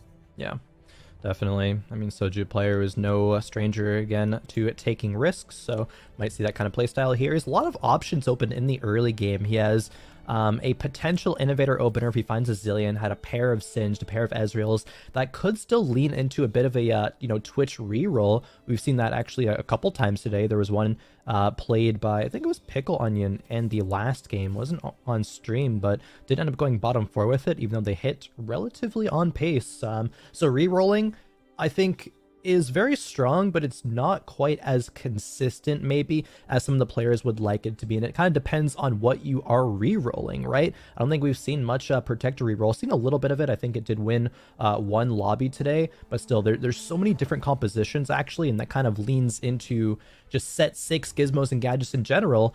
The augments can lean you in a way, can take you in a certain direction you weren't planning for, but if you kind of go along with it, have some decent outs, you can just get top 4s or first places because of it. Yeah, and I'm also reminded a little bit of when Milk was in the World Championships last set, and he just knew that Kled reroll comp like the back of his hand, and I think that's also a big part of it here is familiarity with the comp, right? Even if the comp is strong, reroll comps typically are comps that are a little bit more difficult to just kind of pick up the first time and know exactly what to do, know exactly when you need to roll really hard, when you need to hold your econ, because once you hit that one crucial 3-star, you're going to stabilize. So yeah, I think that's a big part of it as well, to be honest. And but I totally agree with what you say in that even if you know that pretty well, like depending on augments, that can totally change a game. And like a late game prismatic, even for example, can change the way a comp plays. So definitely interesting. Now, talking a little bit about first or 8th style, we see Soju has Merkson already. And there we go. That's definitely a volatile but high ceiling kind of comp. I think we've seen overall Mercs do pretty well today. Generally when the cash outs happen, they get enough power to transition. Soju's one of those players who is good while piloting mercenaries, is not usually going to get to the scenarios where you're cashing out on 1 life, not transitioning in time and dying. He's probably gonna do it a little bit better than that as we move into the stage 2 carousel. We see a gangplank with a sword. That's definitely going to be snapped up quickly, and yes, Bertosaurus does grab it. Seeing the augment choices for everybody as well. Ooh, Bert, okay. Bert going that mercenary direction as well. Hit that Merc heart. Yeah, I actually had a peek over at Bert's board earlier, and I believe they had Mercs in at 2-1, and they already had Tangled at 2-2. Oh, wow. So definitely, it's going to be interesting, and I think this is a dynamic that's actually very interesting when there's multiple players playing that mercenary board in the early game, because sometimes what ends up happening is they both, in an effort to make their board as weak as possible, end up playing very weak boards, and if they don't run into each other, it can be really interesting because they might end up taking way more damage than you'd expect. We see Bert has actually taken pretty close, in this lobby, maximum damage, 8 damage a turn, meaning he has not killed a single unit thus far in this game, and so that's fine for now. But those, you don't have unlimited HP unless you run into a metabolic. That's permanent damage. So definitely going to need to be careful when you're playing that. Jumping on board with Solus here, though, we've actually seen. I feel like the Innovator games we've seen, especially 7 Innovator, have been very, very high performing today, and we see that Innovator emblem already on the buy, meaning 7 Innovator is on the table in the late game. Yeah, Tome is so good to take now that it's a silver tier augment. You can get the early, mercs, you can get the early innovators, and you can, just have that dictate your game plan, right? The augments do dictate it to some extent, and if you already have an innovator emblem, you can plan for the dragon in the late game, right? Because with Solus's composition here, a Vi 2 with a Bramble, this is such a win streak board. Talking about, players taking max damage, Bert takes max damage again, takes a full 10 damage. Bert's going to be, 50 something by the time Krugs rolls around. That's crazy because of, again, players like Solus having such a strong opener. Yeah, absolutely. And I did just check, and Bert and Soju are actually playing each other. So one of them is going to snap their streak. So maybe you should have said if Bert is lucky, he'll have 50 HP, because if he beats Soju by accident, it could be bad news actually. But that's not what we're talking about now. We actually have the two win streakers at the top of our two lose streakers playing each other. That Vi deletes the Blitzcrank. Lissandra puts Vi in the coffin. Does not pick up the KO just yet. Lissandra goes down. The Twitch is still alive in the backline, but it's not going to be enough. That Bramble lets Vi too with the Innovator. Pretty big win here, and Solus off to a very, very strong start as we jump into this 5th game. Looks like Soju beat Bert as well, actually. So Bert doesn't drop to the 50s, but does keep his streak. And more importantly, Soju's streak does come to an end. Does not get that high of a cash out, because I don't think Soju even was on Mercs through 2-1. I think he might have only had like a 2 or 3 loss streak. He did get actually a Misfortune 2 here. Wow, that's honestly not bad for that Merc cash out. Maybe you can try to win streak with that one from here. Yeah, absolutely. I mean, if you're going to cash out, it's nice to get a big power spike, right? Because I think that there's a couple different styles of playing Mercs, and obviously the most effective one, it seems like, is to, kind of go all in on this giant cash out and then, get so many items and components and gold that you're just strong enough to, like, kind of win out from there. But you can also just have Mercs in and play this kind of mixed style where, if you win rounds, you get, like, normally 1 gold, but if you lose rounds, maybe if you're like, you'll pick up an item or you'll have like an extra reward, but you can kind of try to just have it into like almost like a pseudo Yordle where with like some higher peaks. So actually this is a pretty strong start as well. We see Talon 2 online already, as well as Darius 2, Lissandra, a Blitzcrank. So I think this is a pretty strong board from JD. What do you make of this one, Khroen? Yeah, a strong board, but some not great value from that augment. That's actually a Merc Heart here as well, but no mercenaries that he has. So dead augment, unfortunate, and is not win streaking, right? Did lose that last round versus Solus. Kivix and Solus actually both aggressively leveling here. Can't run into Solus again, but might run into Kivix. No, runs into Goobums instead, who another player that slams an early locket.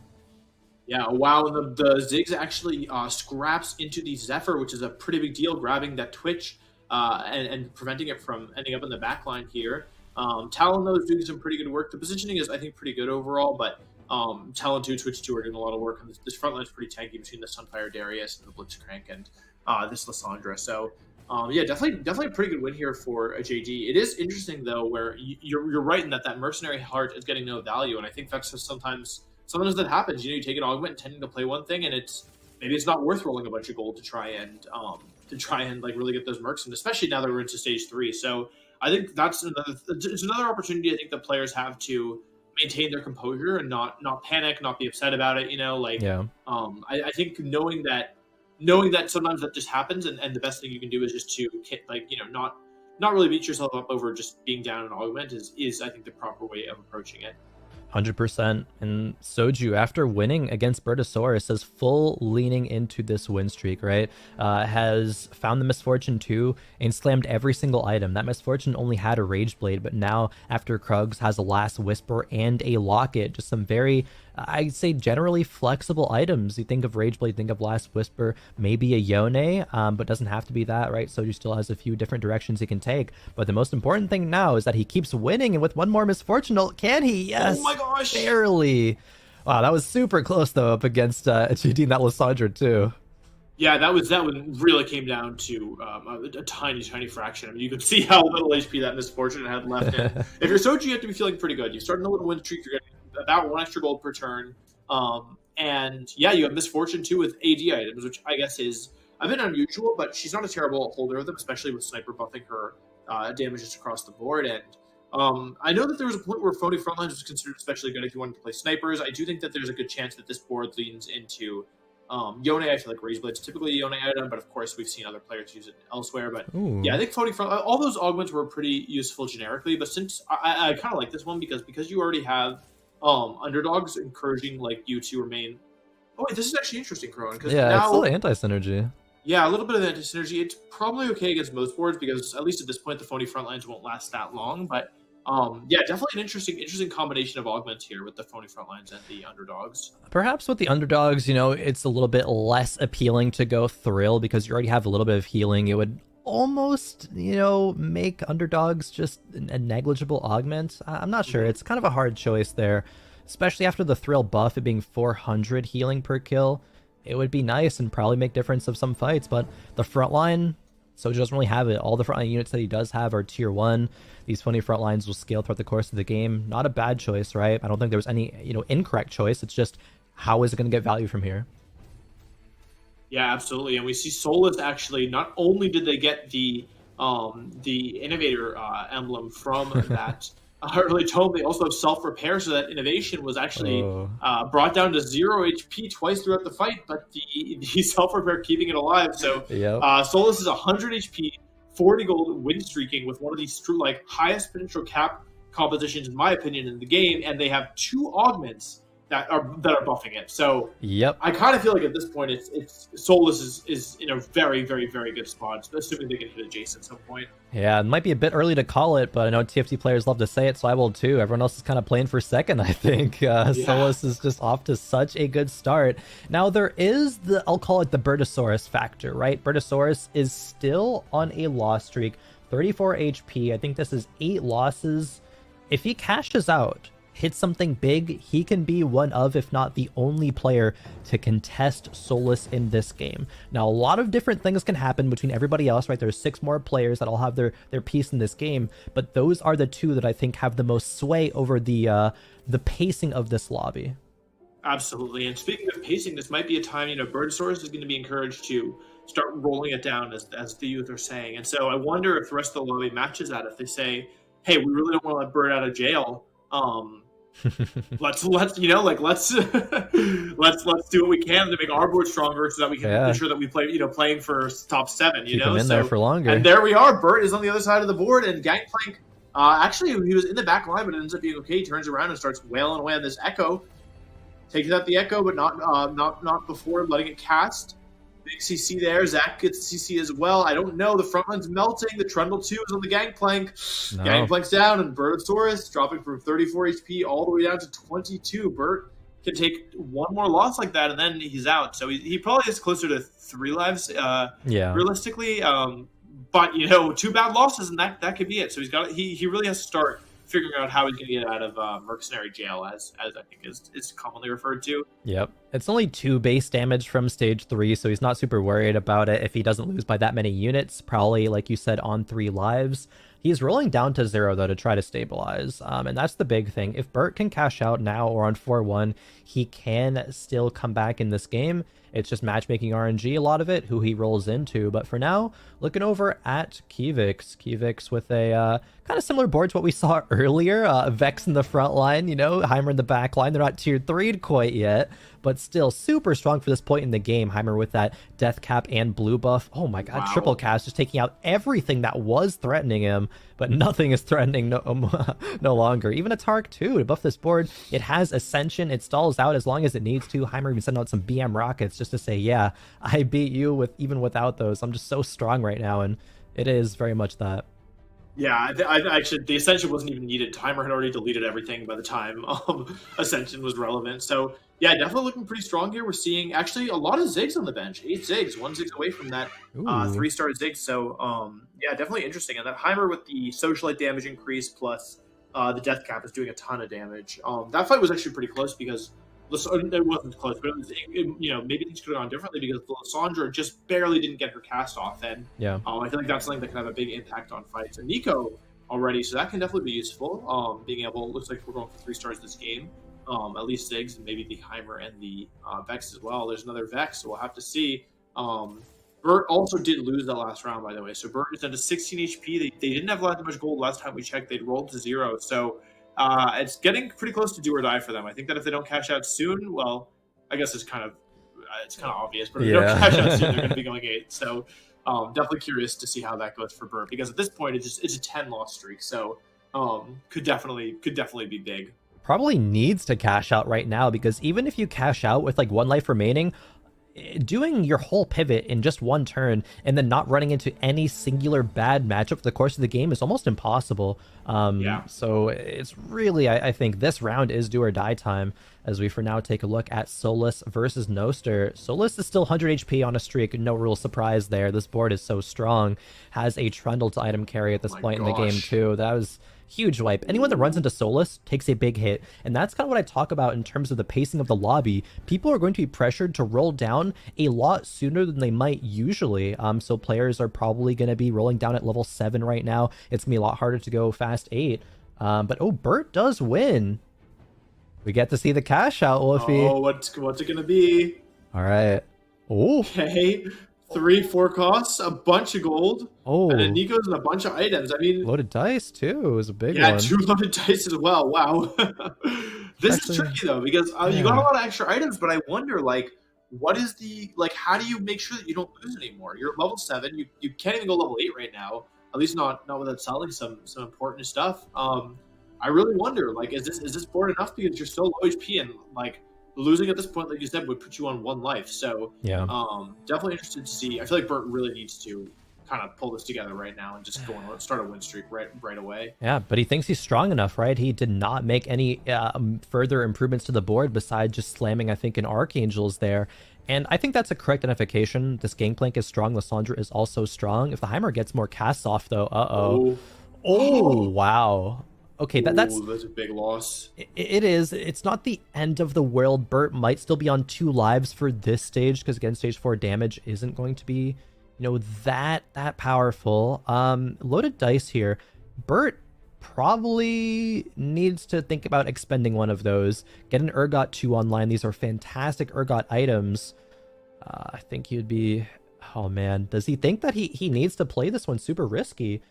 Maybe, because he is kind of on that bubble. He's 13th place coming into this one. That is, over the halfway mark, but he needs to make sure he gets at least a 4th this game. And, oh, Bert's playing so greedy. He's greeting out 1 more turn. Probably going to level to 8 next one. Roll down 4 more Urgot.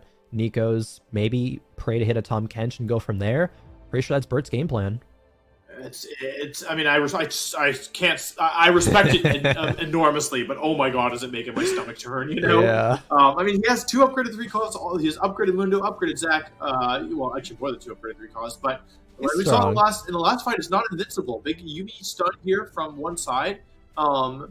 Gangplank is getting gold, farming gold. It's going to be close. The Fiora's still alive, but it is a 1-star Fiora. Yumi's covering the Fiora. Dedge, Seraphine alone. Okay, Bert very, very bravely grits his teeth and pulls it out and makes it to another carousel. So we'll have to see here. I almost wonder, with you have double loaded dice, you have a Nico, and you already have Mundo 2. I wonder, would you ever consider maybe trying to go for a 3-star Mundo here? I mean, I know it's a bit unconventional, but if it's uncontested, I mean, like, maybe that's what you need, like, to turn it around. Definitely unconventional. If he misses, then his game is pretty doomed. I think it's very risky, and I think it's super unlikely. Not many players would do that. Even if you get Mundo 3, he's not going to fully carry. If your damage is lacking, that Mundo can still be dealt with. There is a potential, like, if he does high roll, then he gets that, he can still have a top placement with it.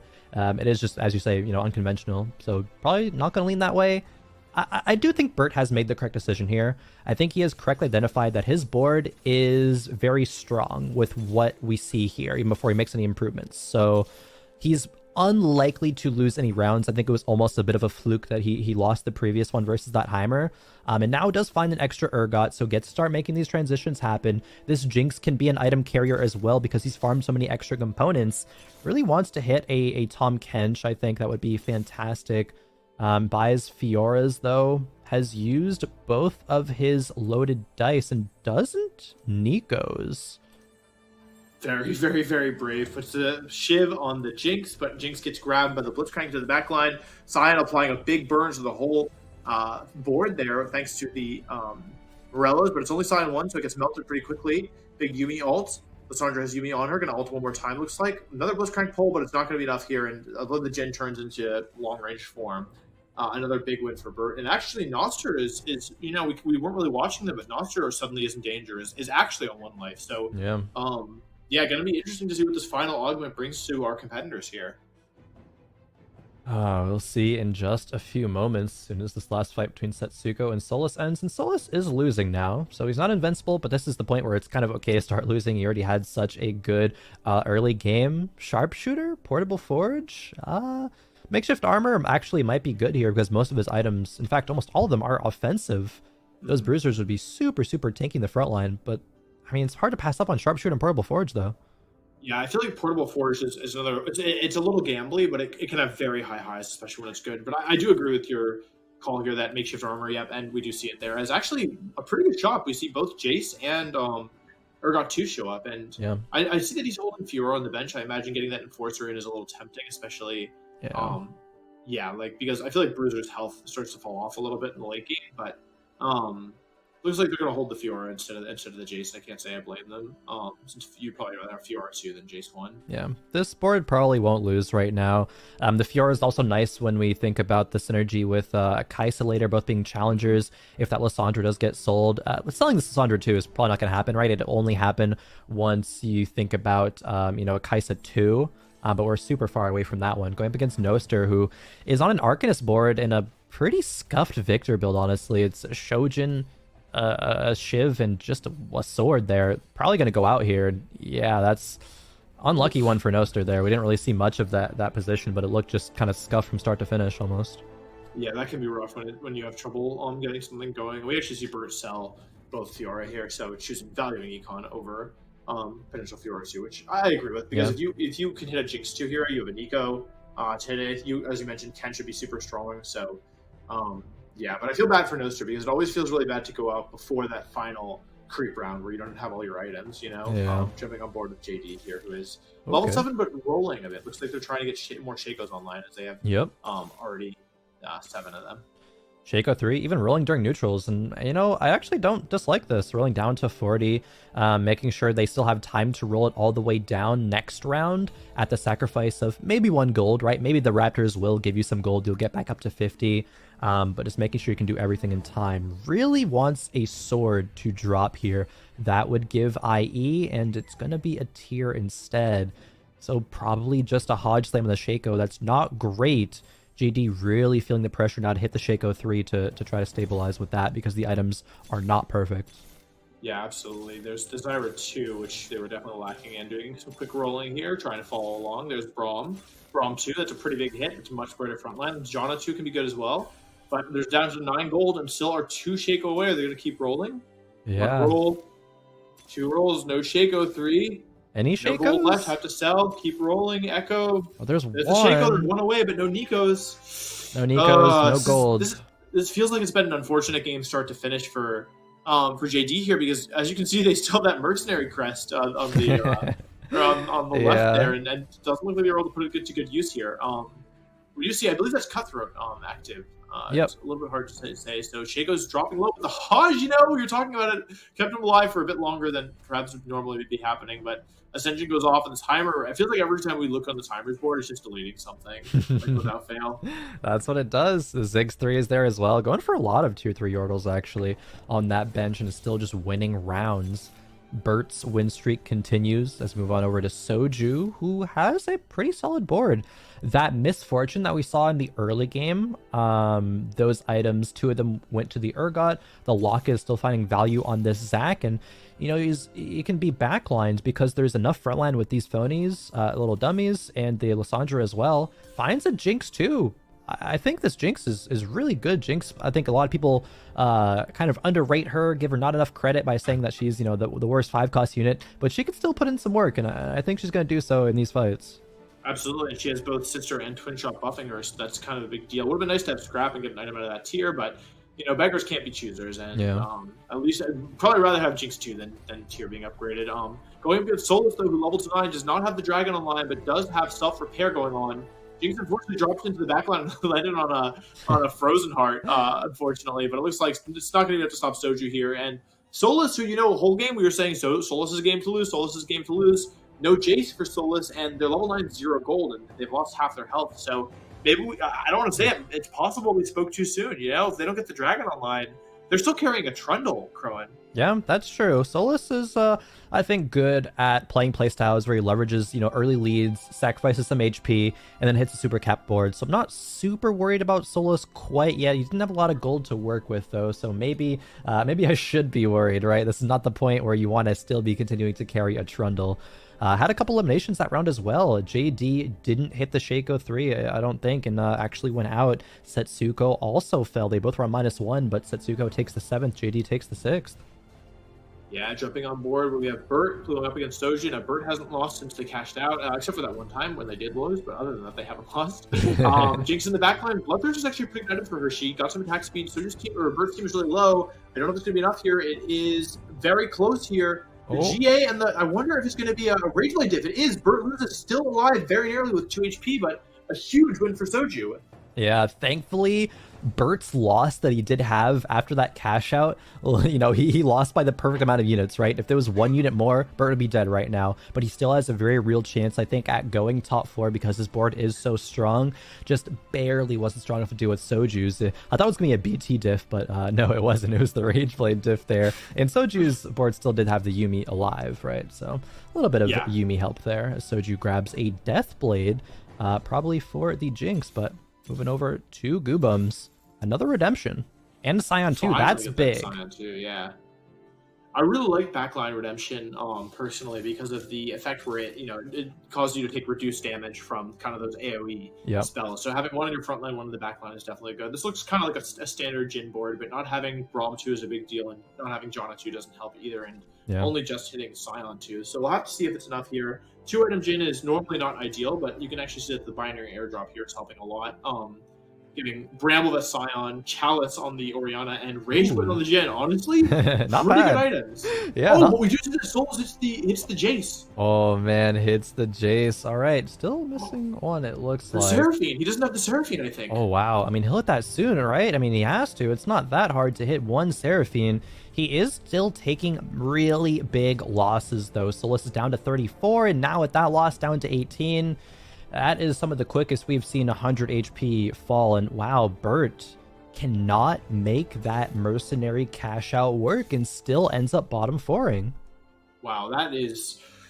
You know, we said there's 2 people to keep your eye on. There's 2 people playing for first. It's Bert and it's Solus. And Bert is 5th, and Solus is sitting in 4th with, last we checked, no Seraphine, just the bear. And so it's... Yeah, I mean, it's kind of the magic of TFT, right? Like, I guess, you know, on the one hand, you might say, oh, it's so frustrating. You know, he was winning all game and now he's losing. But that's also kind of one of the nice things is that you can always come back, right? You should never give up on TFT because even if somebody looks like they're incredibly powerful, maybe they're gonna, you know, maybe they're just gonna really struggle to hit their units. And so, yeah, with that in mind, we are jumping on board here. Slightly worse items from the airdrop this time. I would say more than slightly worse. We have Runon's on the Scion and Deathcap on the Jhin. Now, I mean, I said it was slightly worse, but either this board is a lot stronger than I realized, or Deathcap Jhin is the new meta. I guess with the Heimer, that's going to do it, I think. With only this, my favorite unit in the game, Zizerot's not enough to to stop Gizmos from winning here. Unfortunately, Deathcap Jhin, you heard it here, folks. It's OP. It's the best in slot. Okay, maybe not quite that, but still, Goobums wants to make a lot of value out of this binary. Gets a GA, not the best Janna item, but it's going to go there just to get more binary value. This board is so strong. I think we've seen a few instances today of kind of Jhin flex boards getting first place. They do well against innovator boards. And I think that's a huge deal considering Solus, you know, was in contention, especially if he hits that Seraphine, contention for a nice capped first place looking board.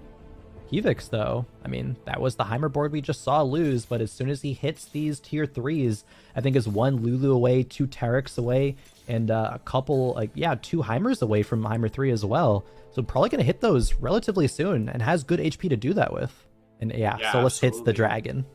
Yeah, we finally see the dragon after a long chase. It's finally shown up, and the dragon on its own is scary, but the dragon with self repair, for me, that's not something that I look forward to playing against. That being said, one really bad loss, and I think Solus could go out. I don't think it's likely to go out in 1, but you have to start getting nervous. We are fighting off against this strong Yordle board again with binary airdrop, as well as Ascension, which, you know, I feel like typically Ascension gets a lot of value early, but in the right situations, it can definitely get a lot of value late as well.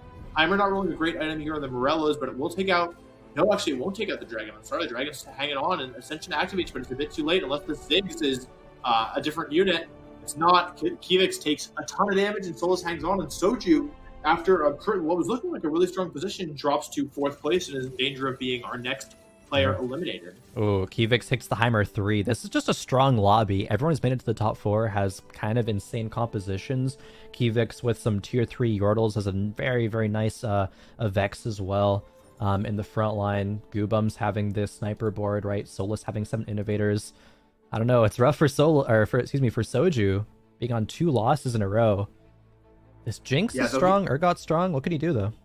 Yeah, I mean, I think the answer is that he just leveled to 9. Maybe he was comfortable saying, all right, I'll give up a couple rounds, but I'm going 9, and then I'll see you guys on the other side. So Sandra gets a big ult here. This is after they just spiked, though. And Zyra, I feel like every time I look at Zyra in this tournament, it's just stunning at like 5-6 units.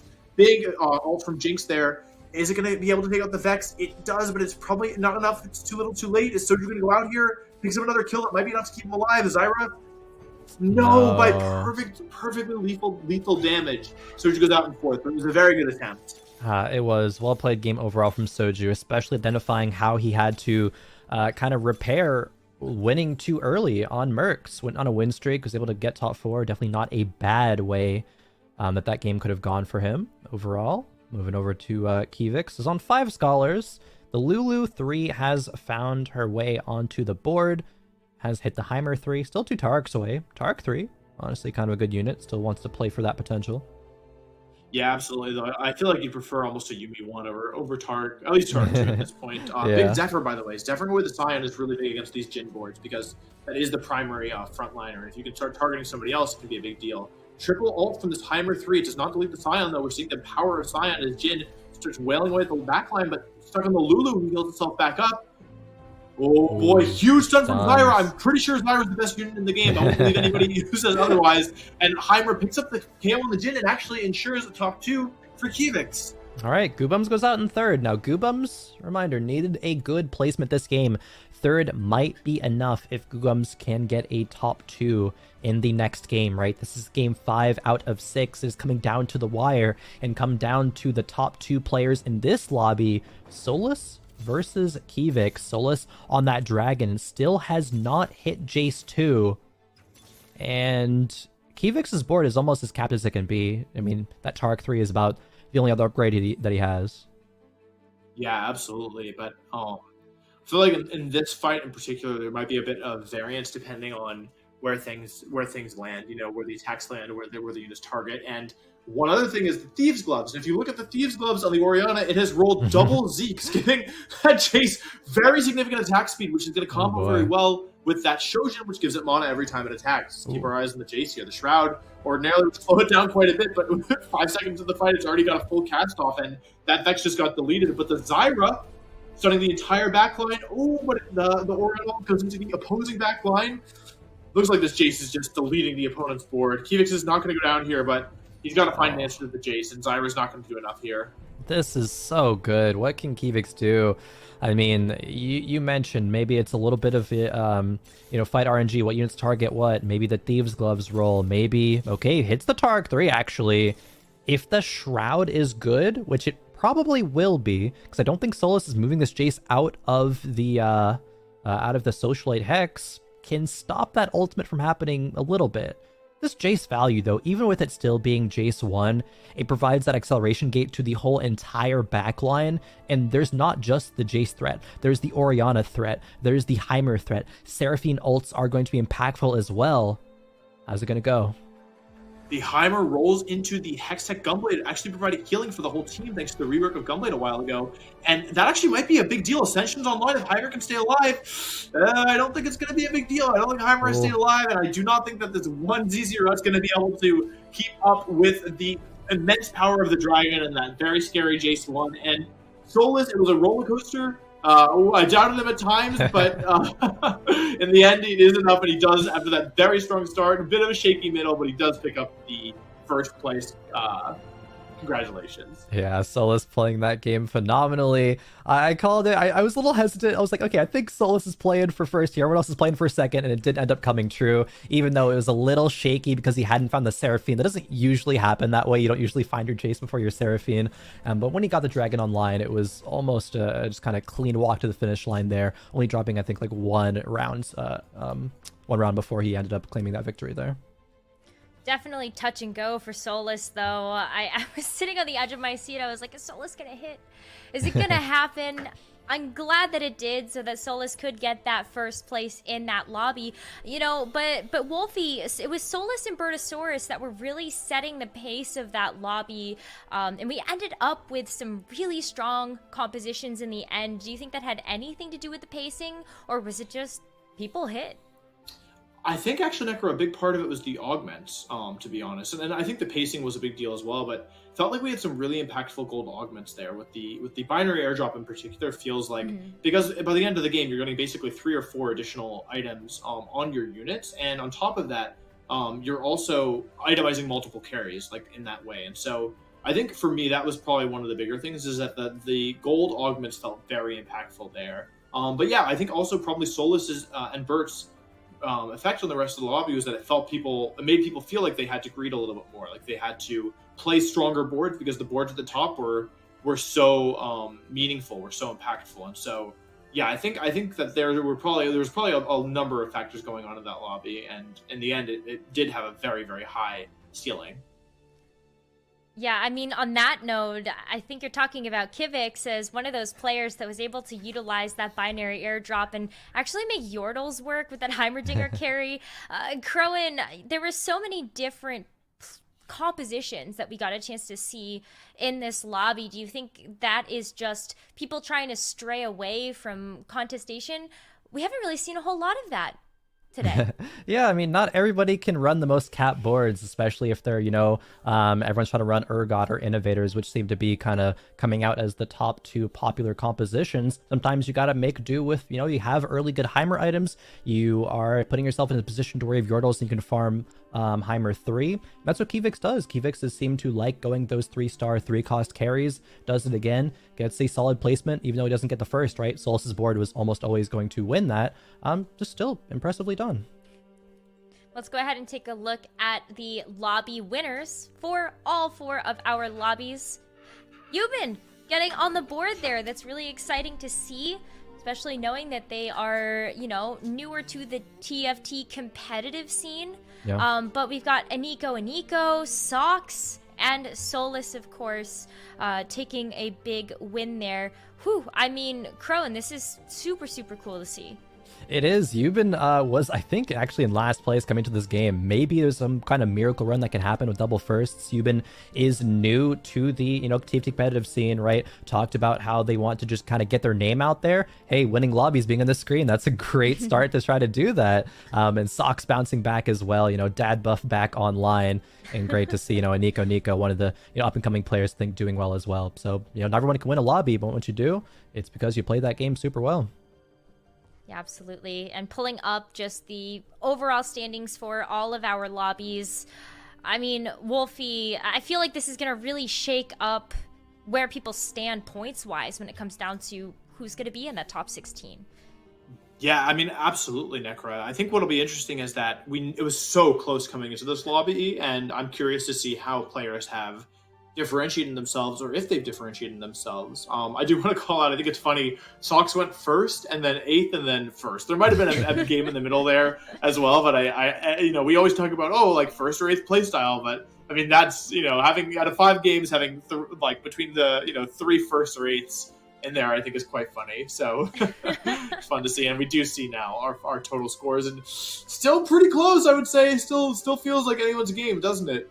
Yeah, it really does. I mean, hey, Socks is in first place, though, so definitely Dad Buff coming back into play, but not too far behind. We've got Darth Nub, Kivix, Covenel, Robavana Knob. I mean, look at this. Khroen, this is tough. This is a tough call. 31 points to 36 points right now in the top 16. Yeah, even these players who are on the left side right now in those brackets are not safe. Maybe like Socks and Darth Nub and Kivix can, maybe that left column can be safe. But there's still, I think there's 10 players in the middle there that are within 4 points. It's still a very intense, a very impactful game 6. Unless you're all the way up there, again, you probably still got to be, giving it your all, maybe playing some risky styles and saying, hey, I really got to get a first here to solidify my placement. Yeah, it's going to be intense because we still have one more game to go to see who is going to be moving on to day 2 of the Gizmos and Gadgets mid-set finale. But Khroen, Wolfey, thank you so much for bringing us through games 1, 3, and 5 today. Khroen, do you have any final thoughts before you sign off for the night?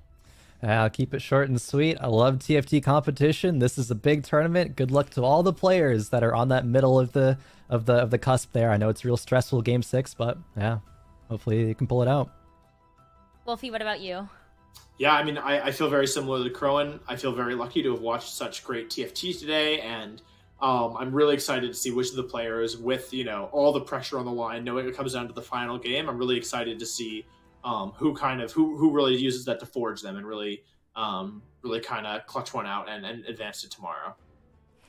Absolutely. Day 2 and day 3 are going to be absolutely stacked, if day 1 hasn't already been so. But we still have one more game to go. So as we go into the break, viewers at home, check out fantasytft.com. If you've been playing all day, well, this is your last chance to get your predictions in and hopefully win some rare little legend eggs. So make sure you do that. We're taking a short break. When we come back, game number 6 in the conclusion of day 1 of the mid-set finale.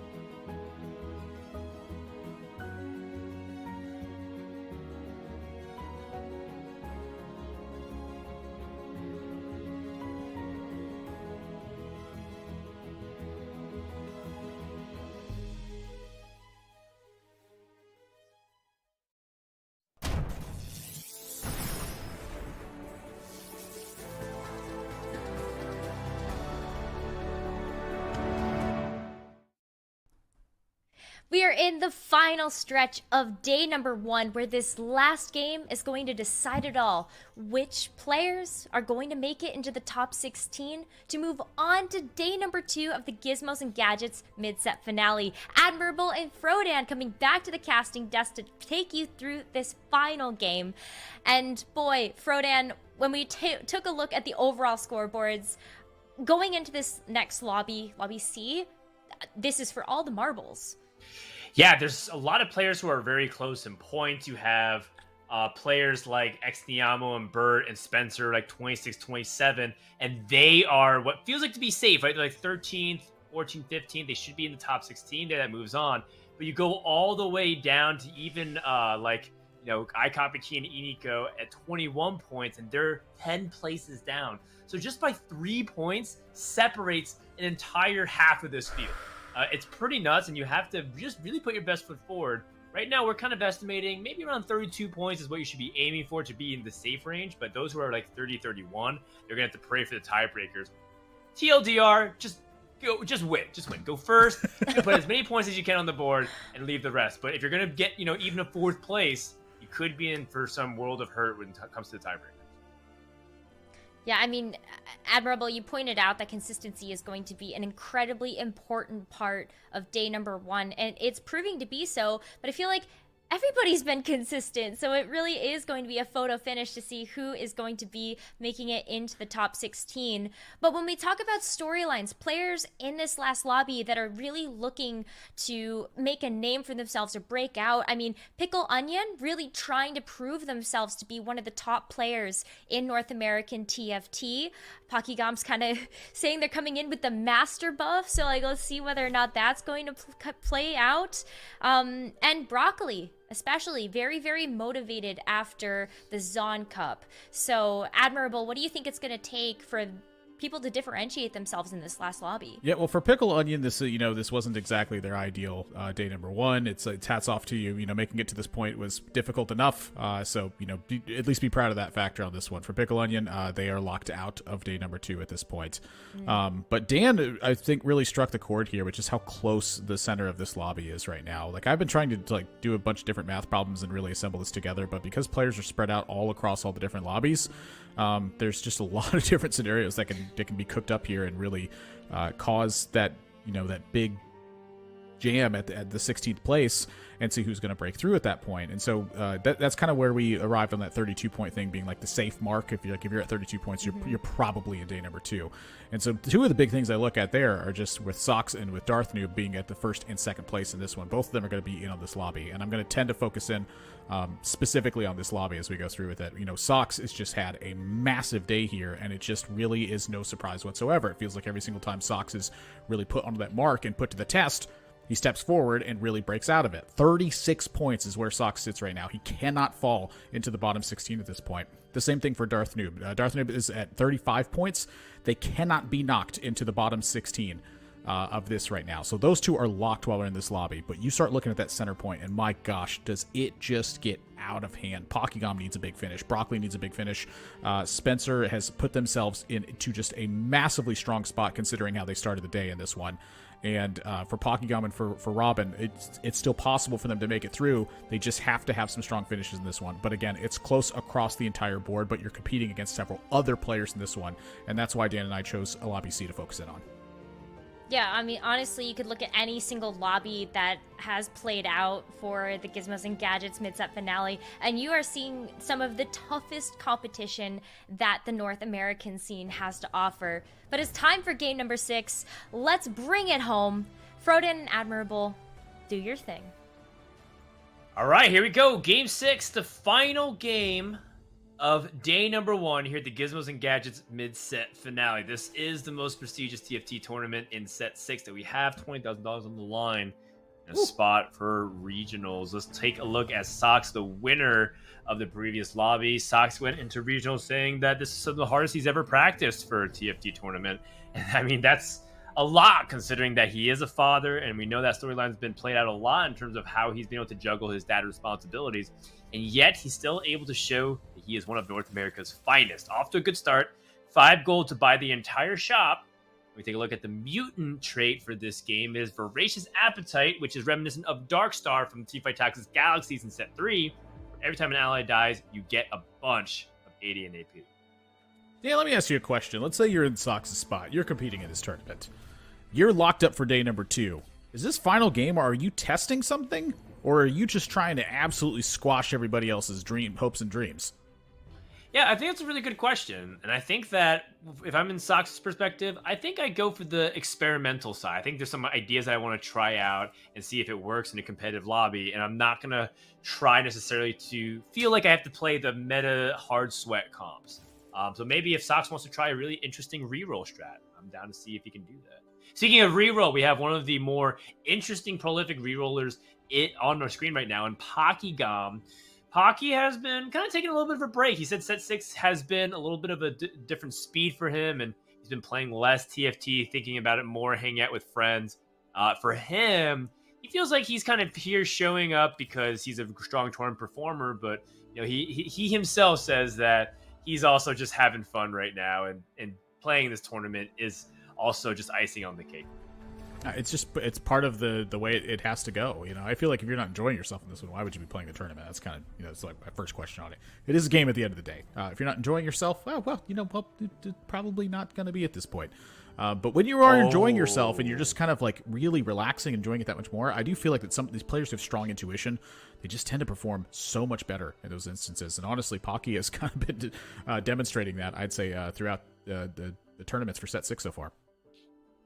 Yeah, I'm really intrigued to see if Pokygom is going to consider slamming a ZZ Rot portal sometime in the near future. He does have Voracious Appetite, and that's something that scales with the mutant trait. If you have the Construct die, it counts as another ally that has fallen, therefore it gives you that AD and AP to your team. And so the name of the game when you're trying to play this strategy is you try to make as many Zerat portals and as many Guardian Angels as you can, because the idea is that your mutants will stay alive, things like Malzahar and Kaisa, and they'll keep casting through their deaths, and then they'll continue to get stronger and stronger. So I am intrigued to see how Pokygom chooses to play this. Stuff like Phony Frontline as well kind of contributes to that. All sorts of stuff really adds into that factor. It's one of the more interesting builds, I think, because suddenly I look up and sometimes my team is evaporated. Hopping over to Spencer's side, Spencer did not have a super strong start to this day. But when you look at how Spencer is shaped up now, Spencer's sitting at 13th place at 27 points. One strong finish here, and Spencer has found themselves in day number 2. Because when you start off with a 4th and then a 7th, it's like, oh, yeah, not exactly where I was hoping to be with the start of this one. But throughout all of the tournaments that Spencer has played, they've been very consistent and continued to find themselves in these top-shaped spots over and over again. Yeah, Spencer's a really exciting player to watch for sure. He has built different 1, which does help guarantee that he has that early game strength. Maybe he ends up staying on built different boards. Maybe he ends up transitioning out. There's definitely a couple of trains of thought of how you should approach a built different board. Whether or not he chooses to reroll is also on the table, as we've seen some players like Kivix able to execute that pretty well. And that's why they are some of the players that are on the top of the standings. Finds misfortune. So with built different in general, you're looking for a lot of units that scale very well with attack speed in particular. The health is nice for sure. But that's why units like Talon and Misfortune are very powerful, because they get repeated casts. You also have some really good opportunities for Scholars and Enchanters to get multiple casts. People really like Lulu, for example. Some people really value Zyra very highly already, even if you're not even playing a built different board. And Spencer going to go for a level 5. This is something I was curious about as well. If he wants to continue to secure a streak, it is paramount that he keeps winning throughout the entirety of Stage 2. Wow, slams a Shroud as well. My gosh. This is just some aggressive play, and frankly, I love it. Like, this is exactly how you're supposed to play these kinds of tempo comps, to take massive advantage of them and really punish other players for being just that one step behind. If everyone's that one step behind the entire game, guess what? It means you're one step ahead the entire game, and that's a very punishing effect at the end of the day. Yeah, that's right. Like, maybe Piccolonian ends up dying by 2 HP, and that was the difference between shrouding a unit and keeping that Misfortune alive by her hair of her chinny chin chin. So taking a look at how everything is looking with the augments, we do have some economic traits. We also have a lot of combat power. Sox has Knife's Edge. We have some Thrill of the Hunts. And we even have the item grab bag for Broccoli. So a lot of players actually favoring tempo. The only economic trade I see is Pokigam's calculated loss, which indicates that he does want to focus a little bit more on lose streaking throughout it. It's really sad for State because it feels like every time Broccoli's on our screen, we know that he likes to play tempo, he likes to slam, he's taking item grab bag, and he's lose streaking. That's always an awful spot. Oh gosh. No, it really is a tough one to think about. I will say though that, you know, calculated loss is, I think, one of the stronger ones if you could manage to utilize it in a pretty strong degree. Like if you're not taking big hits the entire time, it feels like calculated loss is just absolutely a disgusting trait. And something that you'll love to have. But looking at Triple Eight's board here with Weak Spot being the main feature, and you can see up in the top right of your screen sitting at 17th place, 25 points. But there are several players sitting at 25 points right now. Soju and Pokigam are joining Triple Eight in this one, and we're talking a 1 or 2 point difference is just a complete leap in terms of where you sit in the lobby right now. So for Triple Eights here, a top 4 I think is the primary target, and then after that, just moving up one step higher is going to be a major fist pump. He's off to a good start, pressuring Pokigam. Pocky has sold his mutants, by the way, holding on to a Shaco while having 2 bows and a sword. Seems like Pokigam is going to go for an assassin-based roll down, maybe in the middle of stage 3, so we'll catch up with him later on. But for now, Triple Eight is streaking. The only other person to worry about, Spencer, who also is at 100 HP. However, sometimes when you focus a little bit too much on the top, somebody right behind you might end up cutting down. I mean, Robin, for example, is at level 5, a little bit off cadence, which is quite unusual. So when that happens, I'm always scouting a player like Robin, see, what are you up to? Why'd you level at 2-6 to 5? That has to be kind of unusual. Yeah, that is a bit odd. I mean, it tells me that you lost round 1 and then you won your next few rounds. It's looking like Spencer and Triple Eights, though. They're off to a battle. Oh, man, and Chalice already slammed on a Misfortune. It's going to be really tough. Trundle also just right there, working on the front line, getting a lot of damage in. No one's really dealing with it. Misfortune ends up casting and missing the Trundle. It's a really big deal to miss to make it rain. The Trundle's going to go down. Huge. The Trundle got in that last bite, though, and that was such a big difference. That's stun from Zillion now. That's oh my goodness. A big win and a massive setback there for Spencer. Holy moly. Huge scrap coming in big on that one. A Trundle 2 is already very strong at this point. When the Trundle 2 has a Bloodthirster and rolls QSS as well off the scrap, oh, you can't ask for much more than that. Yeah, I think that that was a very fortuitous sequence of events there, from the setup to also the way the abilities end up lining up. So Triple Ace is rewarded with the only person streaking. Let's briefly check in with another player who has all but secured their spot in day 2, which is Darth Noob, second place at 35 points.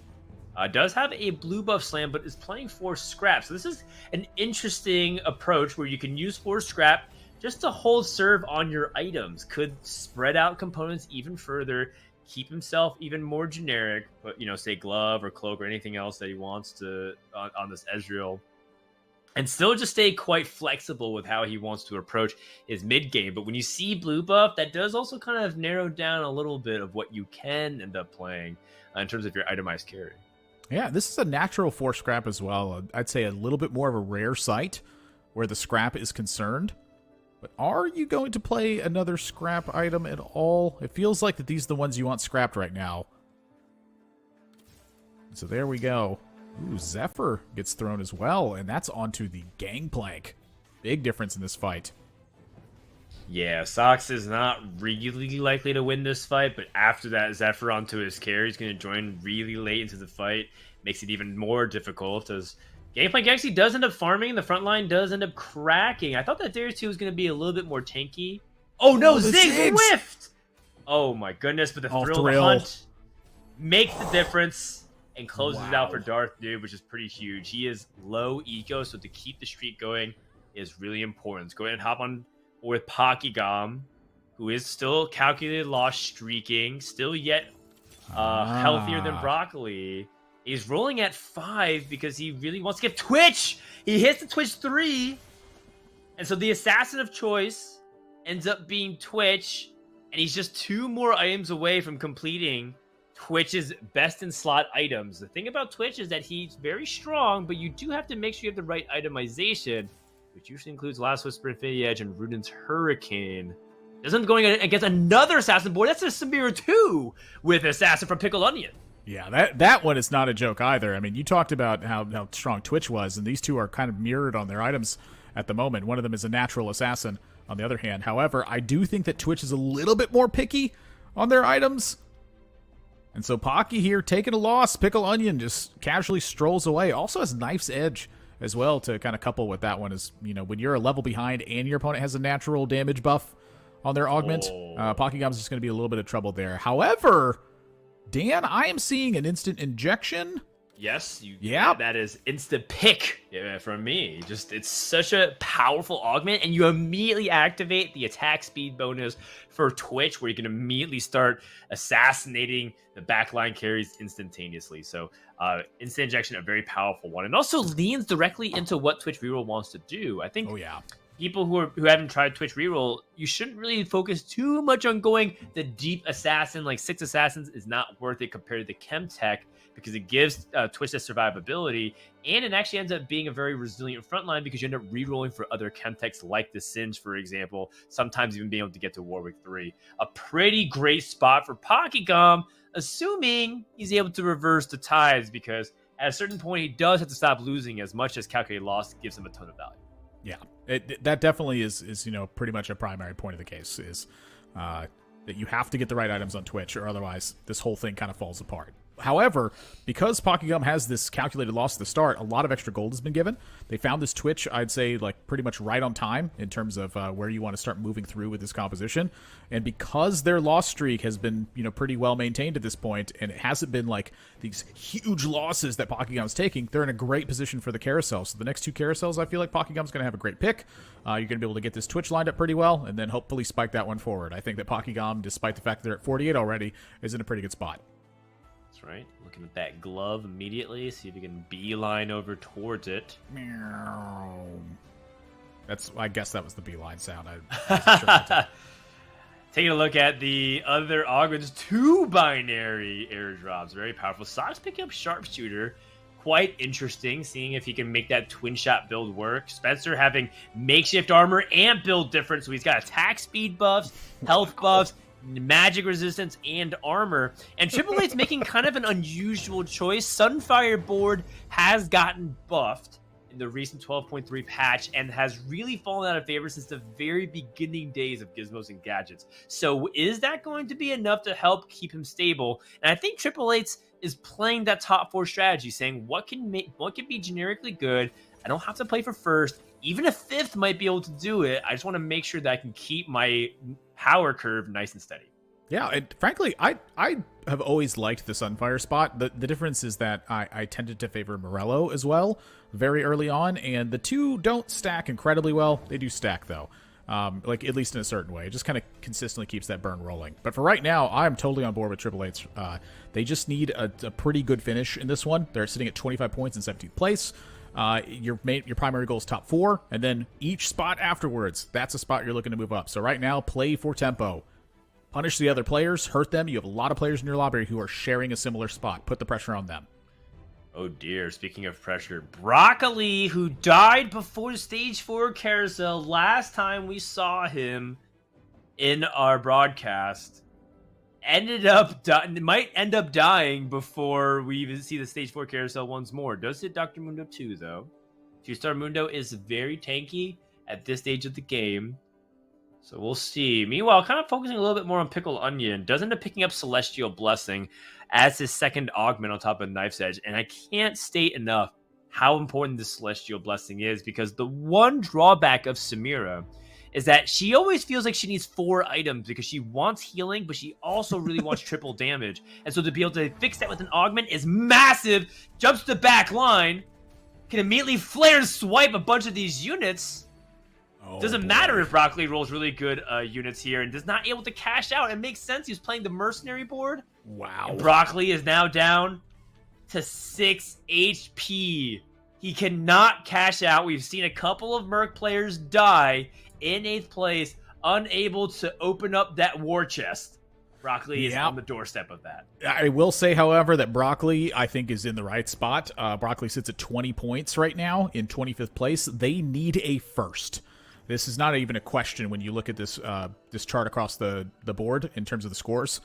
Broccoli needs a first. And so if you are not first, you quite literally are effectively last in this one. So for Broccoli here, I all due respect, you know, this is exactly the way you're supposed to go. You have to finish first place. If you don't finish first, there's just not a point in this game number 6 here. So for Broccoli, I think it's just the right call. It's going to be a really tough one. And we'll see if Broccoli is able to cash out. But in the meantime, for Pickle Onion, doesn't pick up another sword. So we'll see. Let's focus back in on Broccoli. He's looking for another Yone. Yone 2 would make all the difference in the world. He's got to keep rolling. Looking at Is this what he's going to just commit to, though? Blue buff? All right, I guess this is it. Has to really cross his fingers and hope the Zephyr is good enough. Look at this, spreading out the items to try and maximize the binary count as well. All of this, I think, is the right call here from Broccoli as well. Because, again, just has to be first. So here we go, up against Robin. 2 Death Blades on that Tristana with the Last Whisper. That Mundo does not look like they are budging at the moment, Dan. And that means that this MF has plenty of time. Oh, cage business? Robin? Does Robin have the lobby? Does not. And that is a cash out. Great binary value picked up from Broccoli. And what is in the chest? Needs to make space first. Oh my god. Oh my god. It's all gold. Oh no. This is terrible. What? He doesn't have any items so he can collect more binary value? No Nikos? No special items? Oh dear. You got to level 8. Oh no. Oh no. This is awful. I think Broccoli, I mean, while he did get stronger, he did go to 8. This doesn't speak like a first place to me. Well, it doesn't speak like a first place to me either. However, there's still a lot of variables to take place. Now, the big one is that if you lose, you're out. So that's the big one to pay attention to. But right now, it does not look like they are losing. Other players, tending to hold some of their gold here. For instance, you take a look at the other side of the board. That's a built diff plus a makeshift armor. And just some items on your MF right now. Not really having to do too much. But this is way closer than you were hoping for in a spot like this. How was this full loss mercs? I think part of it also is that Broccoli needed to clear up a little bit more space. Maybe there were some 5 costs, right? Like sometimes what ends up happening is in the chest, there are champions. I was not able to pick them up without opening all the... I can't say, though, because it all happens so quickly. But if you're Broccoli, you have to feel deflated. You went for this all-in strategy, and it just did not pay off. And it feels like an 8th place is inevitable. Only because of the HP. Now, Pokegom and Robin are also pretty low. And if Broccoli is able to win out and go to stage 5, there is a remote possibility he's not able to go 8th. But as you said... If you're not first, you're 8th, and it feels like that's exactly the case. That's a Braum 2 on the other side from Darth Noob. A big Vault Breaker. This Lux has no items. The cash from Victor is going to be kind of late, but it might not matter because there's not a lot of AP behind it. All right. Oh, goodness. It's so close. The fact that Broccoli missed the binary item here, I'm just really hoping that's not the difference. Victor does get another cast off. Big deal. So Broccoli lives another round. Okay. So if we find... Oh, that's what I was saying. Victor's on the carousel. If Broccoli finds another Victor as well, that could be one way he gets bailed out, and I think we got to go for it. He goes for the Victor. Now, if a Victor is in any of his shops, this might be... I put might in the smallest italics, right? It's like so small. It's maybe... It's not an 8th. It's a 1 degree... italicization that Khroen has made here. Yeah, it's like size 4 font, you know. It's just very, very, very slight chance he doesn't go 8th, but we'll go ahead and move on at this point because I'm pretty sure we've beaten the horse dead already.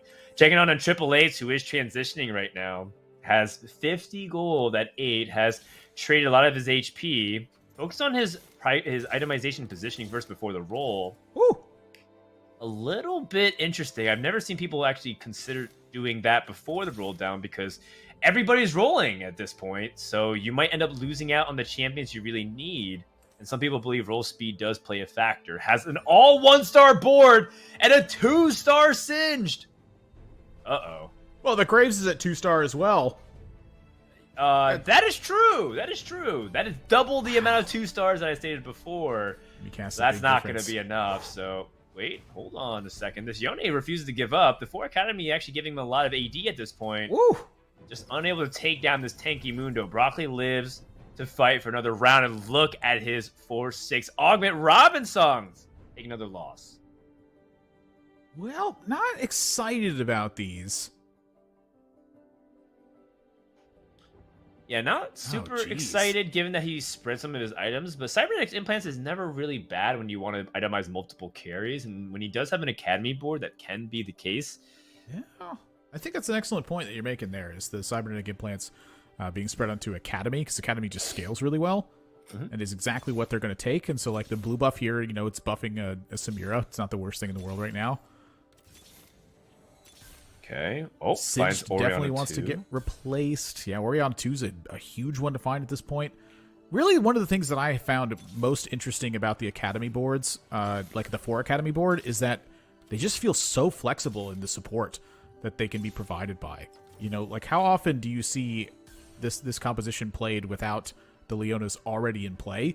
And the answer is pretty rarely. And so the fact that they've gotten to this point, and the fact that the Leona's actually just buffing it up to 6 Academy at this point, I think is a big deal. Interesting. Some really interesting choices across the board here from AAA's, which is to prioritize playing 6 Academy right now, despite not having Academy emblem from what I can see. So you do end up playing some pretty weak units, but just having overwhelming momentum ends up taking down Robin. Robin barely survives and takes at least a 7th place. Broccoli is out in 8th place. He is not in contention. He will drop here on day number 1. This is such an unusual board because, again, there's also like Oriana too. That's on the bench. We passed the Camille. We're still playing the Samira. The Samira with blue buff is very powerful to, you know, battery for Academy. One thing that people kind of misunderstand is that Academy is any ally that casts, not just your Academy units. So Samira having a blue buff and being 20 mana ends up being an opportunity to supercharge all of your AD and AP. So a cool setup indeed, but is it going to be exactly what Triple H is looking for? Because it feels like he's putting all of his eggs into the Yone basket. Well, sometimes that basket's the only thing you have to carry everything. And right now, it's looking like it's going to be okay. Spencer, meanwhile, in the roll down here, is looking for, you know, pretty much just 2 stars at this point. It feels like their board is pretty close to done. Scion is not coming into play, I don't think, unless it is 2-starred.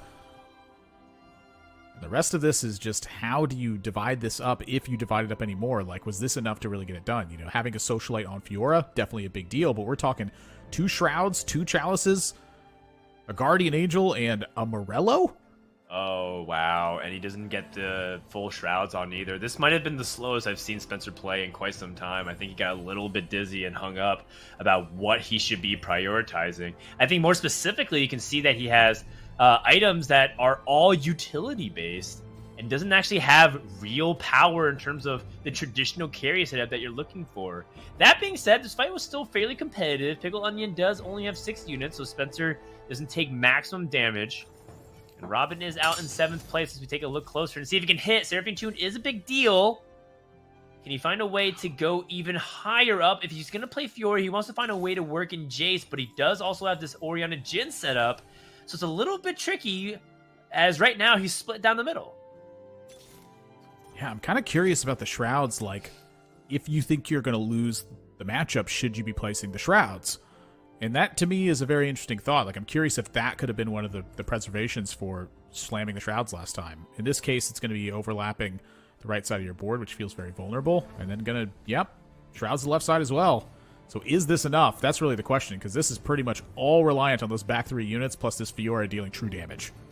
This is not a lot of power, but it's a lot of sustain, and you do have a good amount of utility through the Oriana. Oh my goodness, this Fiora is getting another Blade Vault off. It's gonna just take another L here. Spencer seems like he's just in slow bleed mood. And if he's gonna just continue to bleed out, he's aiming right now for 6th place.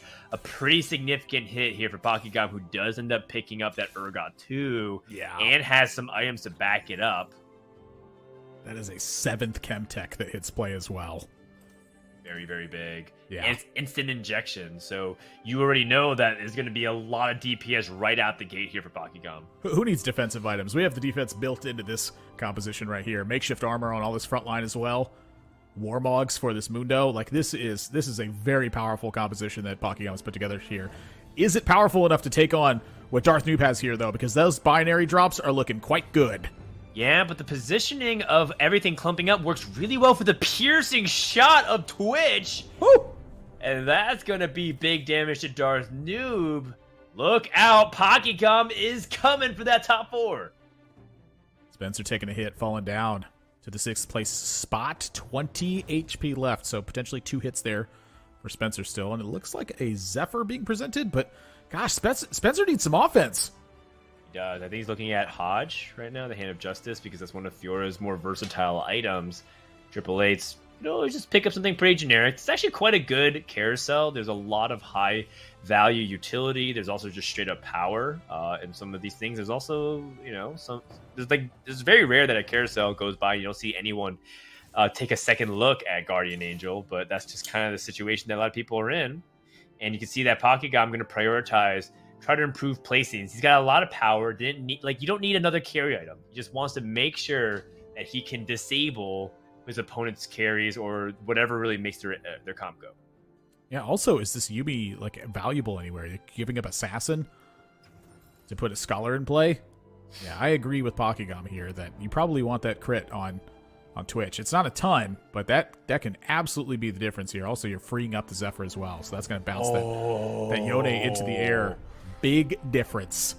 Big difference indeed, and Yone doesn't have that Guardian Angel, so he can't really work through his death animation. This is big damage to Triple Eights, and all of a sudden, Triple Eights, who looked like he was in a pretty decent spot in top 4, might go bot 4 and put his tournament life in jeopardy, depending on how everyone else does. Spencer, another person of interest who is just inside the top 16, who really needs to get that win with the Fiora comp that doesn't have any damage, gets the win over Pickle Onion. Wow, this is just crazy how close this is. Basically, if you are not Sox or you are not Darth Noob, you need to not be in the bottom 4 here. If you are in the bottom 4 at one of those spots, that is tournament life at risk. So for Sox, for Noob, safe. For everybody else, they are gunning for top 4. So 2 players here are absolutely going to take a shot to the gut of these last 2 places. They can look to see if he needs to reposition his Zephyr at any point. Pocky just moves it 1 to the right, catches the Samir for Pickle Onion. That is a Fiora with an Assassin emblem as well, though. And a backline Scion to catch everything to smash. Catches every unit but Twitch. Excellent positioning and maneuvering from Pakigam, as Twitch should be able to clean up everything else here. Just not enough front line remaining for Pickle Onion, who still has yet to go to level 8. Spencer takes a nasty loss, now to 5 HP. Triple Eights gets the win. And now Pocky finds himself top 2 in HP. Taking a look. Nice hit. Another Zephyr for Pakigam. Oh, that is so big. Zephyr just demonstrated how important it is for a lineup like this, where all you're trying to do is get that Twitch to a safe spot. That's it. And if you can manage to do that, a lot of times the fight's just straight up in your favor. When you have a second Zephyr, it's much easier to do than when you just have one. Very much so.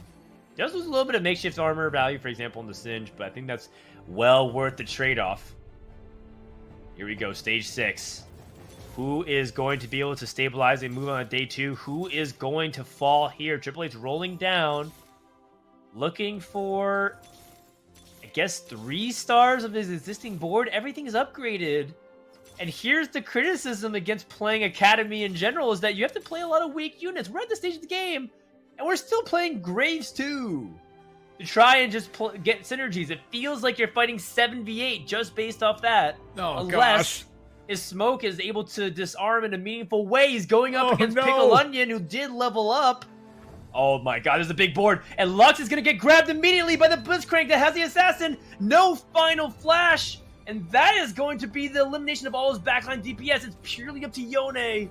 And I don't think it's going to be enough. All for One is just way too strong. How much damage does Triple Eight take? He is dead! Can Spencer save him potentially from a 6th place? If Spencer gets to win, he is guaranteed 5th. He's fighting against Darth Noob. That Fiora is going to pop up one more time. One more Blade Walls to wrap it up. Spencer has earned a 5th place. That's huge. That is a major deal for Spencer. Spencer sits currently at 27 points in 13th place. If Spencer can get a top 4 here, that is massive for their day 2 chance.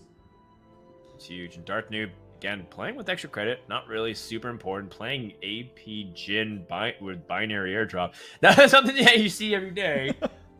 Clearly just trying to play tempo and not greed for best in slot items is nowhere near BIS. Don't let anyone tell you otherwise. A full back corner to anticipate the assassins. But I don't think that's going to stop the onslaught of Pokygum, who's going to Zephyr, 2 of the most valuable units. Janna and Braum, both great anti-assassin units, end up biting the dust the first 5 seconds of the combat, and by the time they land, is it going to be enough? Does Jin enters Curtain Call? The Twitch is dead. The Jin got tossed by the Singed into a safe spot and then healed by Thrill and by the Janna to move up to a safe spot here. Pokygum takes a big hit, and Spencer is out in 5th. I was not expecting that. That the way things were working out initially made it seem like Pokygum had the jump on him, but just as you said, Jin was undealt with, and that's all the damage. There's not really any other source of significant damage source outside of Lissandra with Morello. And you can see that Darth Noob is really just trying to make lemonade. And this is really cool. This is something that, again, is a nice tick in the box of why Darth Noob might be a player to watch out for the rest of the weekend. Golly. These items on Jim just look terrible right now, but, frankly, the lineup is just looking quite strong. That curtain call happens, and not the greatest lineup for what's happening here. Sox, meanwhile, has just been just coasting in first place the entire lobby so far. It feels like Gangplank 3. I've heard legends about the Gangplank 3 build on the EU server. Pokygum is out in 4th place. Darth Noob soaking up every single point possible. It's purely on Pickle Onion to see how many points that he can pick up from this point onwards, because Pickle Onion came in at the very bottom of the standings. Can he take down Sox's Gangplank 3 build? Oh my gosh, those Thieves Gloves items on Tom are not a joke. I mean, just the blue buff. You could have the 3rd slot blank at this point. The blue buff is usually enough. This board from Sox is huge. Yeah, the only issue is that the only unit that Tom Kench will try to devour is the Scion, because everything else is an assassin. So you just got to kill the Scion right away. That's all you got to do. Literally everything else is an assassin. It's just it's Scion plus all of his assassin Scion. Take it down. Oh, Tom is stunned. This is bad. Oh my gosh, Tom just got demolished. All right, that's bad news for Sox if Sox really wanted a first place here. But for Pickle Onion, that's great news, because this is a fantastic way for Pickle Onion to sign off. Yeah, and while Sox's board looks really cool, it does look like it's 2nd place material when Samira 3 hits the board and you have all for one.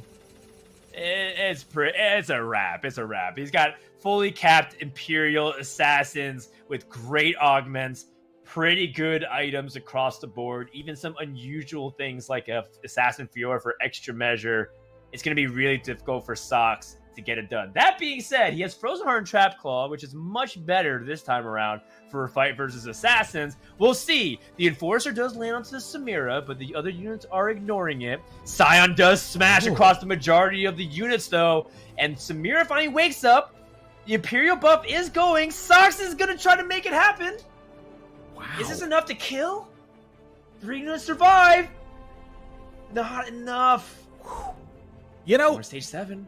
The positioning here from Sox is quite impressive, because I didn't think that the Graves would have, I would say, a strong effect in that previous round. But it actually did. In addition to the Shroud, it also was able to disable a unit twice and then kept getting a twin shot proc in order to deliver, like not an irrelevant amount of damage in that fight considering how close it was at the end. That's just impressive positioning from Sox.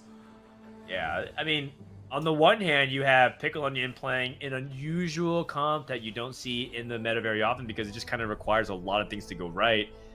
But it is a powerful one that people know. On the other hand, you have Sox, who looks like he's kind of farming a YouTuber, if you will. He looks like he's just trying to make some highlight reels and show how TFT can be played when you're this good. And it's beautiful. My gosh, this is a thing.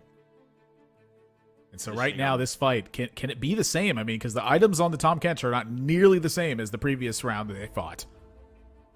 All right, going for the same swap. Trying to see if he can have it as he enforces Samira once more. Not enough health items on anybody else to be able to withdraw it. Gangplank now turns around, focuses Fiora. That Shroud is really big. That Blade Waltz is not able to activate, and I think Sox has the advantage now. Samira finally wakes up from her slumber. She has so much health, but the Devourer is able to stun her for just a little bit of time. Jace does reduce to shreds. Not enough damage remaining. I think Pickle Onion just has too much HP. And that's going to do it. Pickle Onion wraps up Game 6 in the final game of the day with the Samira 3 Imperial carry to send it off for set 6. That's just beautiful. Like, what a sign-off for Pickle Onion there. It sucks to come into the last game of this day and just to not have top 16 be a chance. But to end it with that kind of board on that kind of win, you know what? That's a salute. I mean, my gosh, what a performance at the end of the day. Yeah, and especially just the level of skill needed to execute that final play, especially when it was so back and forth between Pickle Onion and Sox. Just overall, great TFT coming out from Pickle Onion, and I think they accomplished what they set here to accomplish, which is that they're sticking around. This is a player that we're definitely going to be keeping our eyes on moving forward. So fantastic job. But there were a lot of other storylines that played out here. I mean, Sox specifically, very, very high in the overall standings, Khroen. Even though they did finish with a second place, they look good. They look good right now. Yeah, it's always fun when the pressure is off and you just kind of get to explore different ideas. And Sox got to do something that I've heard a lot about. Whenever I was like talking to some EU players, always like, no, but trust me, Gangplank is actually a real carry. You can choose to base your comp around him. I just never had these situations pop up, and that's kind of the beauty of Gizmos and Gadgets. It feels like I could play 1,000 games, and yet I still won't have the opportunity to play some of these niche comps that require you to have certain conditions met. And that's what makes it also kind of sad, because Neon Knights is coming out very soon, and I didn't even get to play all of my comps that I wanted to try out because I just didn't get the augment choices, or the conditions weren't set up. The beauty of being an innovator in the TFT space, right, is that there's so much that you can do, especially with all of the Hex Tech augments. Just the mutations that could come through for every single game really makes it unique every single game that you play. But let's go ahead and take a look at our lobby winners. And look at that. Asa, Pickle Onion, Bertosaurus, Vile. I mean, admirable. This looks great for these players. I mean, I will say that for Vile, this looked like a necessary win. Again, they kicked off the day with 2 8th place finishes, so seeing a first place finish here, in addition to the one we saw earlier, might be enough to get through. Bertosaurus, pretty consistent performance that Bertosaurus has been putting on throughout. 8 challenger, very strong one. Pickle Onion we saw, again, kind of signing off with just, and just an incredible performance at the end, despite not being able to meet top 16. And Asa has just absolutely been stamping their name on the tournament scene lately. My gosh, Asa has just had a fantastic day so far. Yeah, he's one of my favorite players to watch right now because his play is consistent. He has strong theory. He's not ever really making decisions that say it just feels right. Asa has logic and reasoning. He has numbers to back it up. He's very cerebral about TFT, so it's always great. Big shout out to Vile as well. He started off really rough, 2 8th places, and then posted 3 firsts to wrap up the second half of the day. Really great job. And Bertosaurus really to come up big. And look at that lobby. Just you have Setsuko, Gubam, Solus, Soju. and other really strong players across the board. And Burt needed to come out big for Lobby D and gets that dub. I'm actually really curious to how the standings end up shaking up. I also want to note, DQA started off really strong. He ended with 2 8th places, barely squeezes in at 32 points. We talked about how 32 felt safe. If you play 30 to 31, you're basically in tiebreaker land. And at the very bottom, we have Spencer and Pakigam narrowly edging their way in. Wow. That is not a surprise whatsoever. Those are some strong players joining us in day 2.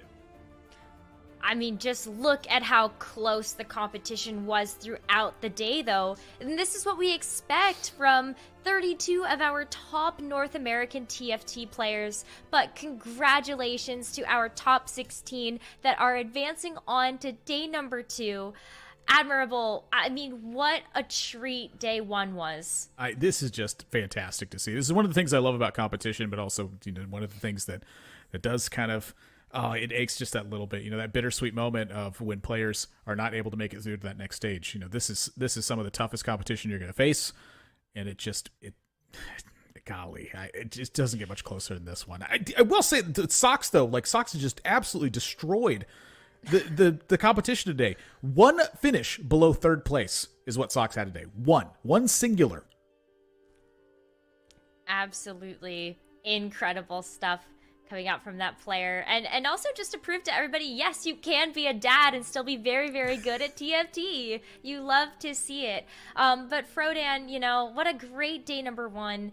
Do you have any final thoughts or shout outs before we kick it to break for an interview? No, I'm just, I think the players that have put a lot of work in have seen some reward, and that makes me feel really good. It's not really about who should be the top 16.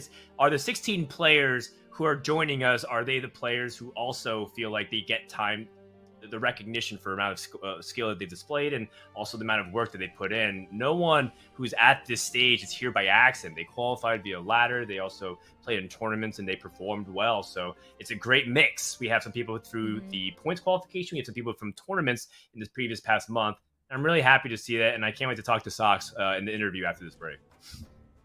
Admirable, what about you? Any final thoughts? Just well said on Dan's end. I mean, I can't say it much better than that. Just spot on. It's not about who deserves to be in the top 16. It's just, are the top 16 players here getting the recognition they deserve? Because again, getting to this spot, that's hard enough. Absolutely. It took a lot of hard work and effort to be able to make it to the Gizmos and Gadgets mid-set finale. But day 1 is over. We're not quite done yet. So we're going to kick it to a short break. When we come back, an interview.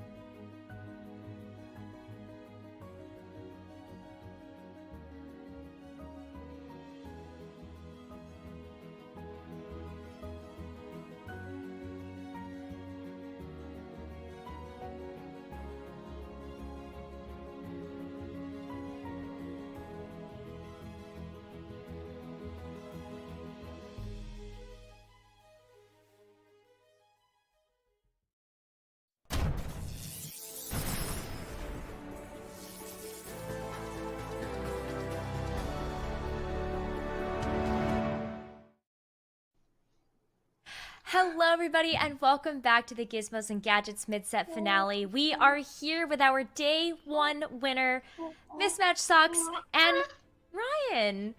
How you doing? Yeah, doing great. It feels fantastic to be here. Ryan feels great to be here. Don't you, little Ryan? Yeah, he does. We noticed. Aww.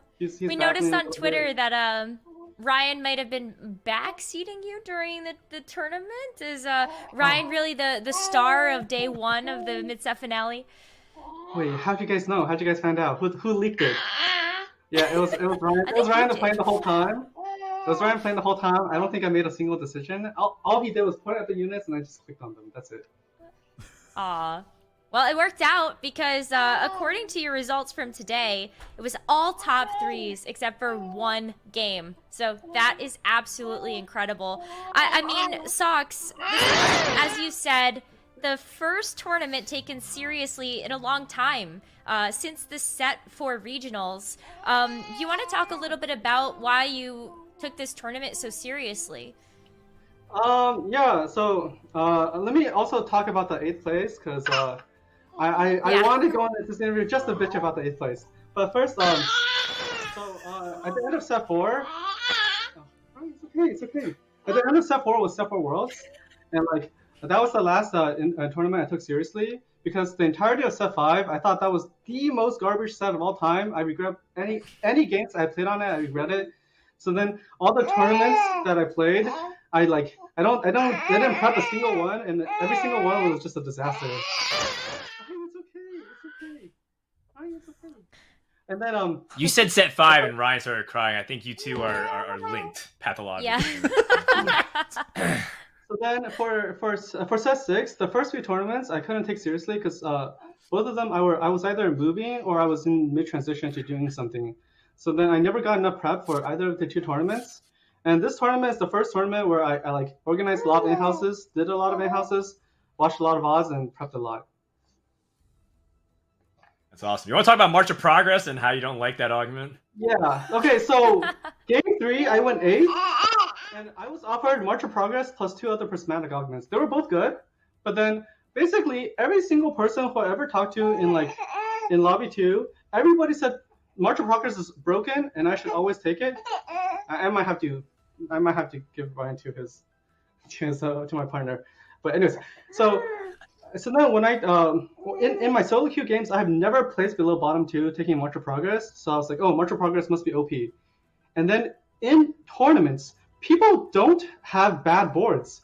Like you can't just like have a fully upgraded 2-star board and expect to win with March of Progress. I had the most cracked level 5, level 6, level 7, and level 8 level 5, 6, 7, 8 board.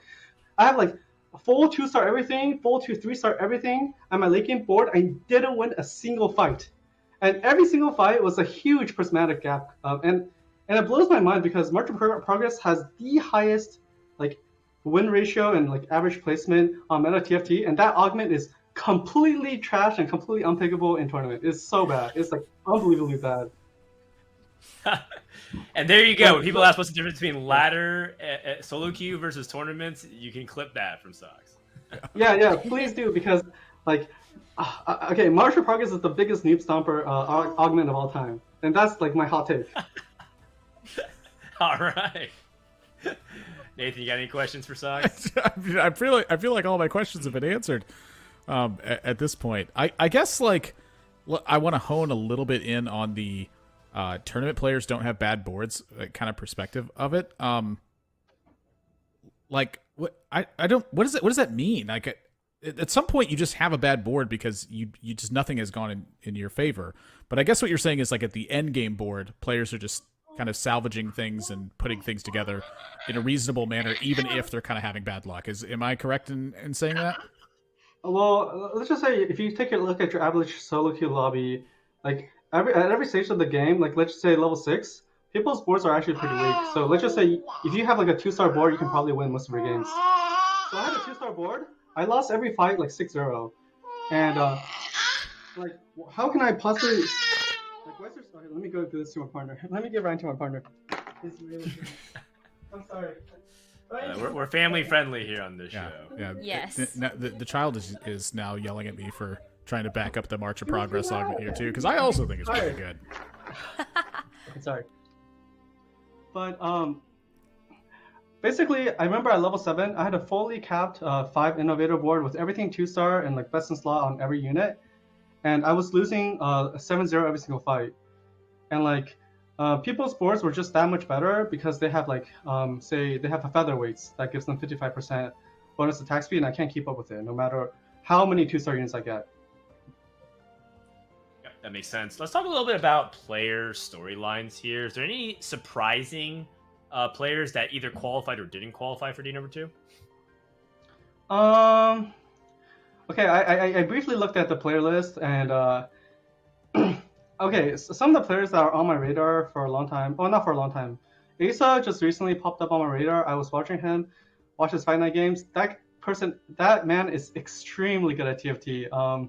And the way he approaches the game is like how I wish I would approach the game. Like he's me, but slightly better, I think. So I'm a little shaky about that. I think if he had just a little bit more tournament experience, he would just probably be like top 5 in A. Okay, so that, and then Darknub is a player who, honestly, like if you ever browse Reddit at any point, if you want like any information about anything, Darknub is the person to give it to you. He's like probably the most knowledgeable TFT player of all time, and he's not even like in lobby 2. He doesn't even talk to Mortdog. He just knows everything. I don't even know how, but like, he does the math of everything. He actually does the math for everything. Yeah, he's the first person to show me why Infinity Edge is better than Deathblade on almost every single AD carry. And I used to believe that Deathblade was better than Infinity Edge because back in the earlier sets, that was true. And then like Mortdog also says that Deathblade is better than Infinity Edge, but that is absolutely not true. Yes. Right, There's a spreadsheet to prove it, and it depends. It's very advanced. If you care about nerd statistics, then definitely check it out. And if you, Darth Dude posts it every single time. But that's really some good shout outs because these players also perform really well today. So yeah, that's what I wanted to ask. Back over to you, Nekkra. Yeah, I mean, speaking of shoutouts though, Socks, this is the perfect time to make any final shoutouts you'd like to make before we send you on your way. Oh, wait, hold on. I was going to grab Ryan again, but I was going to shout out my Orc Beast Coast. Ryan is currently wearing Beast Coast little overalls, and they send us a lot of baby stuff, and it's really, really awesome that they provide Ryan. Oh, here, they're perfect. Speak of the baby. So look, Ryan has a little Beast Coast outfit. You can see how it has this little Beast Coast logo. And Beast Coast, they gave us like a little a baby shower gift as well, and they've been really supportive of me. They've been growing my YouTube channel, so definitely want to shout them out. Also, definitely want to shout out. I guess I've been practicing a lot of TFT recently, and my partner kind of takes the brunt of the work for taking care of the baby. I do what I can, but she does most of the work, so shout outs to her. Yeah, I imagine. I guess that's all the shoutouts I have right now. Can't think of any more. All right, well, Socks, Ryan, it's been a long day, so we're both going to go let you get some well-earned rest as you prepare for day 2 of the Gizmos and Gadgets Mid-Set Finale. Congratulations again on your first place finish today. Thank you. Oh, they're so cute. I love that we are so family friendly here. I love it that Ryan gets to be involved and that, Socks gets the dad buff, clearly, after this day 1 performance. Yeah, he gets the dad buff. We got to see what also the average Soju viewer looks like. It's great. We got a really good interview session there. And Socks crushed it today. I'm really impressed by a lot of diversity that he was able to show in terms of his gameplay. And his hard work and preparation did pay off. I played in some of those in-house lobbies, and he was full on sweating, and he was like unafraid to go 8 while trying to push the limits on a bunch of stuff. So I'm really proud of him, and it's great that he was able to also showcase the family aspect of it as well. He put a lot of time and effort, and he's a dad. True, absolutely true. Well, flexibility, creativity, and consistency allowed our top 16 players to move forward to day number 2.